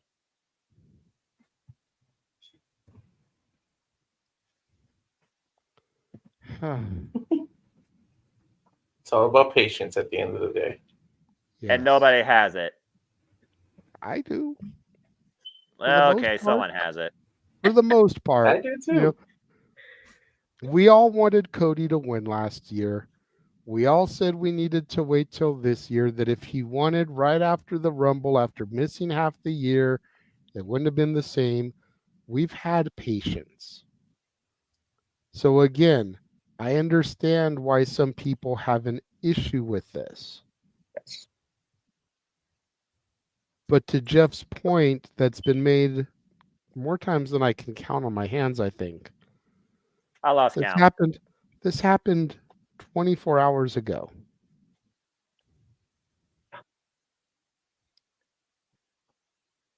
Actually, you know what? It's midnight on the West Coast. 26 hours ago. Because it was right as SmackDown was going off the air at 10 o'clock. So time. Yes. Let it cook. Let's see what happens on Raw when Cody comes out. Let's see what happens at the press conference. Let's see what happens on SmackDown. Then we can get pissy if we want to get pissy. I was gonna say, we'll be here next week anyway. We'll be here. By the time SmackDown is over, we should know which way this train is headed. Yeah, I got bad things to do with my brain and other wrestling shows. Keyword actual professional wrestling shows to watch than stew over this shit. Noah. We still got the chamber too. We don't know none of this stuff. So just Nia Jax output license speaks. They have no damn idea or direction for the chamber right now. The chamber might as well be this is a filler brought to you by the WWE just to say that we did something in Australia. Get Grayson Waller bitch slapped by Taylor Swift. Maybe I'll actually care. I mean, she'll be done with her tour by then, so why not? You know, I'm kind of curious though. Assuming Punk didn't get injured and stuff, and it was Rollins versus Punk, and Rock versus Roman. I wonder what the hell Cody would have done at WrestleMania. Get a payday. Yeah, I mean, again, we have to take everything into account that's happened in the last 2 weeks, good and bad. So now I'm just curious about that. Plans for Brock have been scrapped. Right, exactly. Plans for Punk have been scrapped. Yep. Seth may still not even make it all the way to Mania. Yeah, exactly. We may have to pull the trigger on a cash-in early if Seth just can't get there in one piece. Yeah. There's so many factors that we're not discussing because we're trying to stay away from the scandal on purpose. Yes. There's so many factors that we're not discussing that very much play into this. If Rollins versus Punk was still able to happen, then we probably could get what Virtue has been posting about and get Roman versus Cody on one night, Roman versus Rock on the other, or we make it a triple threat. We had a triple threat main event WrestleMania 20. We had a triple threat main event WrestleMania 30. We have a triple threat main event WrestleMania 40. That's valid. If they had thought about it back at WrestleMania 10 with the fucking 2 Rumble winners, they could have had a triple threat for WrestleMania. I was just about to ask that. I was like, did a triple threat made of WrestleMania 10? Yeah, I was just wow. about That would be good. They could have because they had a double Rumble winner. But I'm just saying, it's like 20 and 30 were both triple threats. Why the fuck can't we have Roman versus Cody versus Rock? And Cody pins Rock to finish his story, still a member of that legendary family, still accomplishes the story and the championship that his dad never got, and Roman is still strong because he wasn't pinned. Then you give the two of them a story to keep Dun, furthering. dun, dun. And yeah, again, it's not hard to book. It's just hard to finance. And considering how much fucking money Ari Emanuel and WWE and UFC, and TKO and Endeavor and Rock's 30 million in fucking stocks, it's not that fucking difficult, people. Hi, my name is Gerald Williams from Victorville, California. You can hire me, Paul Levesque. You can hire me, Nick Hahn. He said the G word on purpose. You hush, Jeff. Whoa. He did the thing. He did the thing. I did the thing. I'm just saying, like, damn. It's not. That's the thing. People are, it's a choose your venture story. Those fucking books sell millions of copies. Like Christ Almighty. Jesus. For real. I'd love to be the person behind those things. God, I'd be laying in a bed of money for fuck's sake. For real, I'd be Scrooge McDuck diving into my fucking money bin every morning. Life is like a hurricane here in Victorville. Shit. Hey, JJ, it's still a possibility we can get that match. You don't know what's in the back of Triple H's mind. I know it's after midnight. It's the delirium setting in. I know we can still get that match, but apparently the other billion of WWE fans who've made the video of Rock and Roman's face-off the most thumbed down video in YouTube history don't understand that fucking shit. Is that not crazy? That is the most disliked video in WWE's YouTube history. What the fuck? That's crazy to me. It still has more likes than fucking the shit from Cody and last year. Yep. You would think Katie Vick would have the most thumbs down. Don't go there, Walter. I don't wasn't a thing. Panel. We're not mentioning Hey Old Man. Next, we're going to talk about that AJ Styles fucking storyline from TNA. What was that bitch's name? Claire or whatever? I will straight remove him myself if Claire gets brought up beyond that sentence right there. No. I will not return from this. He won't. You bring that shit up. Please don't make Noah go away. Please. But yeah. Emmanuel, don't bring that up. I already did a 2020-2024 comparison and brought that up. Please don't bring that up. Yeah, please don't do. Oh, I love you, brother. Don't do that to us. I gotta get through this next Sunday. Thanks for taking the heat off of me, Emmanuel. Yeah, right. No shit. No, I forgot what I was gonna say because I got lost in that comment thread. Go ahead, come back to me. I forgot. Well, everyone is giving their thoughts about this topic now, so. What I was going to say was.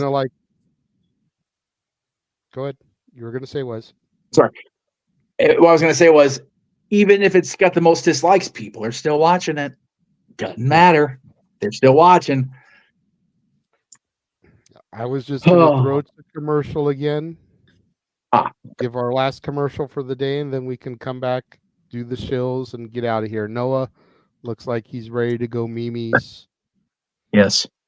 The poor man already had to do the Macarena in his pajamas because of a $50 super chat. I'm sure he's been ready to go to bed ever since he had his PJs put on. So shit, right? We're gonna show our Friends of the Multiverse trailer so you can know where you can find us. Follow us on the socials, whether it's Facebook, Twitter, Instagram, Threads, TikTok, YouTube. We have a presence on just about every platform out there. We will be back right after this.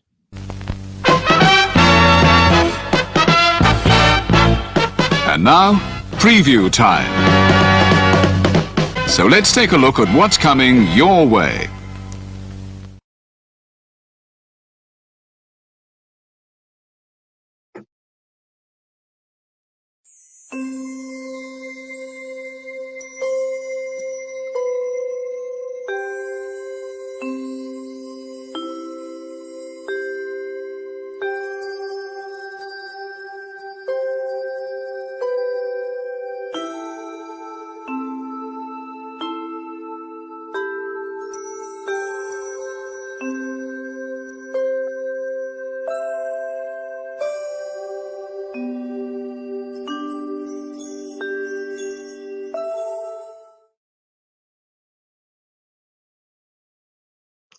Damn it.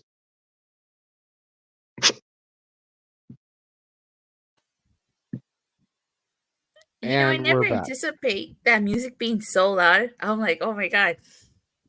It's not like your Ranger music when it hits. I warned you about that thunder. I know. That scared the piss out of me last time I watched. I'm not gonna lie. Oh shit! I forgot the show was on. Holy crap! It's funny though. That's funny though. All right. So we are back. We still have 28 crazy motherfuckers watching with us. So thank you to all you guys that are tuned in. Like we said earlier, we're trying to get both Datilla and Noah to their subscriber goals. Datilla only needs 29 subscribers to hit 1,000, and there are 28 of y'all watching.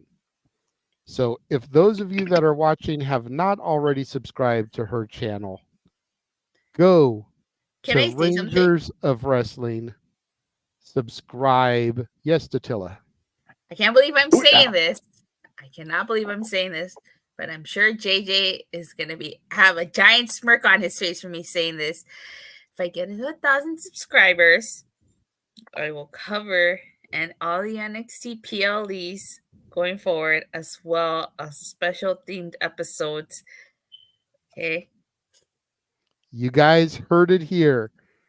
So if you enjoyed Datilla and her content, and you are not already subscribed to Rangers of Wrestling, leave whatever channel you're watching us on right now, go to Rangers of Wrestling, subscribe, and then come back. Because if Datilla gets to 1,000 subscribers, she will cover the NXT PLEs and special events. Clearly, my NXT has left an impression on her to where she may not tune in every Tuesday going forward, but she will at least cover the special events and the PLEs. So like the New Year's Evils, the Roadblocks, the Halloween Havocs that are just special episodes of the TV show in addition to the PLEs. And yet, JJ still doesn't believe in Joe Henry, and he still doesn't trust the system. The Real Wyatt just subscribed. Arlene just subscribed. That's because he believes in Datilla. That's right. He does. Daniel's watching on Noah's channel to get him monetized. Well, Daniel, Noah's got a ways to go. Datilla is the closest one right now. So let's try to focus on Datilla. Then we can push the focus to Noah. They need 1,000 subscribers. They need, 3,000 view hours? 500 subscribers with 3,000 view hours, or 1,000 subscribers with 4,000 hours. Okay. So we're almost at the 1,000, and then she needs to get 4,000 view hours. So once you subscribe, then we need to get her view hours up.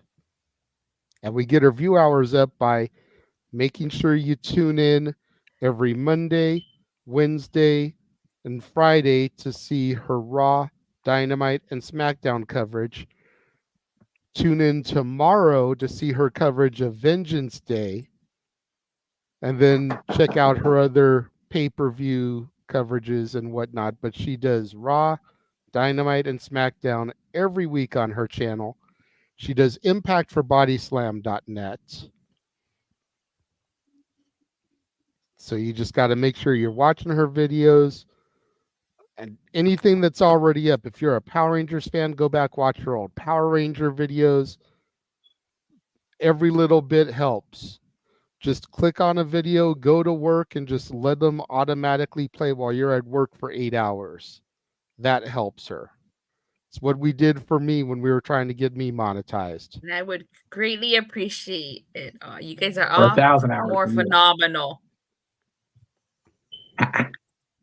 Yeah, see, Arlene says, imagine how rich Noah would be with my super chats alone. That's what we're trying to sell him on, Arlene. That's why one of the reasons why we're trying to get him monetized is so that when you want to super chat for him to do something, as much as me and Jeff love the money, that you give us, and we appreciate it. Yeah. You for can real. actually Yes. give it to Noah to embarrass himself. Right? You know, at least for like the special thing, like tonight. You know, the Yeah. karaoke. It's nice to still spread the love amongst all the channels. You know, but for the things like tonight, or the random, you know, $50 Noah does the Macarena in his PJs, it just goes to Noah's channel. Jeff Gotta go shouldn't back get and watch that now. $50 off of that. Jeff shouldn't get $50 off of that. He's not the one embarrassing himself. That money should go directly to Noah. If Noah's I monetized, can. he can do that. I'm just saying. What would you do for $50? Hey, we've been Right all now, embarrassed ourselves, okay? Walter said that if is they made it 75, he would have done the Macarena with Noah. hell. At 12:15 in the morning on a Sunday when my finances are dog shit, that's a loaded question to ask, doll. Okay. I'm just saying. I'm hurting Well, for money, all right? So shit. I still may not believe in Joe Hendry, but Joe Hendry believes in Nola.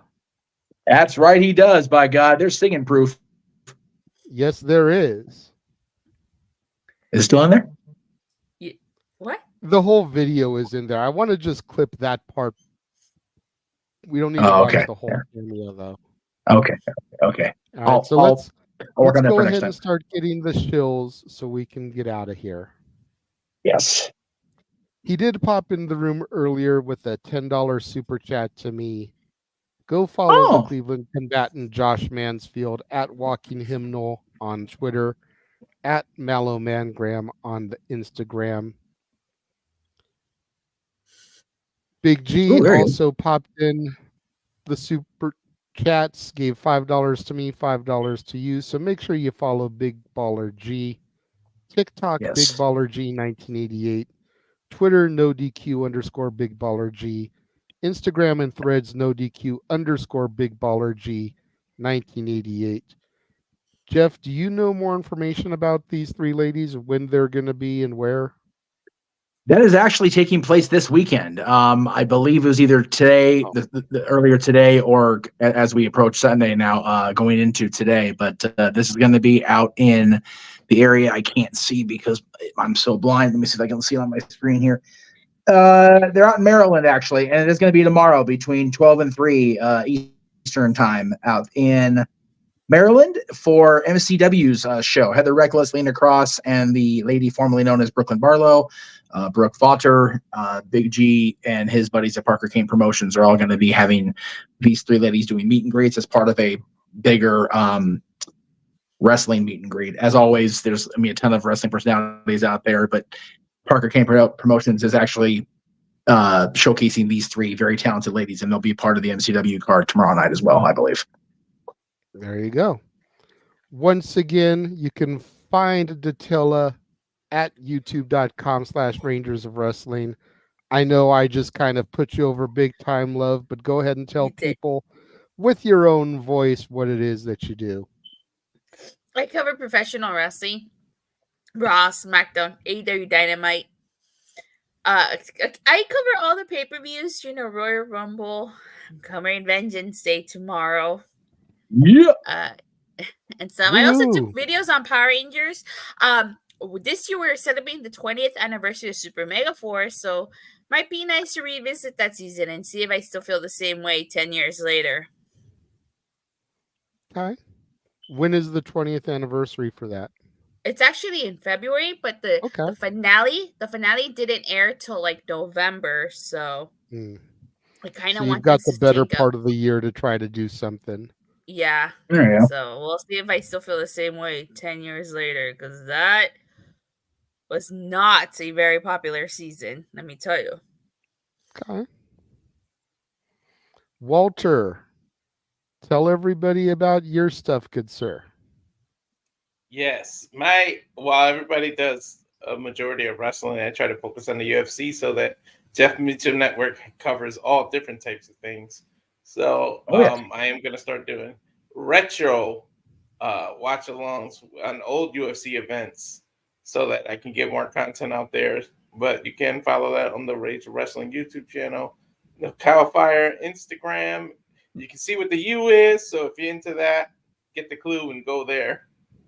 And then the X is Walter Alex Cruz for me. There we go. And we're trying to get Walter to monetized status too, but he's even further behind. So that's why our main goals right now are Datilla and Noah. And once we get them taken care of, then we'll shift focus to Walter. He just barely started his channel, so he's got a long way to go. Yes. You can find me, of course, on Instagram, the Renegade JJ Williams, on Twitter at ROWJJ Williams, and on YouTube at Casa D18 Studios. Make sure you join the members only section of the Casa D18 Studios channel. I know it's been a little bit light lately, but Noah and I have been discussing some things to throw up there over the course of this year. A lot of events turning 20 years old that were major for me. We're considering calling my very favorite Backlash match of all time, and which a certain legend killer went to the extreme against a hardcore icon with the Intercontinental title on the line. So that would be going up in April. I also was at Judgment Day 04, so we may do a full watch-along call of that. And then, much as we did Flair versus Steamboat for Christmas last year, we're talking about doing Punk versus Joe, the Ring of Honor trilogy for Christmas this year. So lots of stuff going on. Of course, you can catch me daily on For the Love of Wrestling, 9 a.m. Pacific, noon Eastern. Mondays, I cover the weekend shows, SmackDown, Rampage, and Collision. Tuesdays is Raw. Wednesday is NXT. Thursday is AEW Dynamite. Friday, for now, at least through No Surrender, is TNA Impact. We will see if I continue with that going forth. Maybe what I'll do is if Datilla hits 1,000 and starts doing the PLEs and the specials for NXT, maybe I will do the pay-per-views and the Impact specials for TNA going forward. That way, I still have a day a week where I don't have to do a live stream unless I'm doing one to, cover the pay-per-view that just happened or whatever. Maybe that would be a fair trade going forward. We shall see. I think that is a fair trade. We shall see what happens, though. But for right now, I am still covering Impact, and I'm even sneaking some Explosion coverage in with my NXT coverage on Wednesday. So, Sponsored by Taco Bell. That's right, because Taco Bell makes you explode. Tomorrow, as alluded to by Datilla, make sure you tune in across the multiverse of media for our coverage of NXT Vengeance Day. As Noah likes to say, it's not his NXT, but it's better than what it used to be. It's an NXT that at least has him interested. Out of the 6 matches announced, Noah is looking forward to 5 of them. That is pretty damn good considering where Noah was just a year ago. Of course, I am looking forward to all of it as it is my NXT, damn it, and I refuse to fucking digress. And then, of course, following that, you'll be able to find me on Datilla's review of NXT Vengeance Day. Gonna enjoy getting her thoughts on that. I hope your back doesn't end up hurting afterwards. I feel so bad for JJ's back. He's been carrying me this whole entire time. For real, you may as well just start calling me Quasimodo. Damage that's being done to my back here. Yeah. The hunchback Your back of bone victim fucked up before.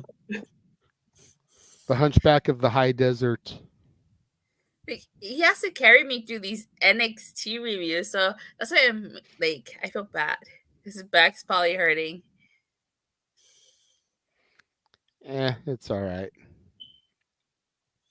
But I'm looking forward to Vengeance Day tomorrow.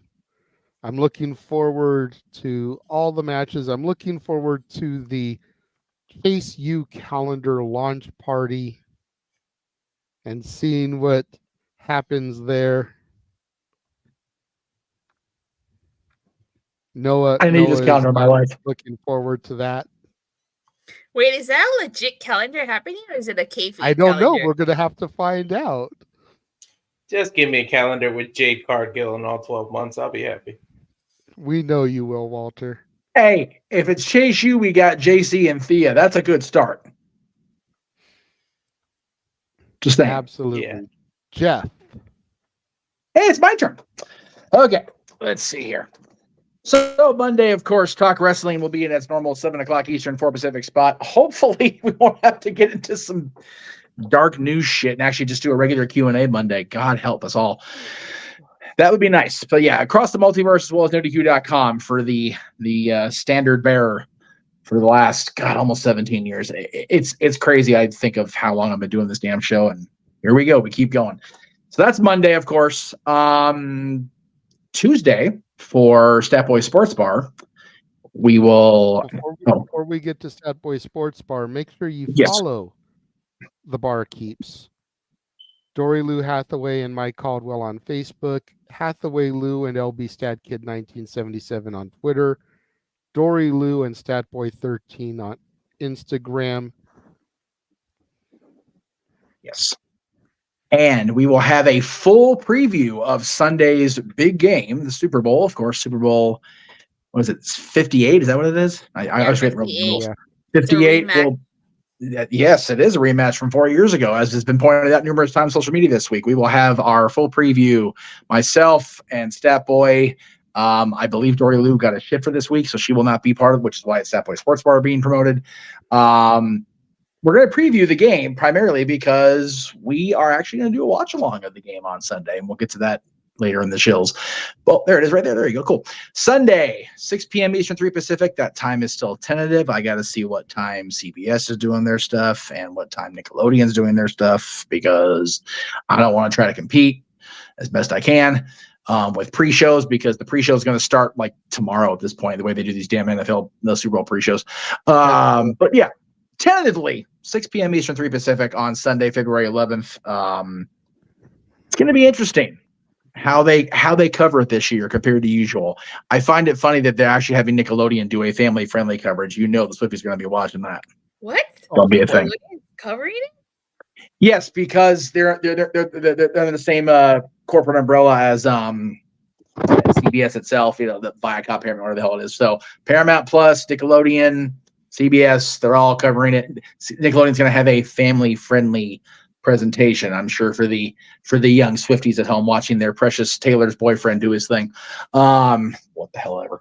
I don't hate on it. I'm just over it already. I can't wait February 12th and this bullshit's done. Like, for real. So that's this week with Statboy Sports Bar and Company. So yeah, I found myself watching Instagram reels the other day. Oh no! Somebody, I think I shared this one with you, Jeff. Yeah, I know you did. I shared it with Natalie about the whole 13 conspiracy. Yep. You know, February 11th, 2/11 is 13. Mm-hmm. You know, there's a lot of 13s. You know, the 49ers, 4 + 9 is 13. Yep. All the 13s that tie into Taylor Swift. Oh, yeah. Someone even, you know, threw out 100 and was like 100 minus 13 is 87, which is Travis Kelce's jersey number. Yep. It's just all these little things. It's like, you know what? This is a whole the number 23 thing, but it's so fucking hilarious. Just remember, I'm Jay, all about it. the answer's always 42. Remember. If you know that reference, you're in the right room. It's all good. So, but yeah, I am super stoked for Mikey. We discussed this briefly after his Yes. trailer aired. Yes.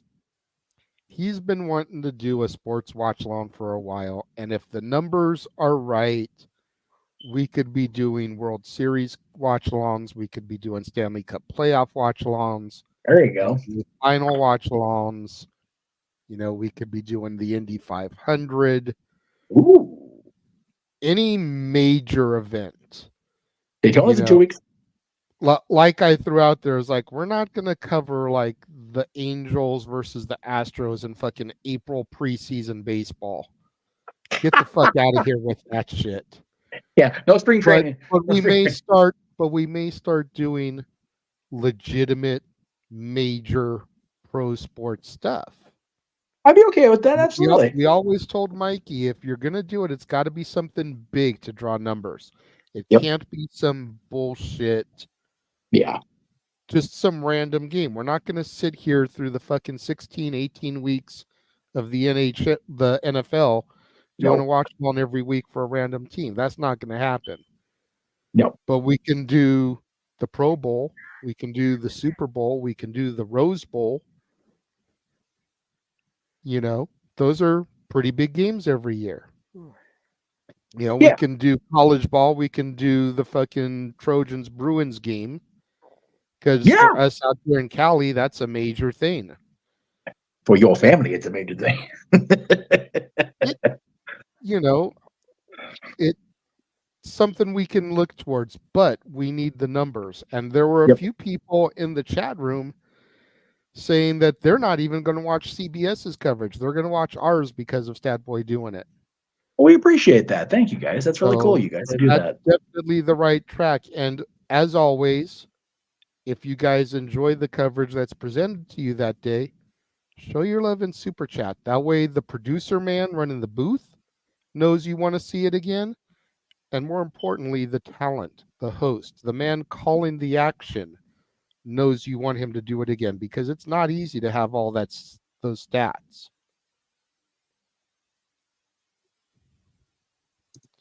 All right, you're getting timed out. Okay, good. I was gonna get there myself. I'm glad you saw it first. Like, I get it, dude, but whatever. Make sure you follow Greg Cherry at the Greg Cherry brand on Facebook, Twitter, Instagram, and YouTube. Jeff. Yep, we'll be back. Wednesday was what it was. I'm trying very hard to balance out the schedule, but I will attempt to be there Wednesday night, 7 o'clock Eastern, 4 Pacific, with Greg and Maddie. We are on the road to our next quarterly special with Greg, which I believe is going to be Jack of All Trades coming back in March, I believe. So be looking for that. I would like another shot at that if you can get word to him. I will definitely talk about it. I know we're looking to do something substantial for WrestleMania season, so we may do it the week going into, like, the week before WrestleMania week, if that makes any sense. It just depends how the calendar lays out. I know the 22nd of March is going to be a Friday this year, and I have some pro on that later, but March is kind of crazy. It's WrestleMania season anyway. It's also 2 birthdays in my family, but we're trying to balance everything. We'll get there. So you're looking at either the 20th or the 27th then for that? It'll probably be the 27th, if anything. Yeah, it really depends on. It honestly depends on what Tony throws at us going into WrestleMania as well, because Tony Khan and AEW, they may throw a special out themselves. So we'll see. There you go. You just never know with WrestleMania season. Anything can happen in the WWE, right, Mr. McMahon? Right. And immediately following the Greg Cherry Show this week, join us for our AEW Dynamite watch along, where the Simple Man Noah Foster and I will be on the call beginning at 4:45 Pacific, 7:45 Eastern, to call the action of what could very well be the very first and only championship run for the Stinger, as him and Darby Allin challenge Ricky Starks and Big Bill for the AEW Tag Team Championship. I am looking Strickland versus Hangman Adam Page. Winner gets Samoa Joe at Revolution. Jericho versus Takeshita. And apparently Tony Khan is going to make an announcement. Whoop-de-fucking-do. But also, we also gonna have Tony Khan's announcement is that he's gotten some hair detangler. let's talk about some of that. Let's talk about something that actually matters more that you also don't have on that grab it, because Collision, of course, updated us on the women's match, of course. As Timeless Tony Storm will be given a workout in against Red Velvet with the Virtuoso. Oh my God. Commentary. Can you please put And if this Sting gets graphic up these real quick? titles- Go ahead, What's Jeff. up? I had I was Jeff thinking- talk and I heard Walter too. Go ahead, Walter. I was just gonna say what's crazy is if Sting wins these titles, he would have held titles in every promotion except the damn WWE. That's crazy. And ECW. Well, he didn't work ECW though. Well, he didn't work. I bet that he worked. You just said that he would have held titles in every company. So Yeah, I bet that he specifically. wrestled it. Yeah. Okay. What I asked was put the graphic back up real quick before you move on to the next show of Dynamite. TK's announcement is Noah Foster is replacing Jim Ross. I will not be the man to put on that black hat. There's only one good OJR. The ticker worked out so perfectly. Tony Khan will make a BM. That's what he's doing on Wednesday. He's making a bowel movement. Anyway, because we don't know what he's going to say. Because Tony Khan will make a. We don't know. We don't know what Tony's going to do. You have to watch. You know what else we don't know that they're going to do, and you have to watch. You have to watch the Yes. press conference. Yes. Thursday. I'm not gonna lie. When I saw this announcement, I'm like, "Fuck! I wish I could get to Vegas." You know, I thought the same thing, man. Oh, just like it's not. I'll put it this way: it's not 100% off the table. Well, it is for me. I get that. It's way easier to get there than I thought it was, and it's one of those. This is going to be. Fly. What's that? Just fly. Well, okay. I have to be able to afford the ease. That's the thing. It's easier to have somebody drive up and me ride shotgun and just BS the whole way like we did last weekend when the kiddies were up there. But it is a Thursday. It's toward the middle of the week, and it's a work day. But if I can find a way, I will, because I'd love to do Misha's musings during this post-meeting party thing. That'd be kind of cool. So we'll see. Hopefully. Daniel says no. TK's announcement is Noah's the replacement EVP because Tony Khan fired the Young Fucks. Why are you trying to take Noah away from us? What are you doing?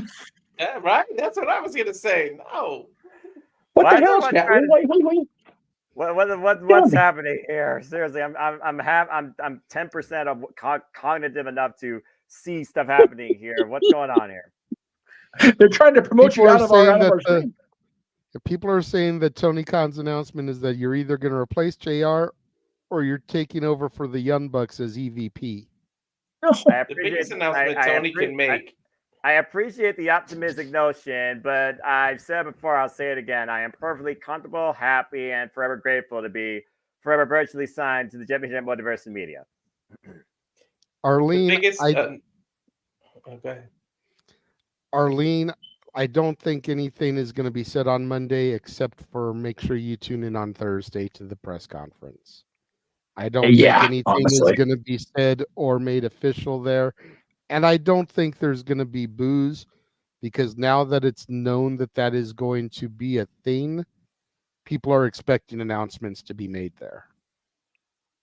That's true. So, Jeff, we are back to you. I hope Tony's big announcement is that he's closing his Twitter account. That'd be the best news ever. Right? Accurate. I thought I put the updated graphic for that, but I one that you put in there. Okay, I meant to put one up because I'm actually going to be going live with Misha's Musings after the presser, so it won't be at 6. But more often than not, it'll be Thursdays at 6 because I realize going live at 3 p.m. out here means I can watch Ring of Honor in real time and Impact in real time. So, other than this Thursday, because I'll be doing after the press conference, we'll be live at 6 p.m. Eastern Pacific now. Arlene says if Noah leaves, she follows. Damn you, Tony Khan, you curly-headed mugger father. Don't you dare take my Noah away. No. That is devotion. It's a bullshit. Bullshit. That's spelled B-E-W-S-H-E-E-T. Bullshit. Next Friday, following For the Love of Wrestling, will be the Dads Not Always on Wrestling. Yes. And our top 10 Beatles songs as we celebrate the 60th anniversary of their debut performance on The Ed Sullivan Show. That's crazy. Made a major part of that. Aaron Riff would probably be interested in that video. If you guys check out my Instagram story, the LA Dolls, the group I saw tonight doing the covers, did Get Back. And I pointed out to the girls that Friday is, and they went, 60 years? No way. I said, yeah. And they're like, damn, man. So yeah, they're 60 years since the Beatles first appeared on the Ed Sullivan Show. Yeah, it's crazy. February 9th, 1964. Yep. Wow. Man. Yeah. Yeah, it's big. I mean, granted, the 50th anniversary was bigger, but we weren't doing Dads in 2014. That was like during my hiatus. Yes. We didn't come back to doing Dads till 2020. So, yeah. Wow. So couldn't have done it in the 50th anniversary. So we're doing it here. Yes. And it happens any content on Friday, so that just works out perfectly. Yeah, I haven't messaged my dad yet. I should probably send him a message tomorrow, see if he wants to be involved. Maybe it's too last minute for him to get everything together and his thoughts like he did last time. Maybe not. But we'll see what happens. It's much more of a narrow focus because everybody has their favorite Beatles songs, and I think that you just go, okay, we'll just pick the best 10 in your head, and there you go.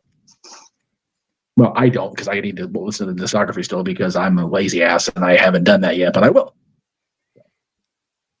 I got this. Jeff, tell us about the next day. Yes. I still don't know if I'm able to make it. I hope I do, but the legendary Quiet Riot, including original founding band members, will be back on stage out at Yamava Casino at Rock and Brews, opened up by Paradise Kitty, our good buddies here at the channel. They'll be out at Yamava again, opening for Quiet Riot. That's going to be a hell of a night, whether I get to go or not. It's going to be a blast. The girls are so excited. Jenna's been buzzing me all week. It's like, you got to get me a ride out there, doll. But please, if you guys are able and you're in the area or even close to the area, get out and support Quiet Riot. They're one of the best bands ever. I love these guys so much. And of course, our friends Paradise Kitty, go out and support them out at Yamava. Only 90 minutes from LA. But anyway, yeah, it's going to be a fun night for sure. It is going to be a fun night because that Saturday night is going to be somebody's birthday celebration. Is that right? May have to get Jenna and the girls to. Yeah, I was just going to say happy birthday to our darling Noah. Let me see what time they go on stage. Instead of having him sing that week, they can sing to him. Okay, I Bash. guess. The birthday bash. I'm not used to that type of stuff. Usually birthdays are like, okay, thank you, I'm working, I'm still alive. I don't really do a lot during them. So, nor get a lot during them. So that will be different. Okay, so the show officially starts at 8. Of course it does. No, but that's fine. That's when the girls go on, is 8 o'clock, I think. So we can be having open mic night kick off, or have their set end, whatever time their set ends, with them going off stage singing Happy Birthday to Noah. If I get out there, we'll make it happen for you, Foster. Thanks. Okay. Arlene, if you donate for his special day, my channel, please, because Jeff is like way good now. Because what he didn't have in January, he made up for in spades thanks to you earlier. So I did. Thank you so much again, Arlene. Yes, definitely. Real Wyatt sending an happy early birthday shout out to you, Noah. Yes. Thanks. Jeff, talk to me about this. Okay, this is one of those mindfuck things, guys. Here we go. Okay, so check this shit out. So the lady with dark hair toward the middle, next to the band, the front man, for lack of a better term. I've known her since I was literally a baby, because I was born a year before her. Her mom was a cashier at our local Vons here across the street from where I used to live. Anyway, that's kind of what it is. She was part of Paradise Kitty for a while. Her name is Nikki Stevens. The gentleman in the center, the front man, is Jesse Fury. The band is Jesse Fury and the sound. The funny part about that is my lifelong friend, Nikki Stevens, is in a band with Jesse Fury, who's really Luke Robitaille's son, the legendary Los Angeles King, left wing, and now currently president of business operations. So two people I've known literally my entire life, and their entire lives, because they're both younger than me, are in a band together now, and they'll be at the legendary Mint over on Pico in Los Angeles Wednesday, February 21st. Doors are at 6, shows at 7. So if you guys are in the LA area, I'm low-key hoping Luke and Stacia come, because I haven't seen them in a while, and seeing Luke Robitaille with white hair is probably going to give me another mindfuck altogether. Because I haven't seen Luke with the white hair. I remember seeing him perform during one of the playoff pre-show things in the middle of the street. I think he was going by Desiree at that Desiree, yeah. I think it was during the St. Louis series, because that's when Luke actually gave us a real smile in the photos, instead of the kind of side goober thing that he gave us. But so it's cool to see that he's got his own band now, that he's done his thing. Yeah, the kid's talented, man. He's great. I love him. I love his family. God, it's so cool that they're.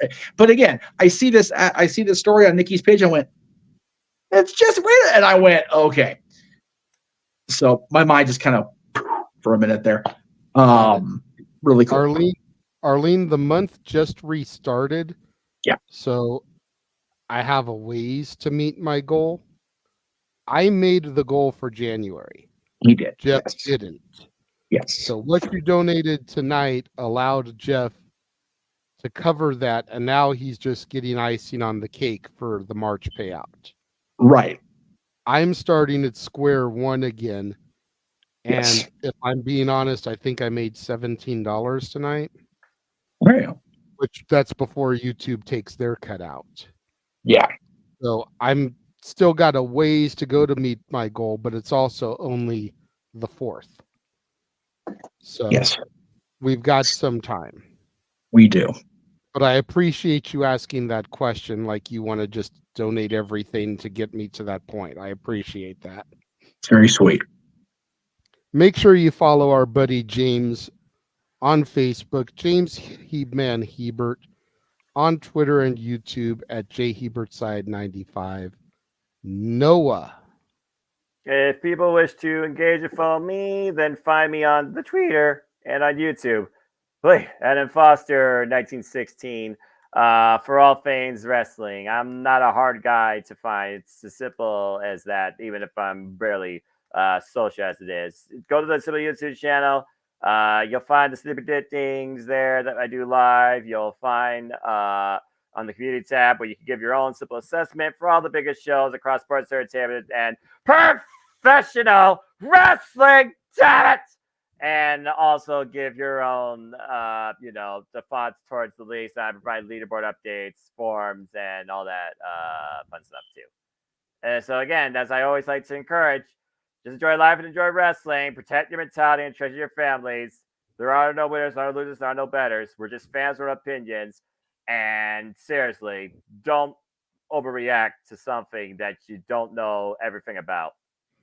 Exactly.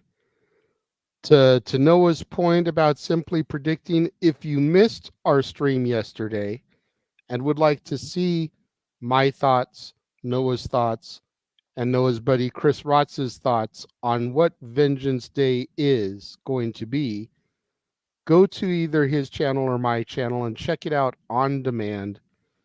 We went for about an hour and a half-ish discussing everything. It was actually a pretty quick show because it was just the three of us. Mm-hmm.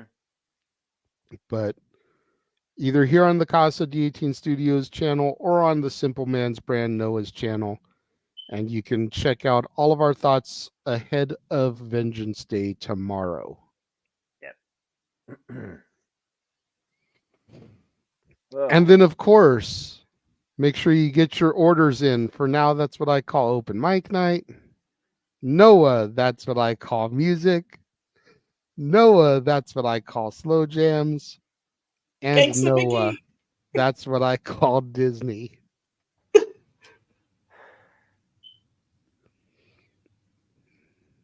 Damn it.